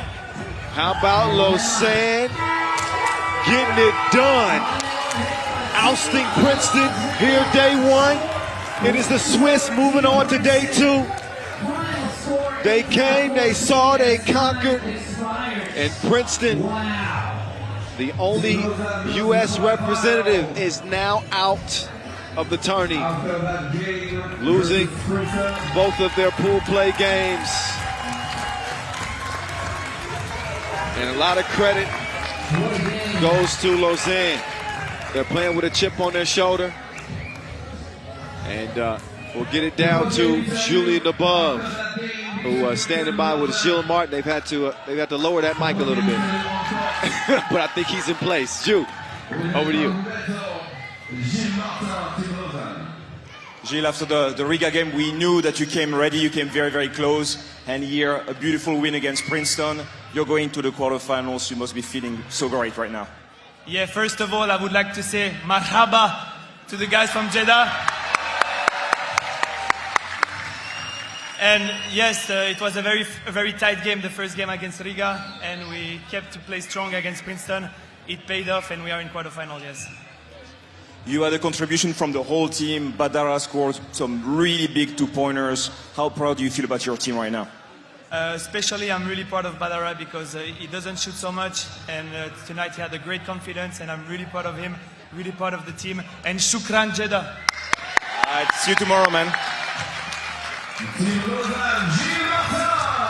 Yeah, I see you. I see you, Gilles. Trying to get some favor with the local Saudi fans. I think he made a few new fans out here. Gilles, the thrill. He is electric. He is explosive. Sometimes big things come in small packages. He represented, but nobody more so than Badara Top. He and Martin both with 6 points. Liman with 4, King West with 2. That's all it would take to get past this Princeton team, who got only 2 points from Damon Huffman, 5 from Maddox, 4 from Carrington, and 3 from Moore. You knew that offense could potentially be an issue for Princeton if they didn't get good looks. And Lausanne locked up on the defensive end to earn themselves a quarterfinal securing win. So, an effort to be proud of for the Swiss fans watching. It was a tight game early on, but Badara Top put the team on his back, had several big hits from 2 range. You heard Gilles Martin talk about how proud he was because Top doesn't shoot it a lot. But in this game, he shot it and shot it well. And he shot his team into the quarterfinals. All right, so we will take a break from the men's action. And we got a little bonus action for you. For the women's side, yeah. We're going to see Jeddah United versus Link.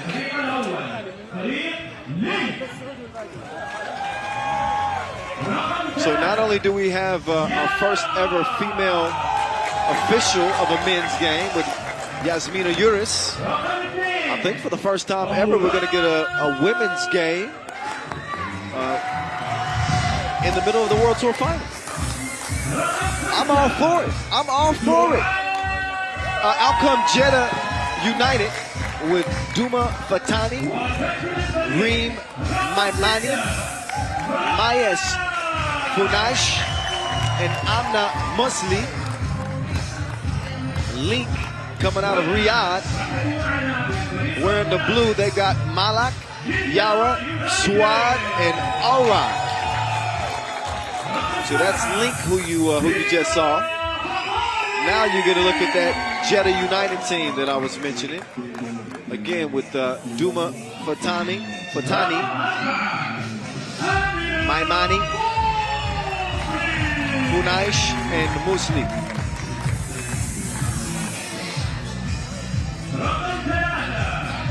It's ladies' night and the field is bright. Oh yes, it's ladies' night. Oh what a night.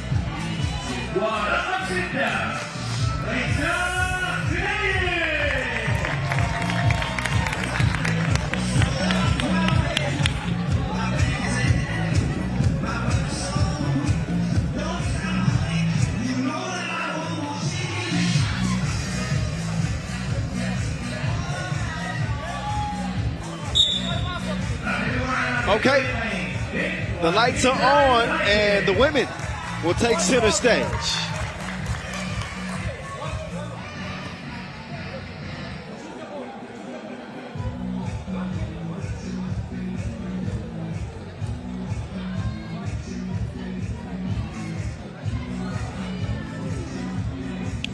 All right, it's about that time.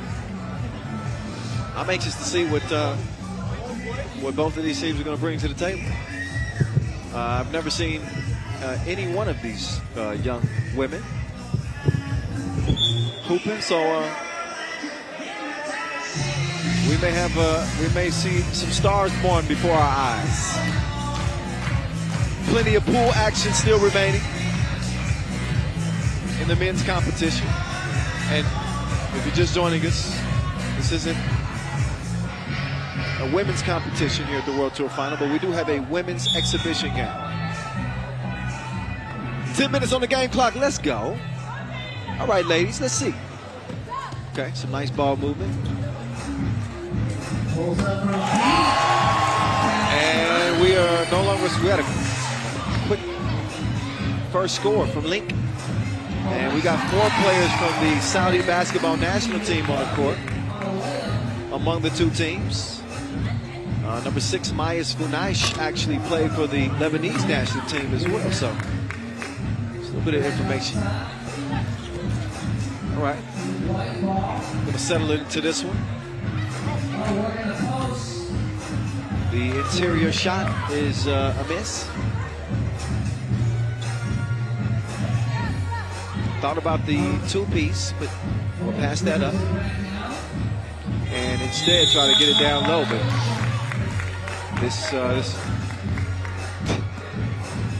this is a quick game. 12-second shot clocks. You got to be ready to get into that offense with the quickness. And already late in the shot clock here again, able to get one up. But a foul is called.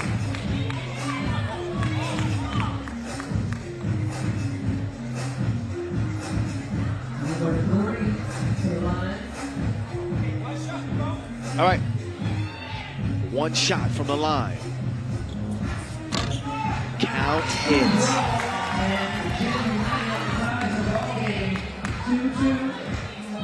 It's all about the women's. Oh.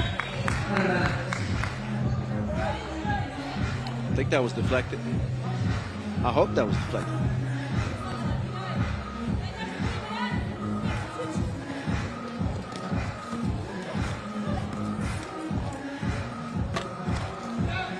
Strong rebound on the inside. Oh. And another one. Oh. No. 2-2.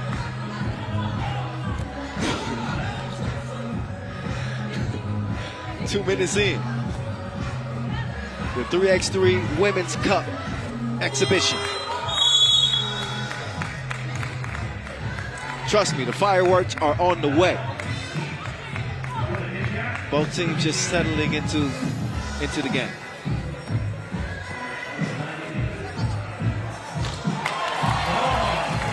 Here we go. Here we go. Do. Oh, step through.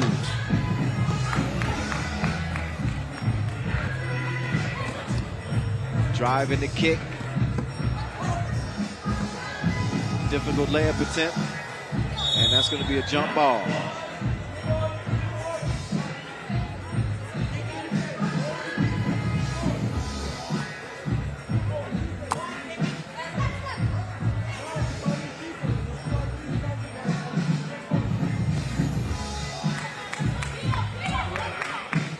Jeddah United leading by 1. Again, Jeddah United in the white tops.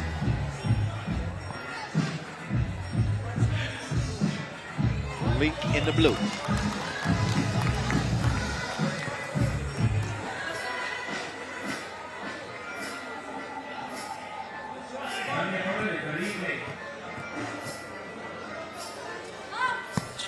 Oh.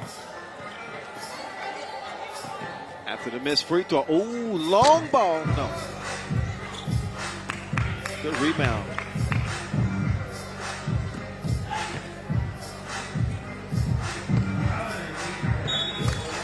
And a difficult shot attempt. Goes begging.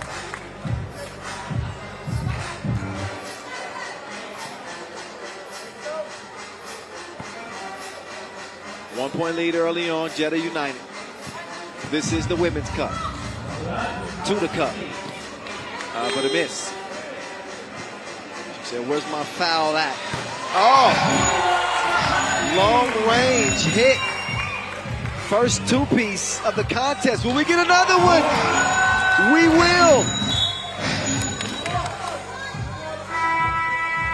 So different strokes for different folks.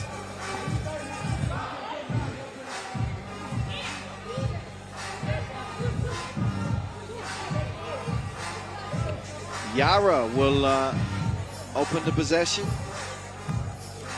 for Link. Again, out of Riyadh. She's going to pull up. Jump ball on the rebound. Jump ball is always awarded to the defense. So ball back over to Jeddah United. Fatani. She tries to feed it over to Funaish. Funaish will end up getting it back. Funaish. Yeah, that's a nice finish.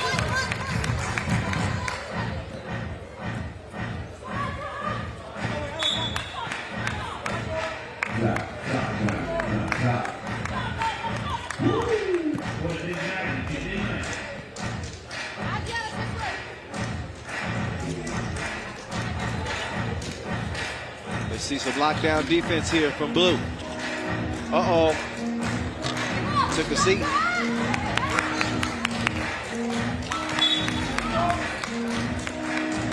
(6-4), 4 minutes and counting.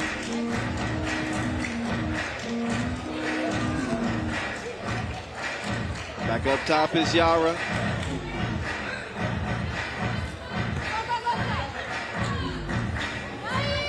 Oh, taste the rainbow. The bank is open. 6-6. I told y'all them fireworks was on the way. Uh-huh. You thought I was playing, didn't you?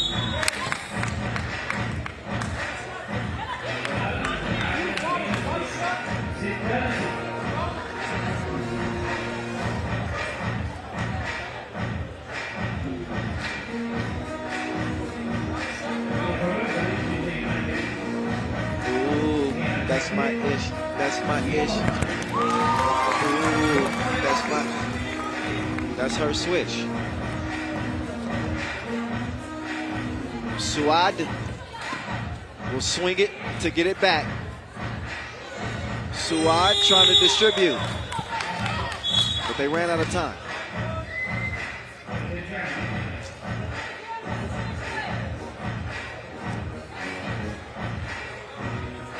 These ladies many of them getting their first taste of 3x3.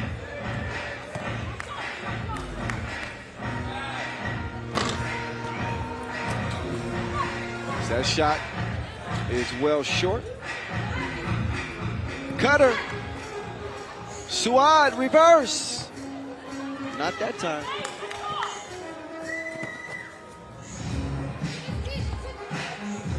Here's Duma Fatani. Fatani with the dribble move to the cup. No. Rebound to Suad, and now it's Malak. Malak, oh, okay. Okay, Malak. A little in and out. She decides to get it over as Arad. Oh, got her cookie stick. Oh, Myers will swing it to the corner. All net, all wet. As the shred, she shreds the threads from the corner. 9-6.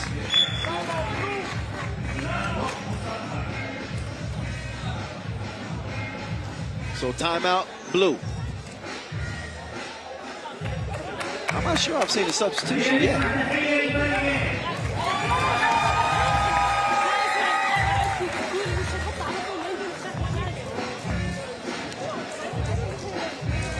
Two teams playing hard,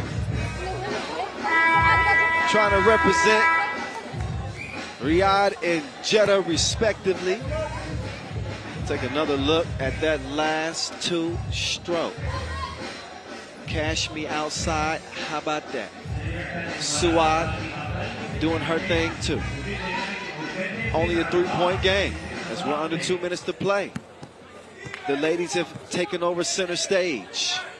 Suad moving right, decides to give it up. Oh. She chunked the deuces, but couldn't land it. Minute 30 and counting.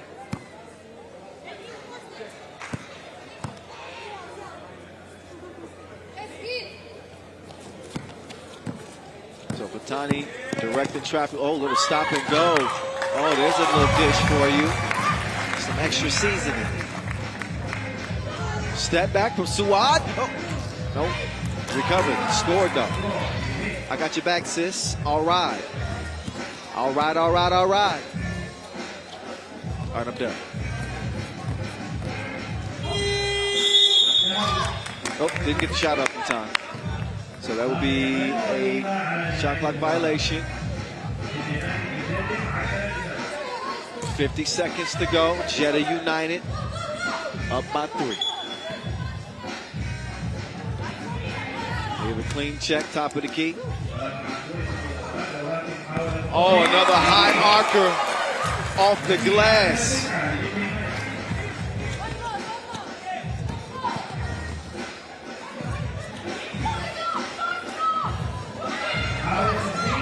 Trying to answer from 2 range. No, but it's a 1-point game. All right, all right, all right. No, that looked good though. I got a little ahead of myself. You must forgive me, I'm excited.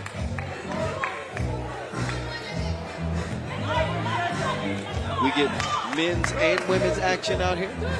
The World Tour Final. Don't get no better than that.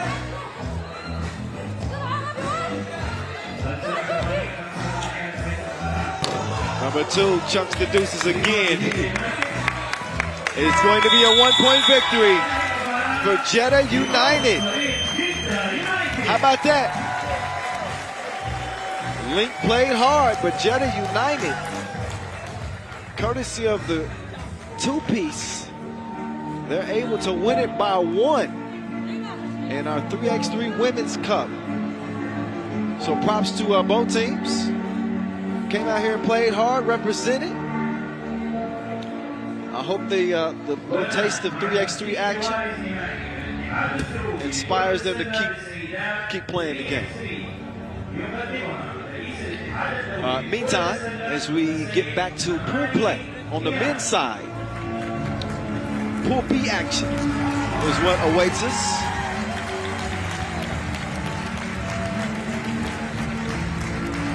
But first, we must show our respects.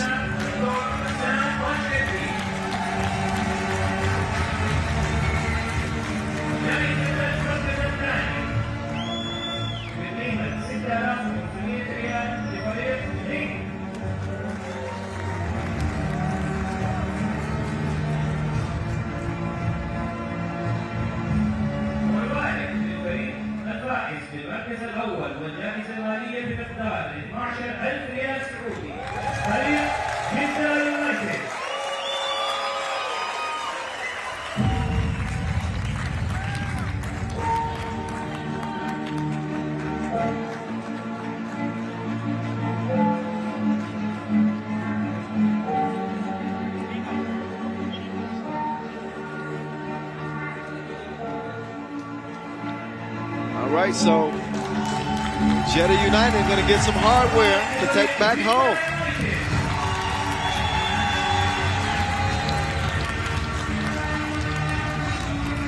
Nice photo op. 1-point win over Riyadh. So maybe a little bragging rights involved here too.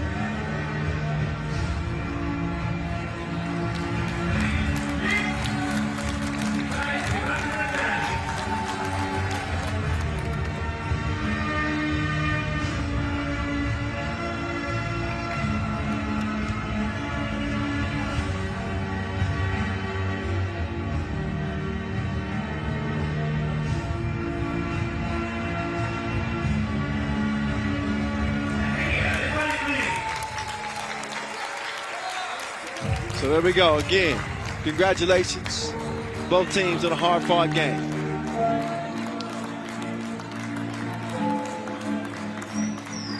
Special moment for a women's 3x3 here in the Kingdom of Saudi Arabia. Things are changing. Okay, so as I mentioned, Pool B is what's in front of us. Oob, 2-0, they're done for the day. San Juan and Jeddah will play it out for a spot on day 2.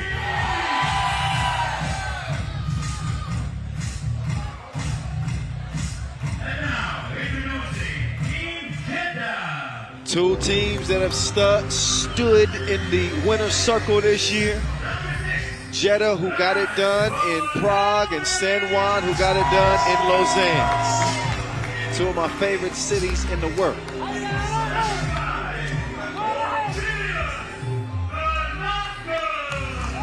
So Barnaby will lead the quartet from Jeddah onto the court. Ovidius Vedanowskis, Kevin Hardcore, and Nemanja Draskovic. Definitely probably some nerves in a contest like this. Playing in your own backyard is easier said than done, because people tend to expect you to win. You're playing at home. You got the advantage of the home crowd being behind you. You haven't had to travel like some of the other teams.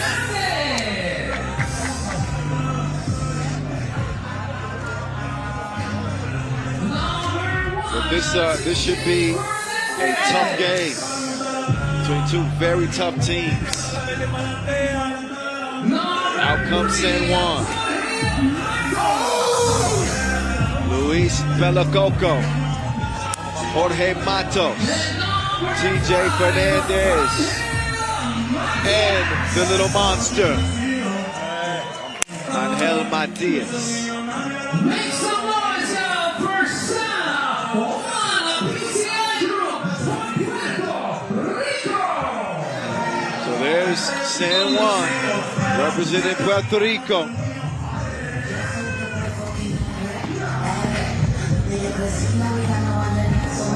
They'll get it warmed up. And while they do, why don't we tell you a little bit more about the matchup. They've only met once this year. That was in the Mexico City semifinals. So our last regular season Masters. And that is where San Juan ousted Jeddah. Jeddah finishing 4th in Mexico City. San Juan finishing as runners-up. So we'll see if the rematch brings different results. I will tell you this. It is going to be fun watching Kevin Core and Luis Belacoco bang it out down low. Two dudes that do not shy away from physicality. Two outstanding rebounders. And two big motors.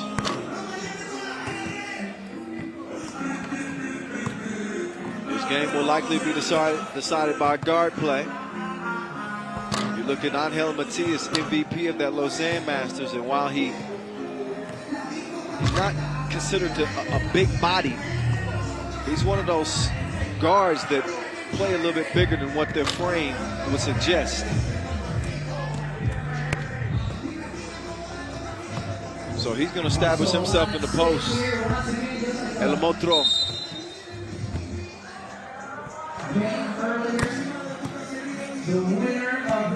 It'll be interesting to see how Jeddah also attacked TJ Fernandez and Jorge Matos.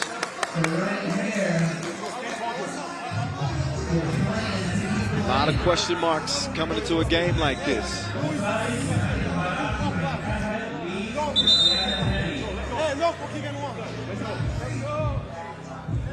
And these two teams did have, the last time they hooked up in Mexico City, they had to be separated. So I would not call these two teams very friendly with each other. It got physical. It got contentious. We're going to see how this one goes with a spot in the quarterfinals on the line.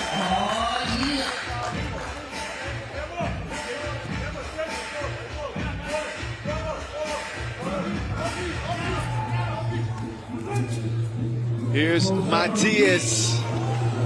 Oh yeah, shreds the threads. San Juan draw first blood.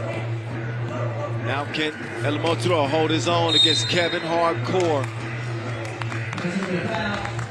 He's called for the foul. Core will head to the free throw line.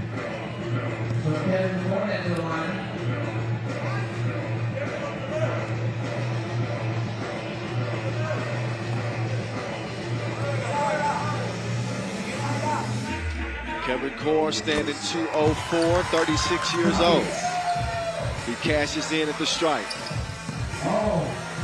And how about TJ Fernandez? Quick to the cup he goes. Veranauskas will swing it. Draskovic. Mouse in the house. Yeah, oh! TJ Fernandez escaped. Draskovic is going to set up shop again, and this is what I was saying about, I was curious how Jeddah would attack some of the smalls on the San Juan team. They got the matchups, but they just haven't put the ball in the bucket. There's Pelacoco. He is activated. TJ, oh, Hernandez just lost the handle on it. He's gonna sub out. Matias is in. Veranauskas and Matos. I like that matchup. Veranauskas behind the back setup to Draskovic. He ran into a brick wall.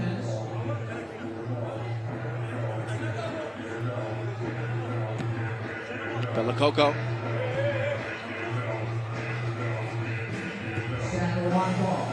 He'll start things off for San Juan. Draskovic, jab, stab. And attacks the rack right past Pelacoco. Here's Luis. He feels like he's got a big advantage, and oh yeah, that's light work right there. Draco swings it. Veranauskas up fake. Oh no! He got double blocked. Said you ain't welcome here. In his own backyard. Where they do that at? Barnawi gives it up. Draskovic up fake. Cross. Hezi. And he's fouled.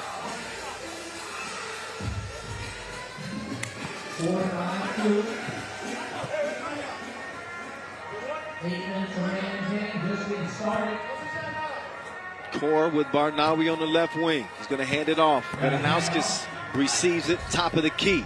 Sets his feet, lets it fly, but didn't have the right measurements. Shot off the mark.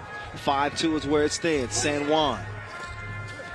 trying to do what they did the last time they met. That foul on the floor. Couple of fouls apiece. 2 minutes in. Last spot in Pool B is what's on the line right here, right now. Here's Matos with a little red light, green light. I think that, did that go off of Barnawi? I believe so. Yeah, it did.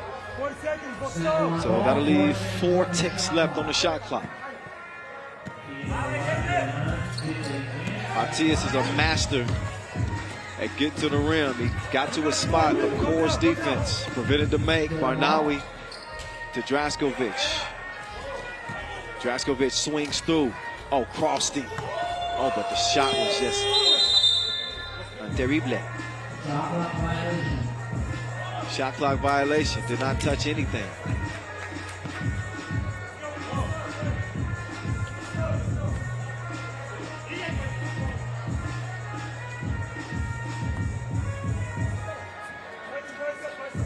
El Motro. He wants to give it over to TJ Fernandez. Fernandez, cat-like quickness as he frees himself up for a good look from 2 and knocks it down. It's 7-2. Jeddah have got to get some offense going. Right now they are stagnant. Pelakoko puts his head down, drops the shoulder, going at Kevin Core. And our first break of the action, 6:50 to play. So far, San Juan out of the gates quickest. Jeddah a little sluggish offensively to start things off. That San Juan onslaught is never going to stop.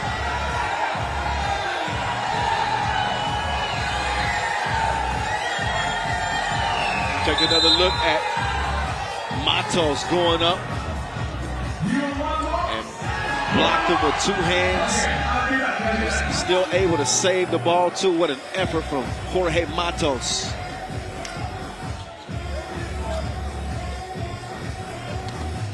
Mato, oh, you got to finish those.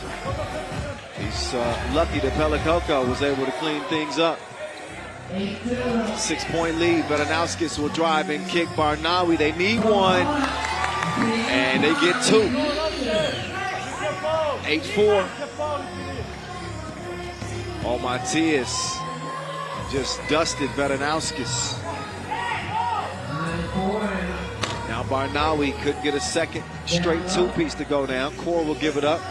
Sets the screen. Barnawi to Vedanauskis. Vedanauskis gets a little bit of space on the baseline, but the jumper is broke. Matos with some brick architecture. Vedanauskis, quick draw McGraw. But it's a miss as well. Pelakoko. Oh, Pelakoko from long range? You don't usually see him chunking the deuces, but maybe that's why. 9-4, Barnawi. He must not have looked at the scout report. Pelakoko is the lane lord around these parts. You may not enter. Vedanauskis. Faded. 9-6. Good hit from OV. Fernandez. He got locked up. Nice pass. Kevin Core put up. Showing no fear with the shot blocker Pelakoko down there. And probably a smart decision for Pelakoko. I think he was just gassed. That's why he didn't go up for the block attempt. But Kevin Core was bringing the heat anyway. 9-7 is where it stands as Jeddah has come back alive. Matos shooting 1. He got that one. Didn't get the shot to go, but he did draw the foul.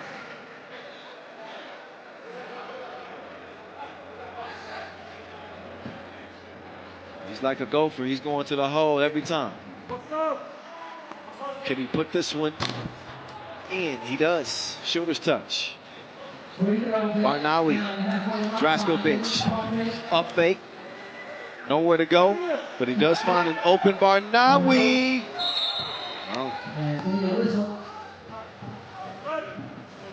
Foul off the ball. Number 4 on Jeddah.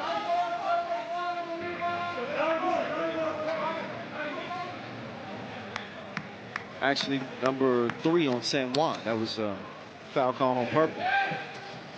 Here's Matthias. Not backing down from the larger core.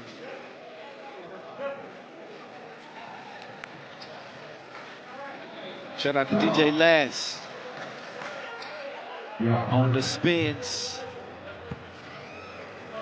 The best DJ in the game. MC Vincent Royette, also Noah Lazarus, holding things down as well. Much love to those two. No love for Berenauskas as he missed the 2. Now he might be in some trouble.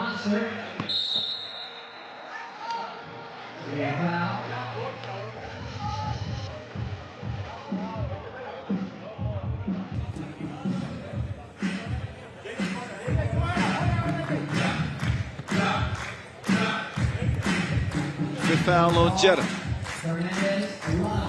The lob to Pelacoco. That dude is big and athletic. That's the best analysis I got for you.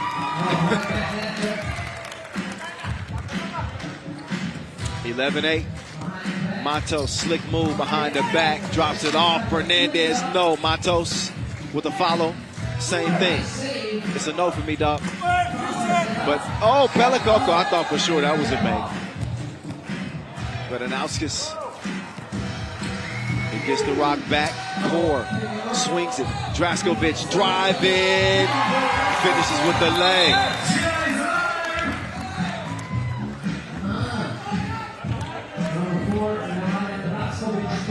And the second team timeout. Second team timeout. The second. We got our second TV timeout with 3:50 to play. 11-9 is where things stand. San Juan, who jumped out to a big early lead, have seen it dwindle down to just 2. But they are led by Pelacoco with 4 points and Matias with 4. Fernandez has chipped in with 3. There's Kevin Core with the 2-handed smash.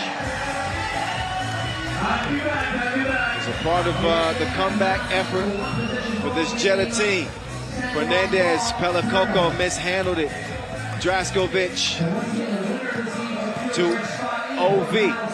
Back out to Draco. Draco is nearly clotheslined by Pelacoco.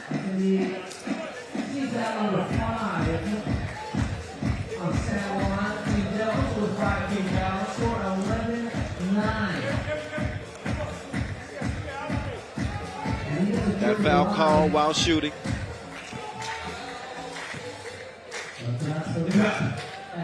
Draskovic with the swish. It's a 1-point game.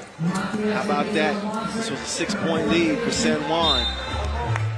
Pelacoco was trying to whip one to Matias.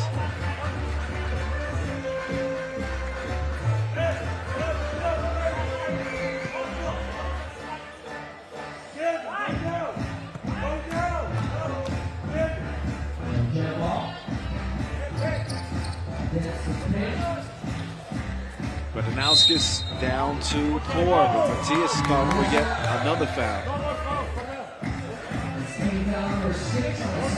No more to give for San Juan. 3:22 left. So the Puerto Ricans, they haven't come unraveled yet, but they have lost a little bit of that composure. I think they kind of let the foot off the gas a little bit when they got out to that early lead. That ball will end up in the little monster's hands. There's a big monster in Pelacoco establishing position down low with Berenauskas on his back.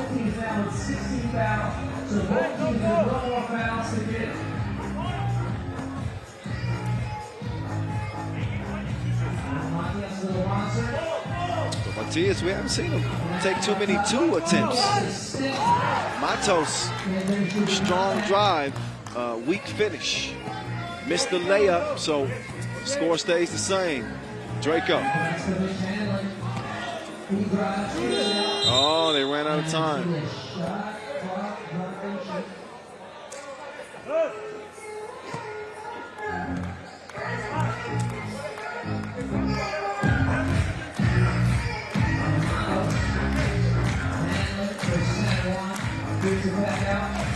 Matias puts his head down.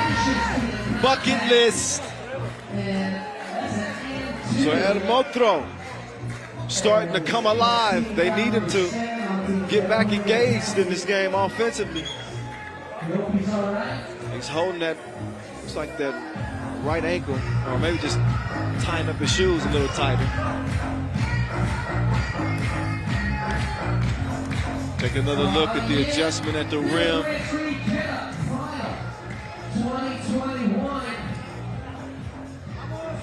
Finishing on the left side with the right hand. 7th foul on Jeddah, so Matias will shoot 2. Ooh.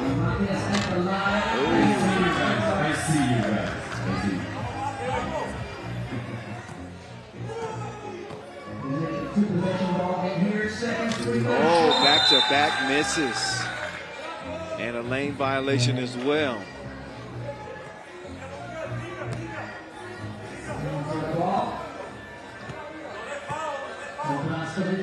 So San Juan PCI group. They were leading by 2. That is now changed. Talk about the heart of San Juan. How about the heart of Jeddah? Leman Yadraskovic is trying to get the crowd in it. And you can definitely sense a momentum shift happening here. 2 free throws for Kevin Core. Could tie it up with a make, and that one goes. Jeddah will find themselves in front with yet another make from Kevin Core. I believe that Draskovic is calling attention to the score. But I think it's correct. That's a false alarm. He might have wanted more points than they had earned. 2.5 to play. It's turned up as Kevin Core too long on the free throw attempt. Matos just lost his bearings. So rarely do you see San Juan kind of losing composure, but it has not been a good stretch of 5 minutes for this Puerto Rican team. And this is not a Jeddah squad that you can fall asleep on, because it's only a matter of time. Draco, he's got it off safety, and he's gunning. 14-12. Matias is going to answer.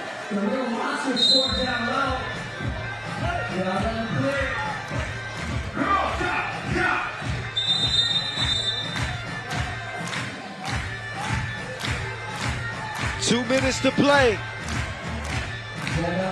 1 point contest.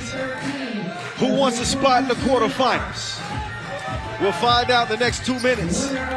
Core, oh, that is Mouse in the house, but he gives it up. An unselfish pass, but I don't like that decision. I think if you're Kevin Core, you got to go to the bucket in that instance. Pelicoco can't track down the rebound, but Kevin Core is fouled. Matias is caught in a bad position.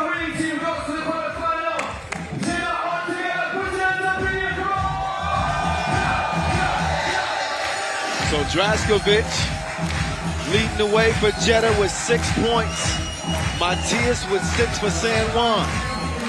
Kevin Core trying to add a 4th and 5th point from the free throw line, but these goals ain't loyal. No, they ain't. He's got to find the touch from the strike. And the second one he does. It is 15-13. And ooh, a little bit of a silly foul there from Veranowskis. Not necessary. Just a little bit too amped up. So now San Juan will have a chance to kind of settle down here. They just need to see that ball go through the rim. Whether that be an easy layup or a free throw, but they got to stop the bleed here.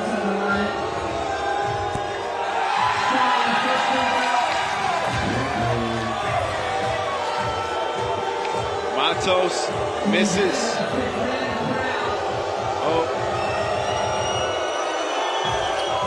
Oh, he misses on both. The little monster is doing his thing.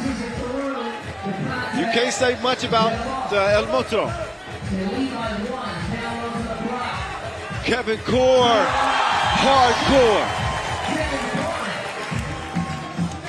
2-point lead for Jeddah. Matthias! That dude is clutch like a manual. 16 up as Vedanauskis puts up a wild shot.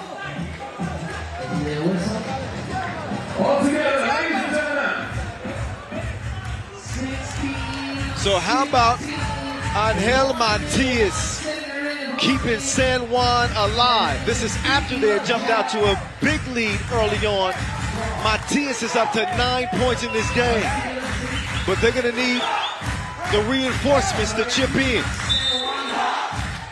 Timeout on the floor. 16-16. Buck 0-1 to play.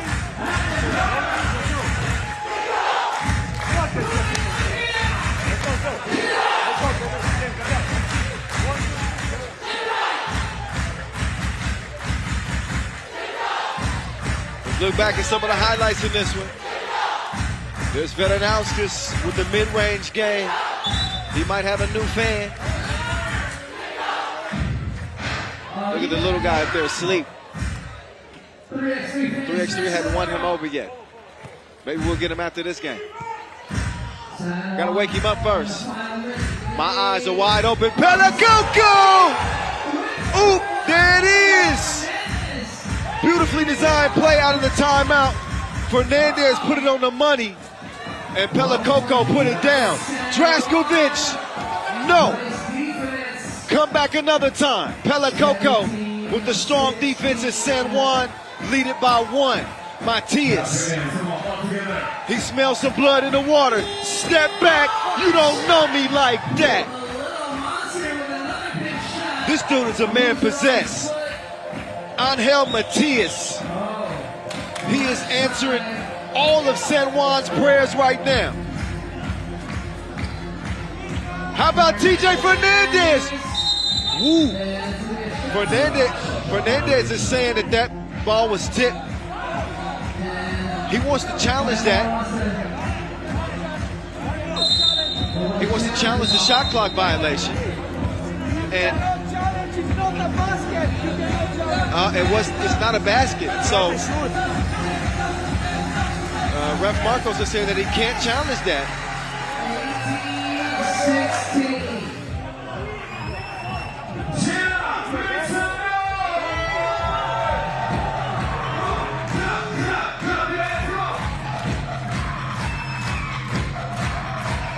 So with 11 seconds left to play, Jeddah looking to tie this contest up 8 fouls apiece. It has been a roller coaster ride. Ebbs and flows throughout this game. San Juan led it by 6 early. Jeddah stormed back in front. Now they have a chance to tie. Draco, oh no, off balance shot. He rushed it. He rushed it. He did not take his time. Make some noise, make some noise, make some noise, make some noise. So 6.2 left. Everybody under the Magic Sky canopy is on the edge of their seats. A quick foul from Vedanauskis, and all Jeddah can do now is sit back and watch and hope that TJ Fernandez misses at the free throw line. But he's going to need to miss both, and he's not. TJ Fernandez with ice water running through his veins. He calmly and coolly steps up and makes 2 in a row and hushes the crowd. He's going to silence Jeddah for good here in their own backyard. And Puerto Rico dig deep after nearly letting that one slip from their fingers. It was Angel Matias, who was an angel not in disguise. It was very clear who the savior for the San Juan team was. Matias goes off 10 points and just some incredibly timely buckets for him as he leads them to a huge win. And let's hear what he has to say with Julian above, standing by courtside. Ju, down to you. Angel, we've seen that story before. Another comeback, another big shot. We don't want this type of game, but it always happens. So we still got to play minute by minute, second by second. And it's part of basketball. It's part of the way 3x3 is played. And we're going to give the extra mile every time we step on the court. This crowd, this Jeddah crowd, they were cheering for their team like crazy. What do you want to tell to these fans? First, I want to thank everybody that was cheering for us, and they were cheering for their team too. You know, at the end of the game, I was just telling them that I love to play against them because they kind of the same team that we have. So we always going to be that rivalry, you know, the hard match. And then thank you, everybody. Congrats. We'll see you tomorrow. Thank you. The miracle worker himself, Angel Matias. He might have wings on his back. His team is flying into the quarterfinals, and he had everything to do with it. Some top 5 material and just some cold-blooded shoot. TJ Fernandez leaving Veranowskis stuck like a statue out there looking like a gargoyle. Nemanja Draskovic, he had a nice stretch where he made some good plays. He had a look there for 2 in those final 10 seconds of play. I think he rushed the shot. If he would have took a little bit more time, probably would have got a better attempt. But, you know, you win as a team and you lose as a team. And Jeddah unable to put it together here against a gritty, a tough San Juan team. Winners in Lausanne earlier. Luis Pelacoco and company, maybe this serves as a wake-up call for them as they understand that, you know, when you get out to an early lead, you cannot take your opponent for granted. At any point, the game could turn. And San Juan, who probably was worried for a bit that, you know, they may end up losing this one. They managed to put it together in the final few possessions. Here's the miracle worker, the monster. He's got dual identities. Take another look. That's so nice, we got to see it twice. Pelacoco getting up to get down, smashing like 2 potatoes on an alley-oop setup from TJ Fernandez. Credit to Jeddah, who came out and played hard. But San Juan played just a little bit harder. We will see them on tomorrow. The action moving on as well, as we will get into Group C play coming up with Šakiai, Gulbelė, and Gagarin. Getting set to close that action. After that, we'll see Amsterdam and Gratz to close what has been a busy and thrilling day 1 of play from our final 3x3 action of 2021. This is the World Tour final, y'all. And that's how Pool B is going to shake out. San Juan is in. Uv is unscathed. Looking forward to seeing both of those teams in the quarterfinals. Šakiai, Gulbelė, and Gagarin. It will come down between these 2 teams. Will it be the Russians or the Lithuanians? We got 10 minutes to find out.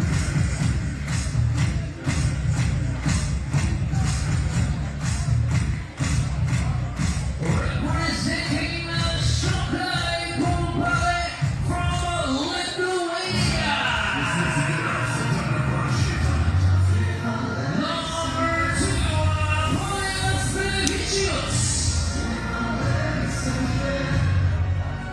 Number 6,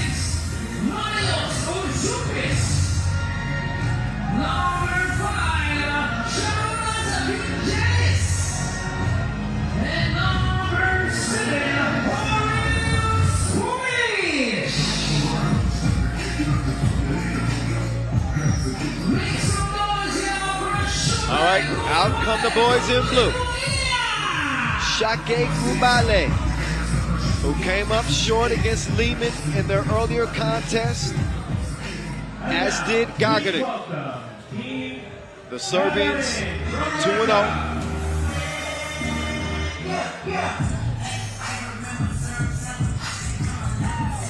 And one of the questions with Gagarin, I think that not having Karpenko representing on this team, they miss that size in a matchup like this.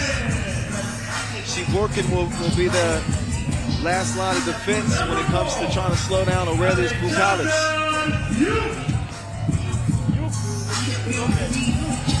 If I'm a Gagarin fan, I'm not so comfortable with that matchup. But they can take solace in the fact that they do have 3 proven Olympians, 3 silver medalists in Kirill Pisklov, Stanislav Sharov, and Alexander Zhuev, and a very talented and skillful Dmitry Shiburkin. You look at Šakiai Gulbelė with Marius Uzupis, all the experience that he brings to the table. Sharunas Vingalis, Paulis Belavicius, and of course Aurelius Bukalis, Yasmina Uris. An iconic day for her, an iconic day for women's referees. Officiating a men's contest in Saudi Arabia for the first time ever. Šakiai Gulbelė, number 2 in 1 point percentage, number 2 in 2 point percentage this year as well. Shows you how well balanced they are. Šakiai Gulbelė came within a possession, a shot of beating Liman, but they end up falling at the hands of Stefan Kojic. Gagarin struggled a little bit more against that Liman team. So get your picks in now. I think if Gagarin are going to win this game, Alexander Zhuev has got to be red hot. Stanislav Sharov's got to be shooting that thing as well. Gagarin can knock it down from beyond that 2-point arc. The size of Šakiai Gulbelė could pose a major threat, though. That's just a fact. I've seen this thing play out before. We're going to see how it plays out here today. 6, 5, 4, 3, and 3. All right. It's on. One more again. Shiborkin. Oh, nice pass. Šakiai Gulbelė just fell asleep on that opening possession. Pretty boy Paulis couldn't put it down from the right wing. Shiborkin. I was talking about the advantage that Bukalis might have, but Shiborkin's probably got a step on Bukalis. We saw pretty clearly on that last offensive possession. So the big man, Bukalis, is going to have to move his feet. Sharov called for the foul. Uzi was trying to make a move. These teams have not met head-to-head here in 2021.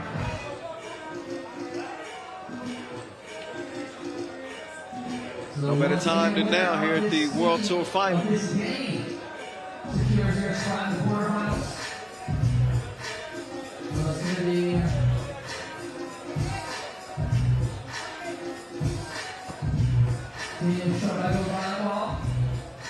Vingalis to Bukalis. He's got Uzi in the paint. Uzi gets out of there before the kick gets called. Now Uzi drops the shoulder, he elevates, count that, plus the foul. And I think Zhuev even took a shot in the face.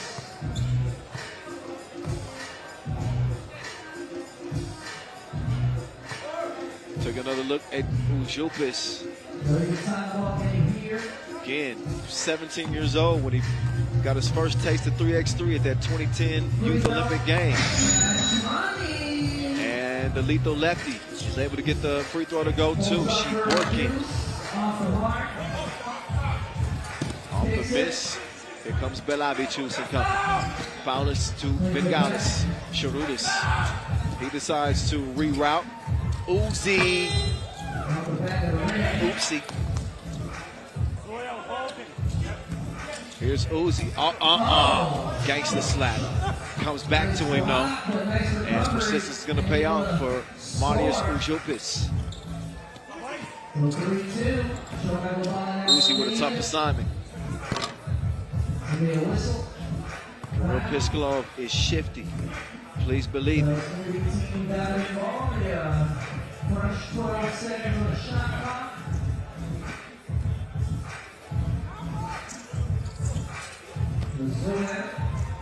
Zuet is not Zuet. He will sit down.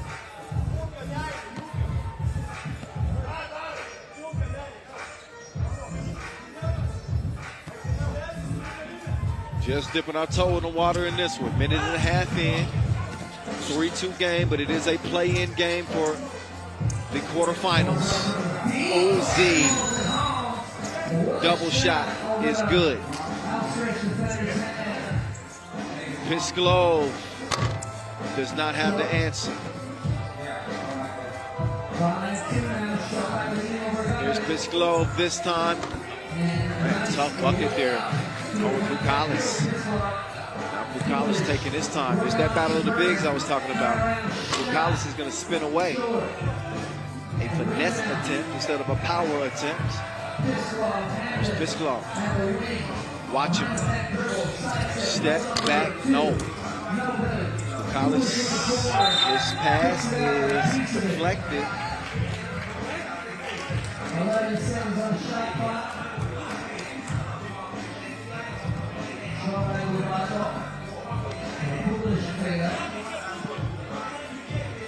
"11 seconds to go to work. Close to a full shot clock. Bukalis is going to get to a spot. And Zuev should have sent a smoke signal. He needed some help. Nobody came to the rescue. 6'3". Pisklov. No.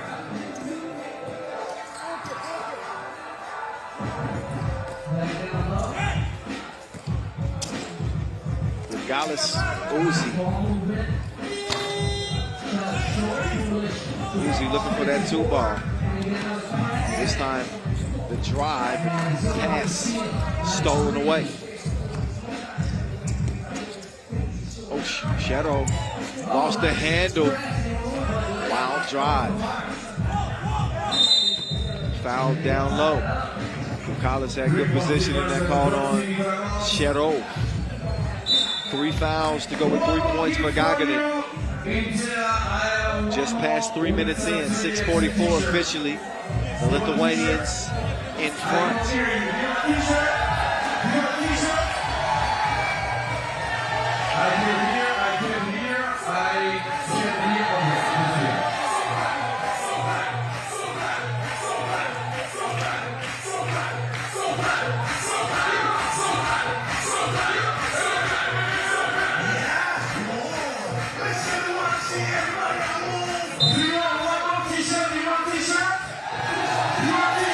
It's going down live from the Kingdom of Saudi Arabia. One more again. It's the Jeddah Final 2021. Couple more games left on the day's slate as Uzi. He misses the mark yet again. She's working. They're trying to get it going against Sharunas Bengalis. And he put him on the bucket list. 6-4 as Bengalis gets it to Uzi. He gives it right back. Bengalis will pull up. A capable scorer himself, but just hasn't had to do a whole lot of scoring. And an unnecessary bump from Shadow. So he's trying to get past the screen. That's now 4 fouls for Gagarin. 6-4 lead for Šakiai, who've only picked up 1 foul. And an errant pass from Belavichus, and then the silly foul. So he kind of compounded that mistake, turned it over, and then delivers a foul that was also unnecessary. So back to the defensive end, go Šakiai.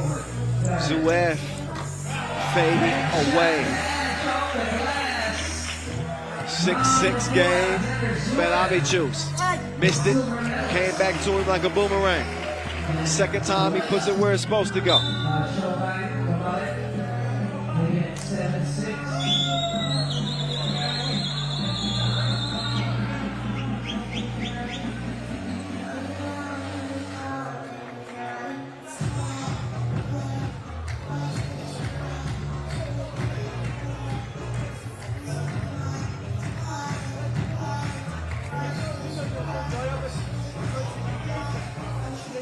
So each team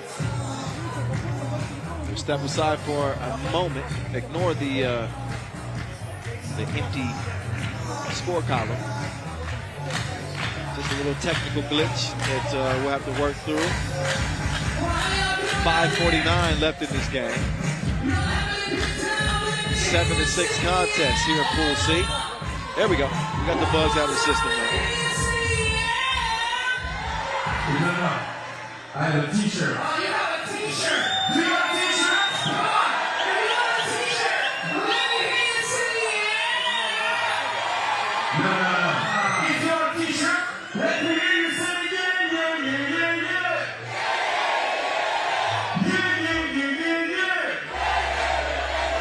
If you have a t-shirt, let me hear you say it's good. No. It's good. No. It's good.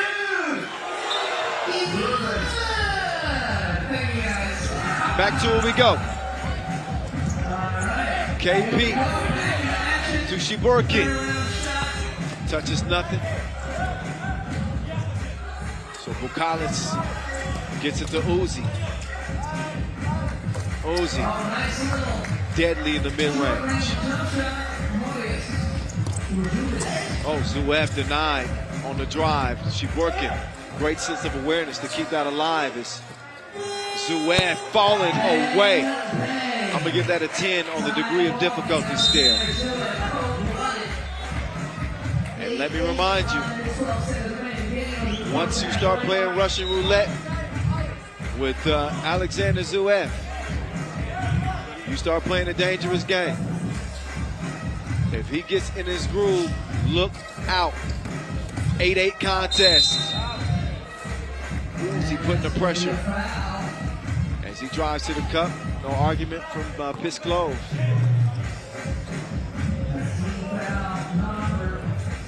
Uzupis.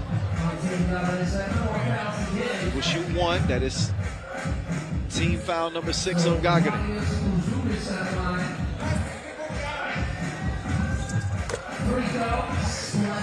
Uzi Kush from the line. Stanislav Sherov. Get out of my way. Squeezes his way past the defense, lays it in, plus the foul. He's going to try to get to the hard way.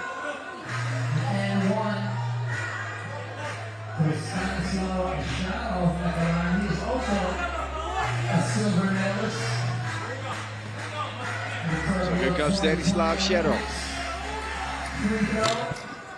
And he's got the shooter's touch. He's also got Gagarin in front, 10-9. So the Russians have come back alive too. Belavicius. Oh, he had an open Bukalis. That's a 1. 10-10. Shiborkin going to work from the logo. So blue foul, just off the ball. No, just for my pleasure, could you say he's good? He's good. Just here, it's okay. Pisklov getting to the baseline. Looks like Ozupis. Ozupis is saying he was passing the ball.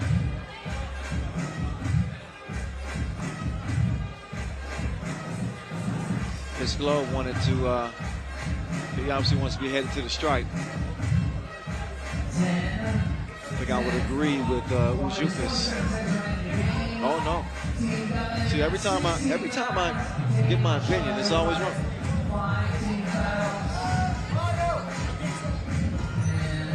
I'm gonna err on the side of caution next time, but just go with the refs. They're a lot smarter at calling this game than I am. Pisklov, yes. Oh, Belavichus nearly lost his footing. Oh, D up, look at that. He had him on punishment. The better part of that possession. But 7 fouls now on Gagarin. So Paulos Belavichus will shoot 2.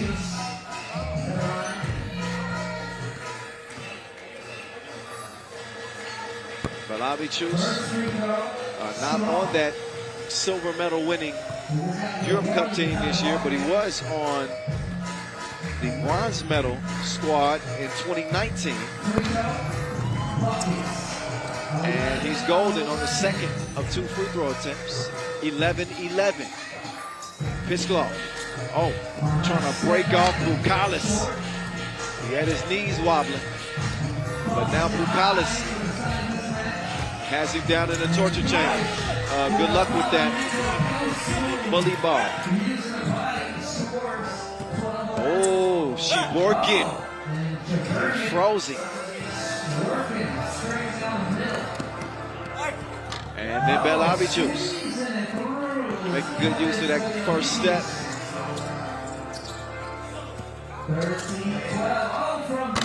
Zuef, no hesitation. Belavichus. He snatches that board. 2-1 advantage. Shiborkin's long arms deflect the pass. Now Zuef gets past Bengalis. Count that.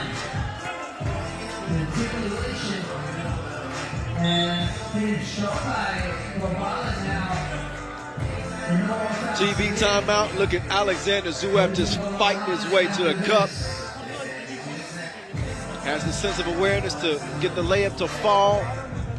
Despite being hacked, is 13-13. Just under 3.5 to play. Gagarin already in the penalty. Šakiai Gulbelė right behind him. Užupis has been the go-to guy for the Lithuanians. He's got 6. Belavichus with 4 right behind him. Zuef with 5 for the Russians. Followed by Shiborkin and Cherov, who both have 3 apiece.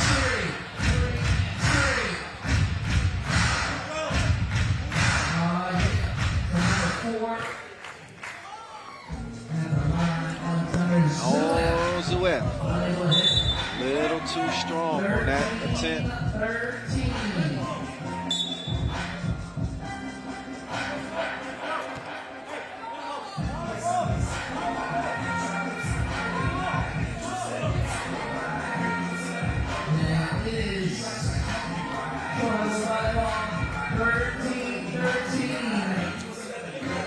Belavichus, he waited for the defense. It's all out of sync and out of sorts on that possession.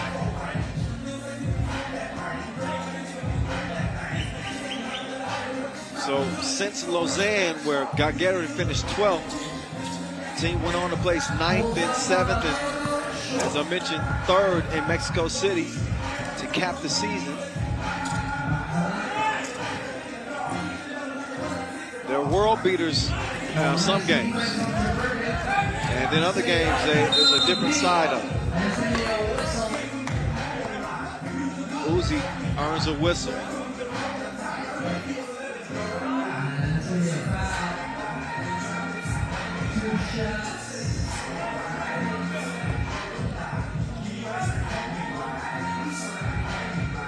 Good way.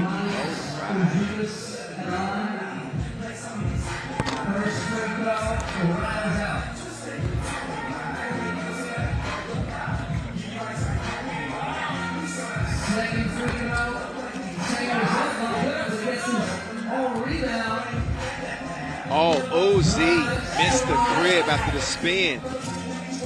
Shiborkin just passed Uzi, and the tie is now broken. 2.5 to play. Belabi choose OMG. That was deeper than Inception.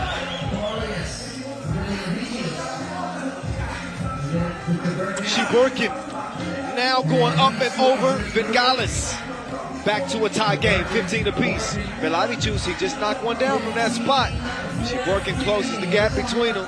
Uzi now steps and puts one up over that left shoulder. And it is a miss.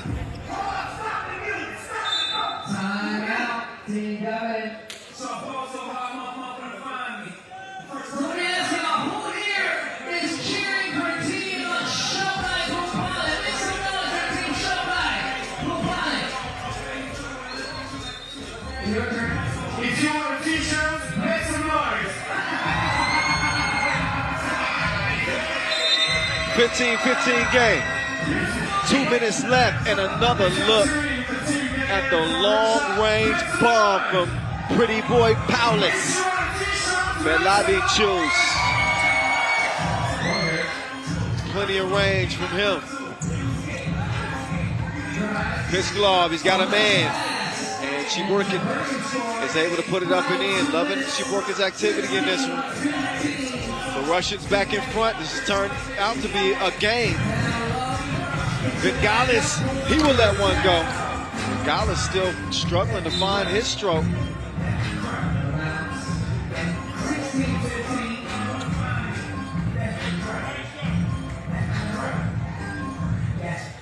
If you're a t-shirt, stay with us. For the last game.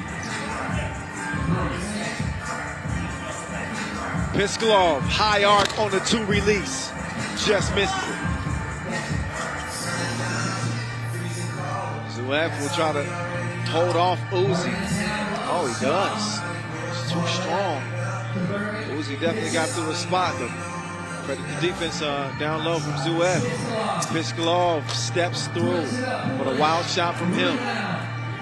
Belabi choose. Trying to hit it from his hot spot. Not that time. Pisklov, Zuev, he's always ready to shoot. Missed it, left. Belabi choose will track it down. We're under a minute to play now, y'all. Here we go. Down to the enforcer. Pukalis. Oh, Belabi choose, he left his feet. He was discombobulated. Pukalis was telling him to shoot it. Too late now.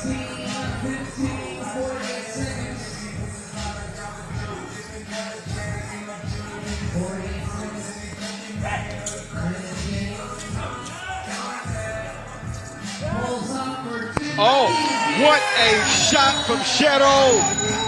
That puts Gagarin up by 3. As Šakiai is on the verge of being shocked. 35 seconds left. Gagarin, despite being in foul trouble in the penalty, they still managed to jump out front.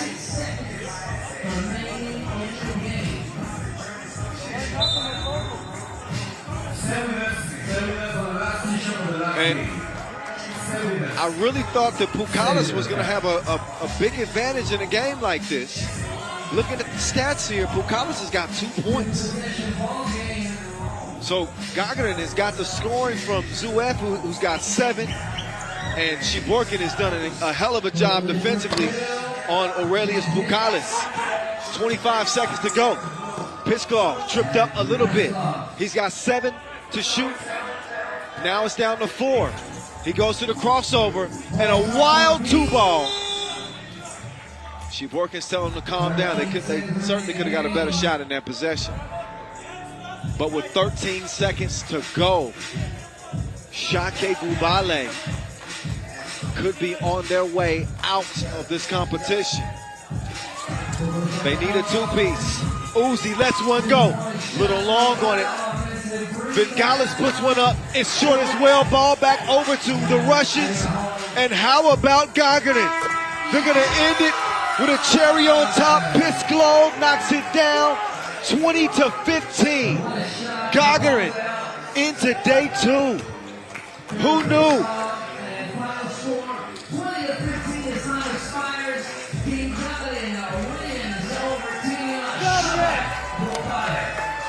So, yeah, a tip of the cap to Gagarin, who outgunned Šakiai Gulbelė. I think on paper, Šakiai Gulbelė was probably favored in that contest, but you don't win games on paper. You do win games between the lines. The lines on the court, that is.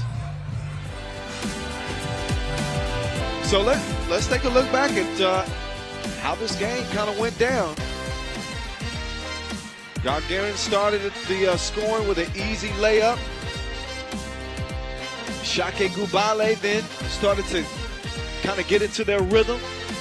We saw some really difficult shots made really from both teams. Uzi came out as a catalyst for Šakiai Gulbelė. Was really attacking the rim. But credit Gagarin, who they never blinked, not one time.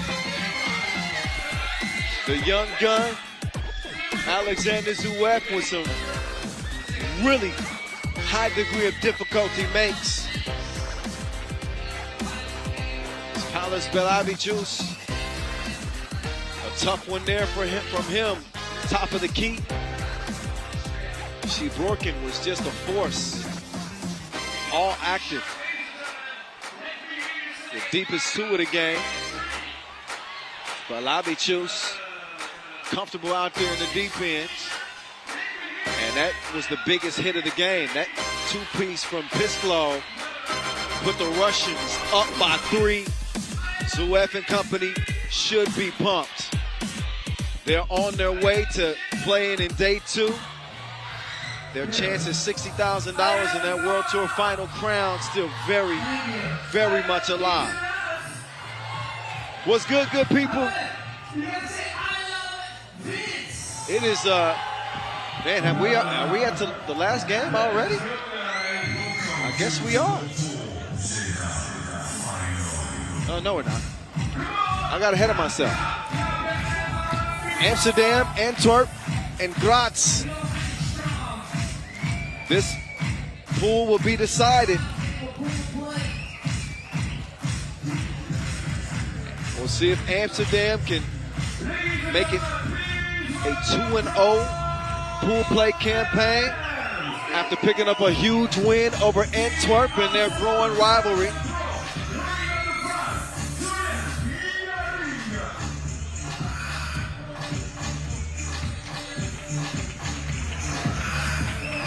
Antwerp with a win over Graz.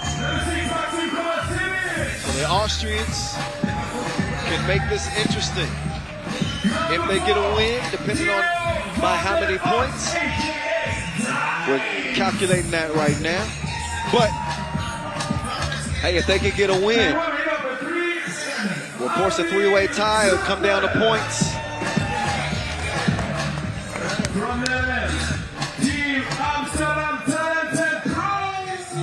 Team Amsterdam Talent&Pro with Dimes, Juice, Mad Max, and Slaughterhouse.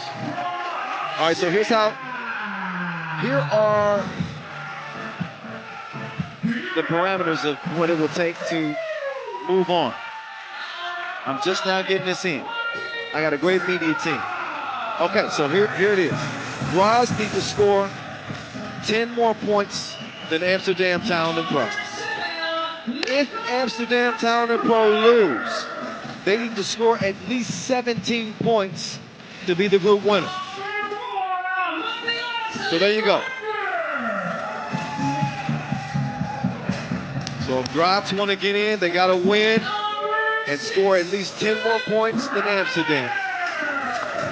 Even if Amsterdam lose, 17 points is their magic number to still get in. Not only still get in, but to win the group.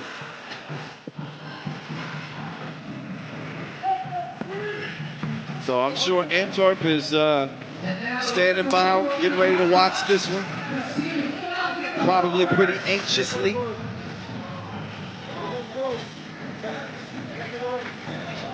What a game we saw from the Mayo Vanderhorst against Antwerp. defensively and offensively, as they really locked in. Max Kovacevic took a shot to the mouth, and it was an injury probably well worth it from his point of view, because it puts his team in a good position. All they need is to get a win or 17 points, and Amsterdam Talent&Pro will be guaranteed a slot in the quarterfinals. There he is, the 30-year-old that we know as Dimes. Graz again, the first Austrian team to play in the World Tour Final. #1 in dunks per game. That's because they had Philip the Hammer Kramer. There he is. World number 42.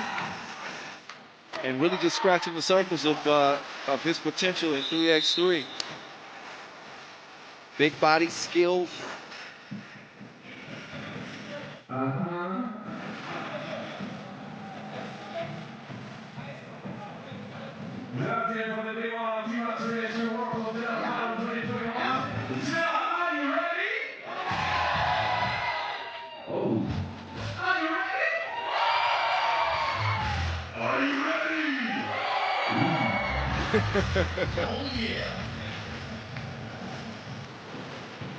Soldier Boy is in the building, all the way out here in Saudi Arabia. Young Draco himself. Okay, that wasn't Soldier Boy, I'm sorry. I was about to hit y'all with the Superman.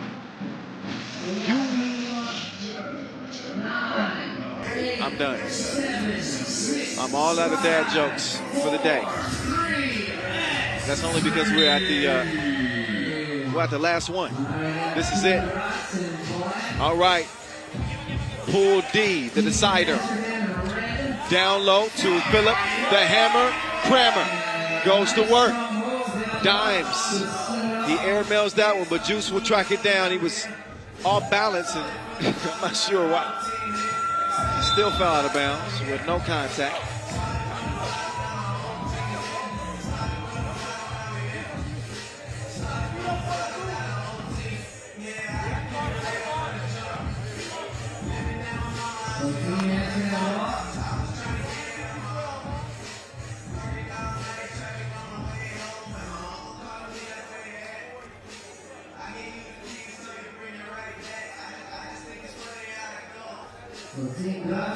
Board. 20 seconds in. Game number 12. Here from pool play.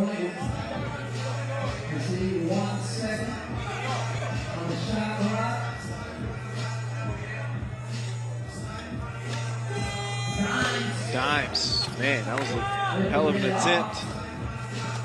I don't know how Juice was able to get that pass to Vanderhorst, but somehow, some way he did. And they're able to put the cookie in the cup. All even at one apiece. Carlton Bruner. Little jelly for your toast. 2-1. Slaughterhouse. Front 10. It ricochets off. And a quick whistle. That's a foul on Carlton Bruner. I don't think he was set while he was setting that screen, so he's going to sit down. Dimes getting a breather as well. Slaughter and Kovacevic, the two shooters with this Dutch trio on the court right now. Kovacevic gets to the crib, finishes with the lefty leg.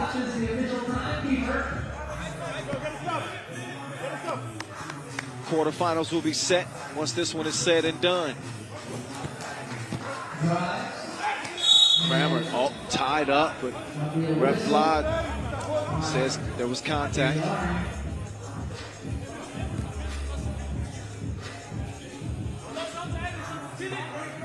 Oh, yeah, take another look. Juice. Yeah, he makes a good argument for himself, but again, I trust the refs. Okay, the Hammer is able to nail it from the line. All right, I said I was done with the puns, but I can't stop. Can they stop Dimes? I did it again. I need a timeout.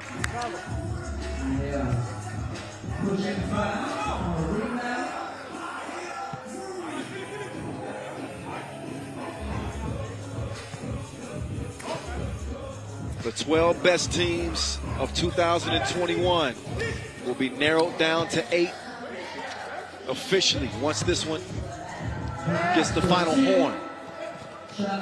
Vanderhorst's stroke was broke. Carlton Brunner, he's husky. Using that body to get to his spot and gets it to drop. Mad Max. He's gonna miss that one. Oh yeah. No basket. Foul well before the shot.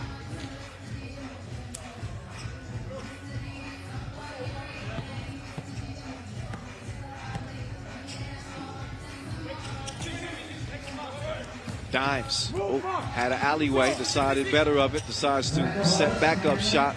He goes to the spin move. Oh no! He put him on his tushy, but he gotta finish the lay. That was almost a highlight worth talking about. Take another look. Skirt! Timber! Gotta finish that. All right. I'm gonna get off his case. Lenortner, no. Juice, Slaughterhouse. He's got some space. Can he give him a taste? Nope. Oh, Lenortner trying to put one down. He couldn't do it. Dimes looking like a member of the Jackson 5. He gets to the crib and he's flexing on him. It's a very 70s-ish look with the mini afro and the mustache. I'm not saying I don't like it. It's a good look. It's one of several from Dimes over the years. Carlton Brunner, no.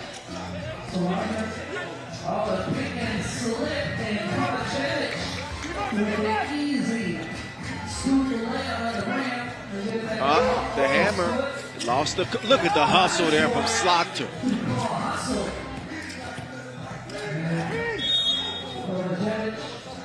Kovacevic definitely was hacked. TV timeout in the 4-4 game. Again, the magic number for Amsterdam Talent&Pro is 17. Even in the loss, they get in. You got Antwerp in this group as well.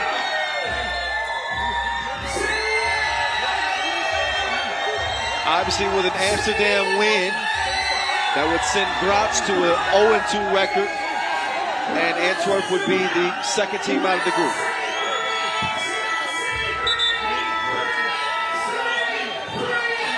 Kovacevic, the new addition on this Amsterdam Talent&Pro team this year.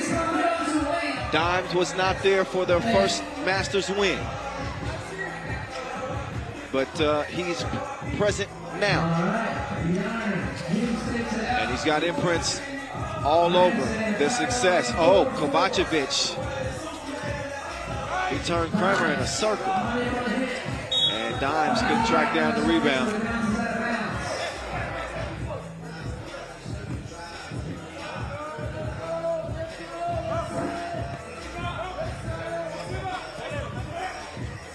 Carlton Brunner with Kovacevic trying to stay in front of him. He got a little bit too handsy.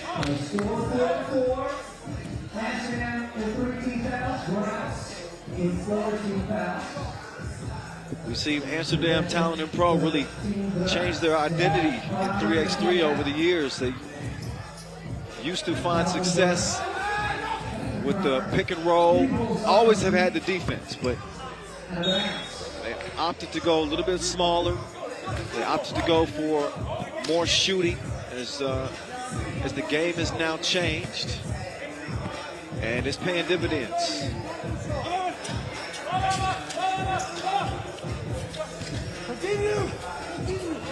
Carlton Brunner trying to lock in defensively. Dimes with a dime. Juice, oh, you fancy, huh? I thought Juice was going to do the sprinkler on that layup attempt, but he just went with the Karl Malone.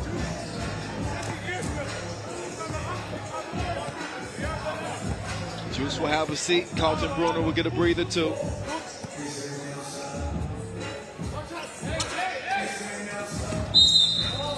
Nortner held up. Slaughter called for the foul on that one.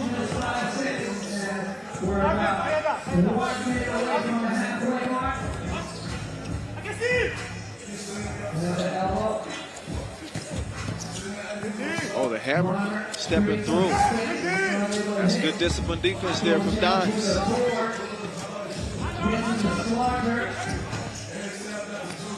Dimes goes left, spins, puts up the hook. Not that time. Oh. Kramer. The hammer. Ooh, tough attempt.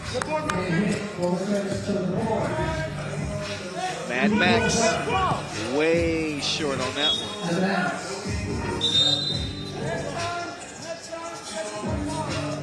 All right, let's get a warning issue. Only a 1-point game.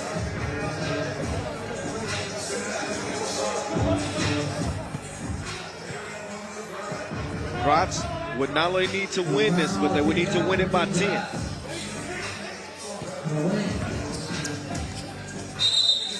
Oh, Carlton Brunner stepped on the line. Lost his bearings on the court a little bit.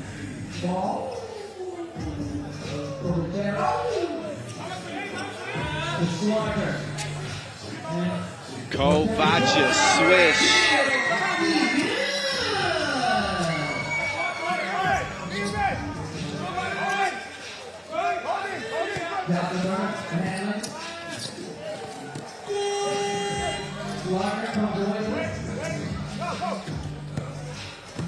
Here's Kovacic, vicious. He wanted a foul. Oh. Yeah, Kovacic is he's gonna put himself in timeout. He is not.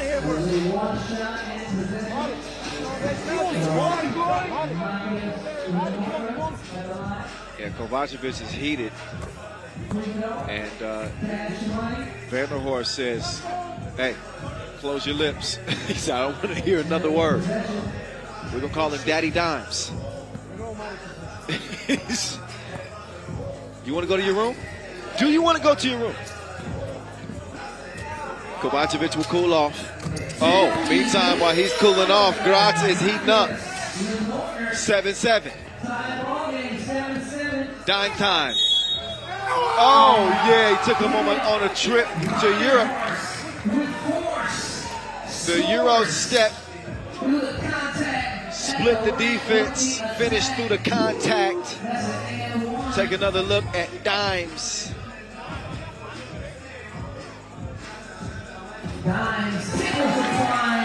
And he's able to cash in at the line as well. 9-7, look at Juice trying to hold his own with the hammer. Oh, smart play from Philip Kramer. He threw it off the back of Jari. Kovacic is taking the chill pill. He's now back. There's a reason why I call him Mad Max. Number one, because he's a shooter. And occasionally he gets a little heated. Ooh, Slaughter. D'ing up. Okay. Kovacic. Oh, lost the handle. Drive and kick. That ball does not stick too long with this Amsterdam Talent&Pro team. They get it moving. But they will have to really get moving with only 2 seconds left on the shot clock here.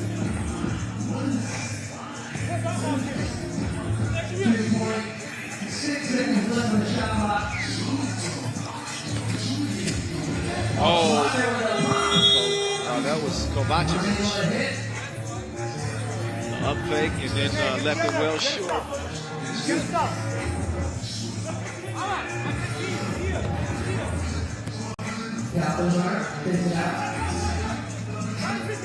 Two-point game.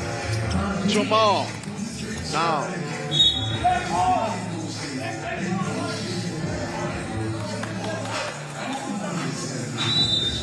The second team timeout. DJ, smile, stop the music. Let's go, Vince. If you want the t-shirt, Jeddah, you have to dance now.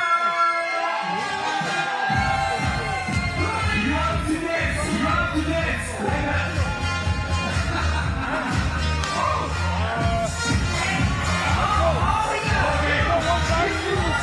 So we got a 9-7 game.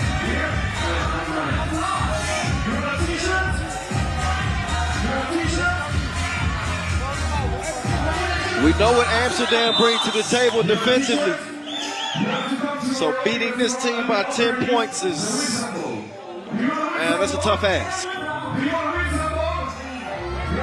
Gratz would need to go on an incredible run to get that type of distance on an Amsterdam team that lead them by 2 and really make every possession very difficult.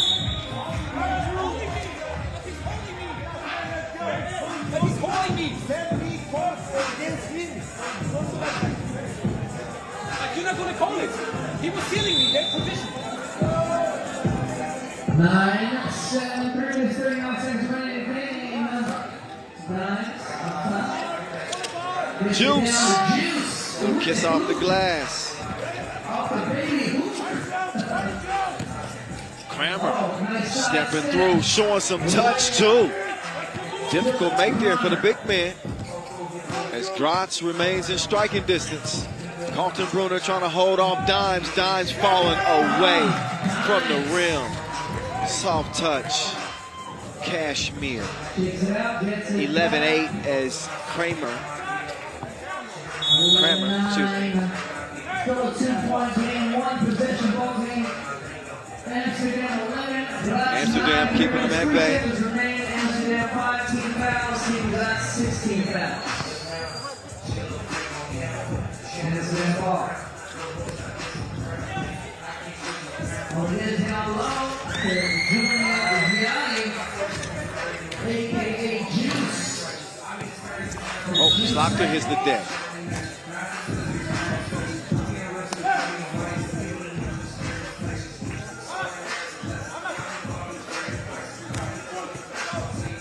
.251 left.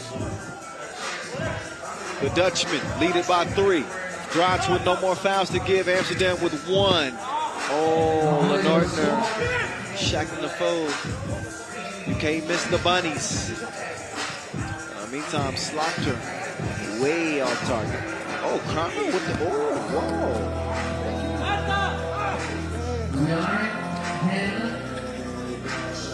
Oh, little up fake. Oh, nice touch pass.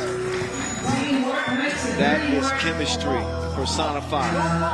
Juice and Slocter connected for a 13th Amsterdam point.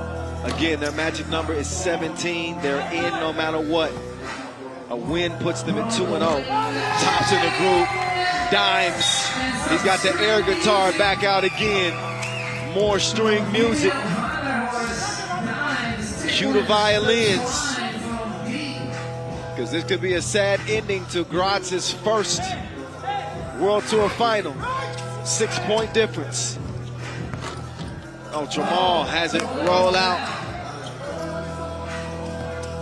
Slocter back over to Dimes. Dimes, he is feeling it like a full body massage. 17-9. The hammer gets the tip, but how good has Dimes been today? Vanderhorst up to 9 in this game, coming off a 10-point outburst in game number 1. Who is this man?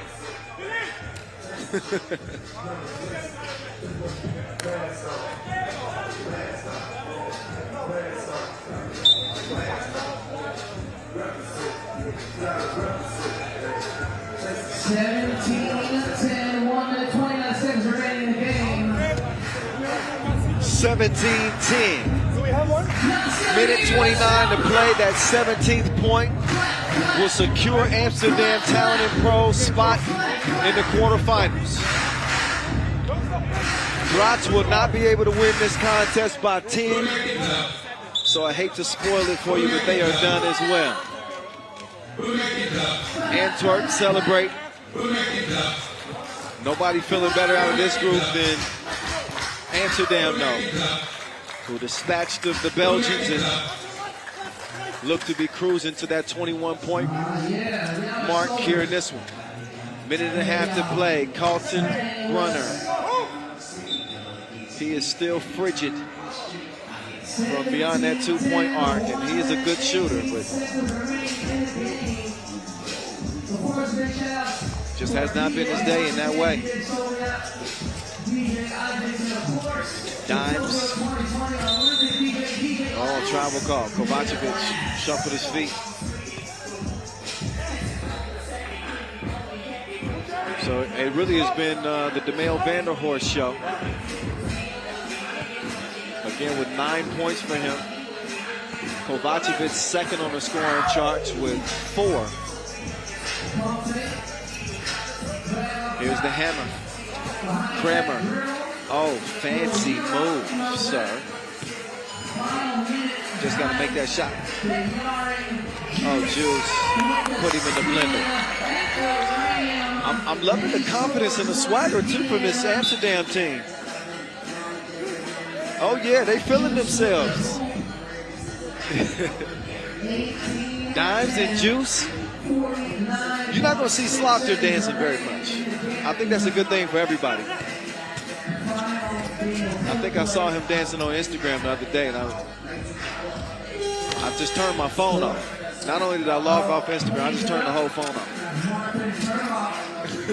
18-11. 35 ticks to go.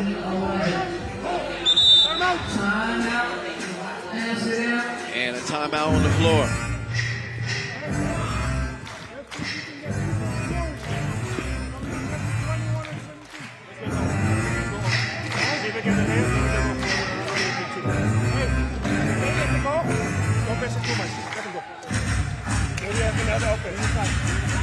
No twos. Yeah, let them drive. So, you heard Dime say no twos. Just let them drive. Anything to get the possession back and to milk the clock. That is the top priority for the Dutchmen. They got a 7-point lead. No need to force anything. They are well in the driver's seat. Kovacevic, short.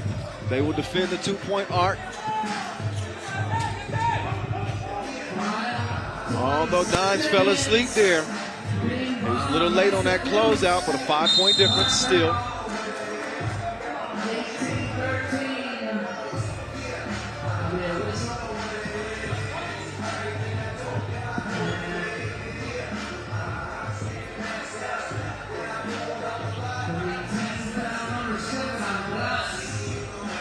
Black and yellow, black and yellow, black and yellow, black and yellow.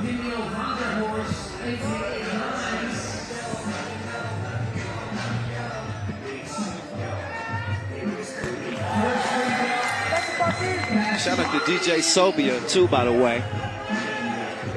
My guy is smooth over there with DJ Last. That's a nice combo over there. Yeah.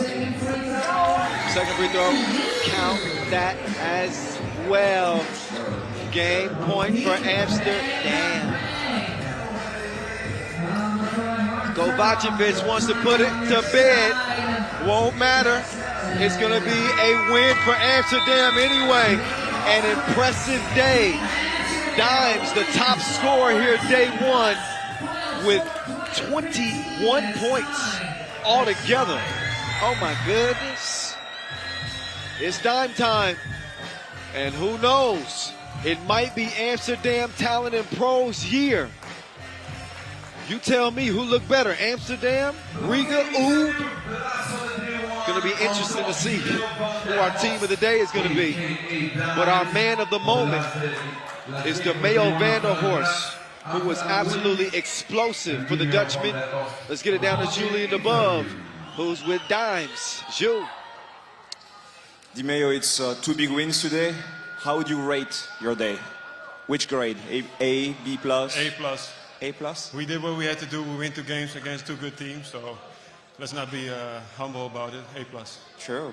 We've seen you flex. We've seen you play the guitar. You're playing with so much passion this year. Yeah, I love this game. I fell in love with 3 years ago, and I think it helps us team to show it and to be emotional on the court and help each other out. And yeah. Congrats again. 3 more wins tomorrow. Yeah, for sure. Oh, yeah, he said for sure. And he said, forget being humble. He said, sit down. We're going to enjoy this. Oh, and they got a nice little fan section. All right. Okay.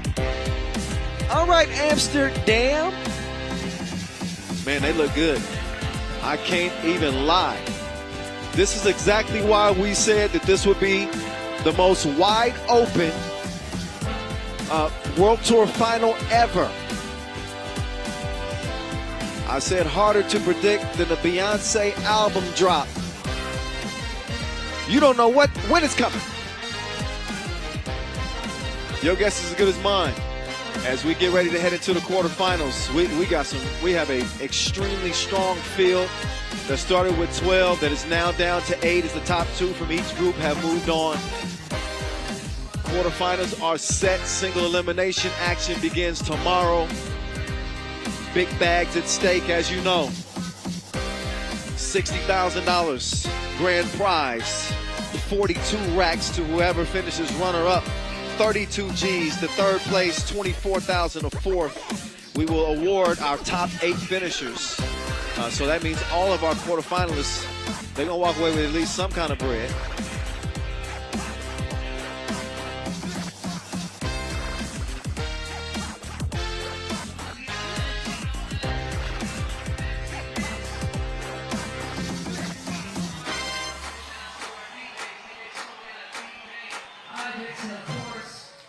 All right, wow, that was fun. That was fast and furious. Hey, well, officially, here's how Pool D looked. Amsterdam, far and away, the best team out of this group. I think that argument has been settled in terms of that rivalry. Here are the pool phase results from the day. All 12 contests that started with a 2-point victory with Riga over Lausanne. Of course, the Latvians go 2-0. Go 2-0. Liman go 2-0. Princeton left on the outside looking in, so we will have no American representatives on day 2. San Juan earned their way in, a tough, kind of crazy game against Jeddah as they were able to earn that spot. And here's how the quarterfinals will shake out. Riga and Gagarin, Amsterdam and San Juan, and Antwerp, and Liman versus Lausanne. OMG. I'm looking at that Antwerp quarterfinal. Look, it's going to be crazy, y'all. It's going to be crazy. So we start tomorrow, 4:30 p.m. Local time. I'm not sure where you are watching from your part of the globe, but I'm sure you can figure it out for yourself. 4:30 p.m. local time is when we'll start off the quarterfinals here tomorrow. We'll have, again, as always, 2 electrifying individual competitions. We'll have our slam dunk competition as well as our 2-point shootout final. On deck for our final day of play from the final tournament of 2021. I'm getting emotional. So, that's it from day 1, y'all. Pool play is over. Single elimination quarterfinals begin tomorrow. Big bags to hand out and bragging rights for the year of 2021. All right, for our entire crew here from day 1, I'm Kyle Montgomery, a.k.a. The Voice, saying peace out. We will see you tomorrow, 4:30, as we will crown a 2021 FIBA 3x3 World Tour champion.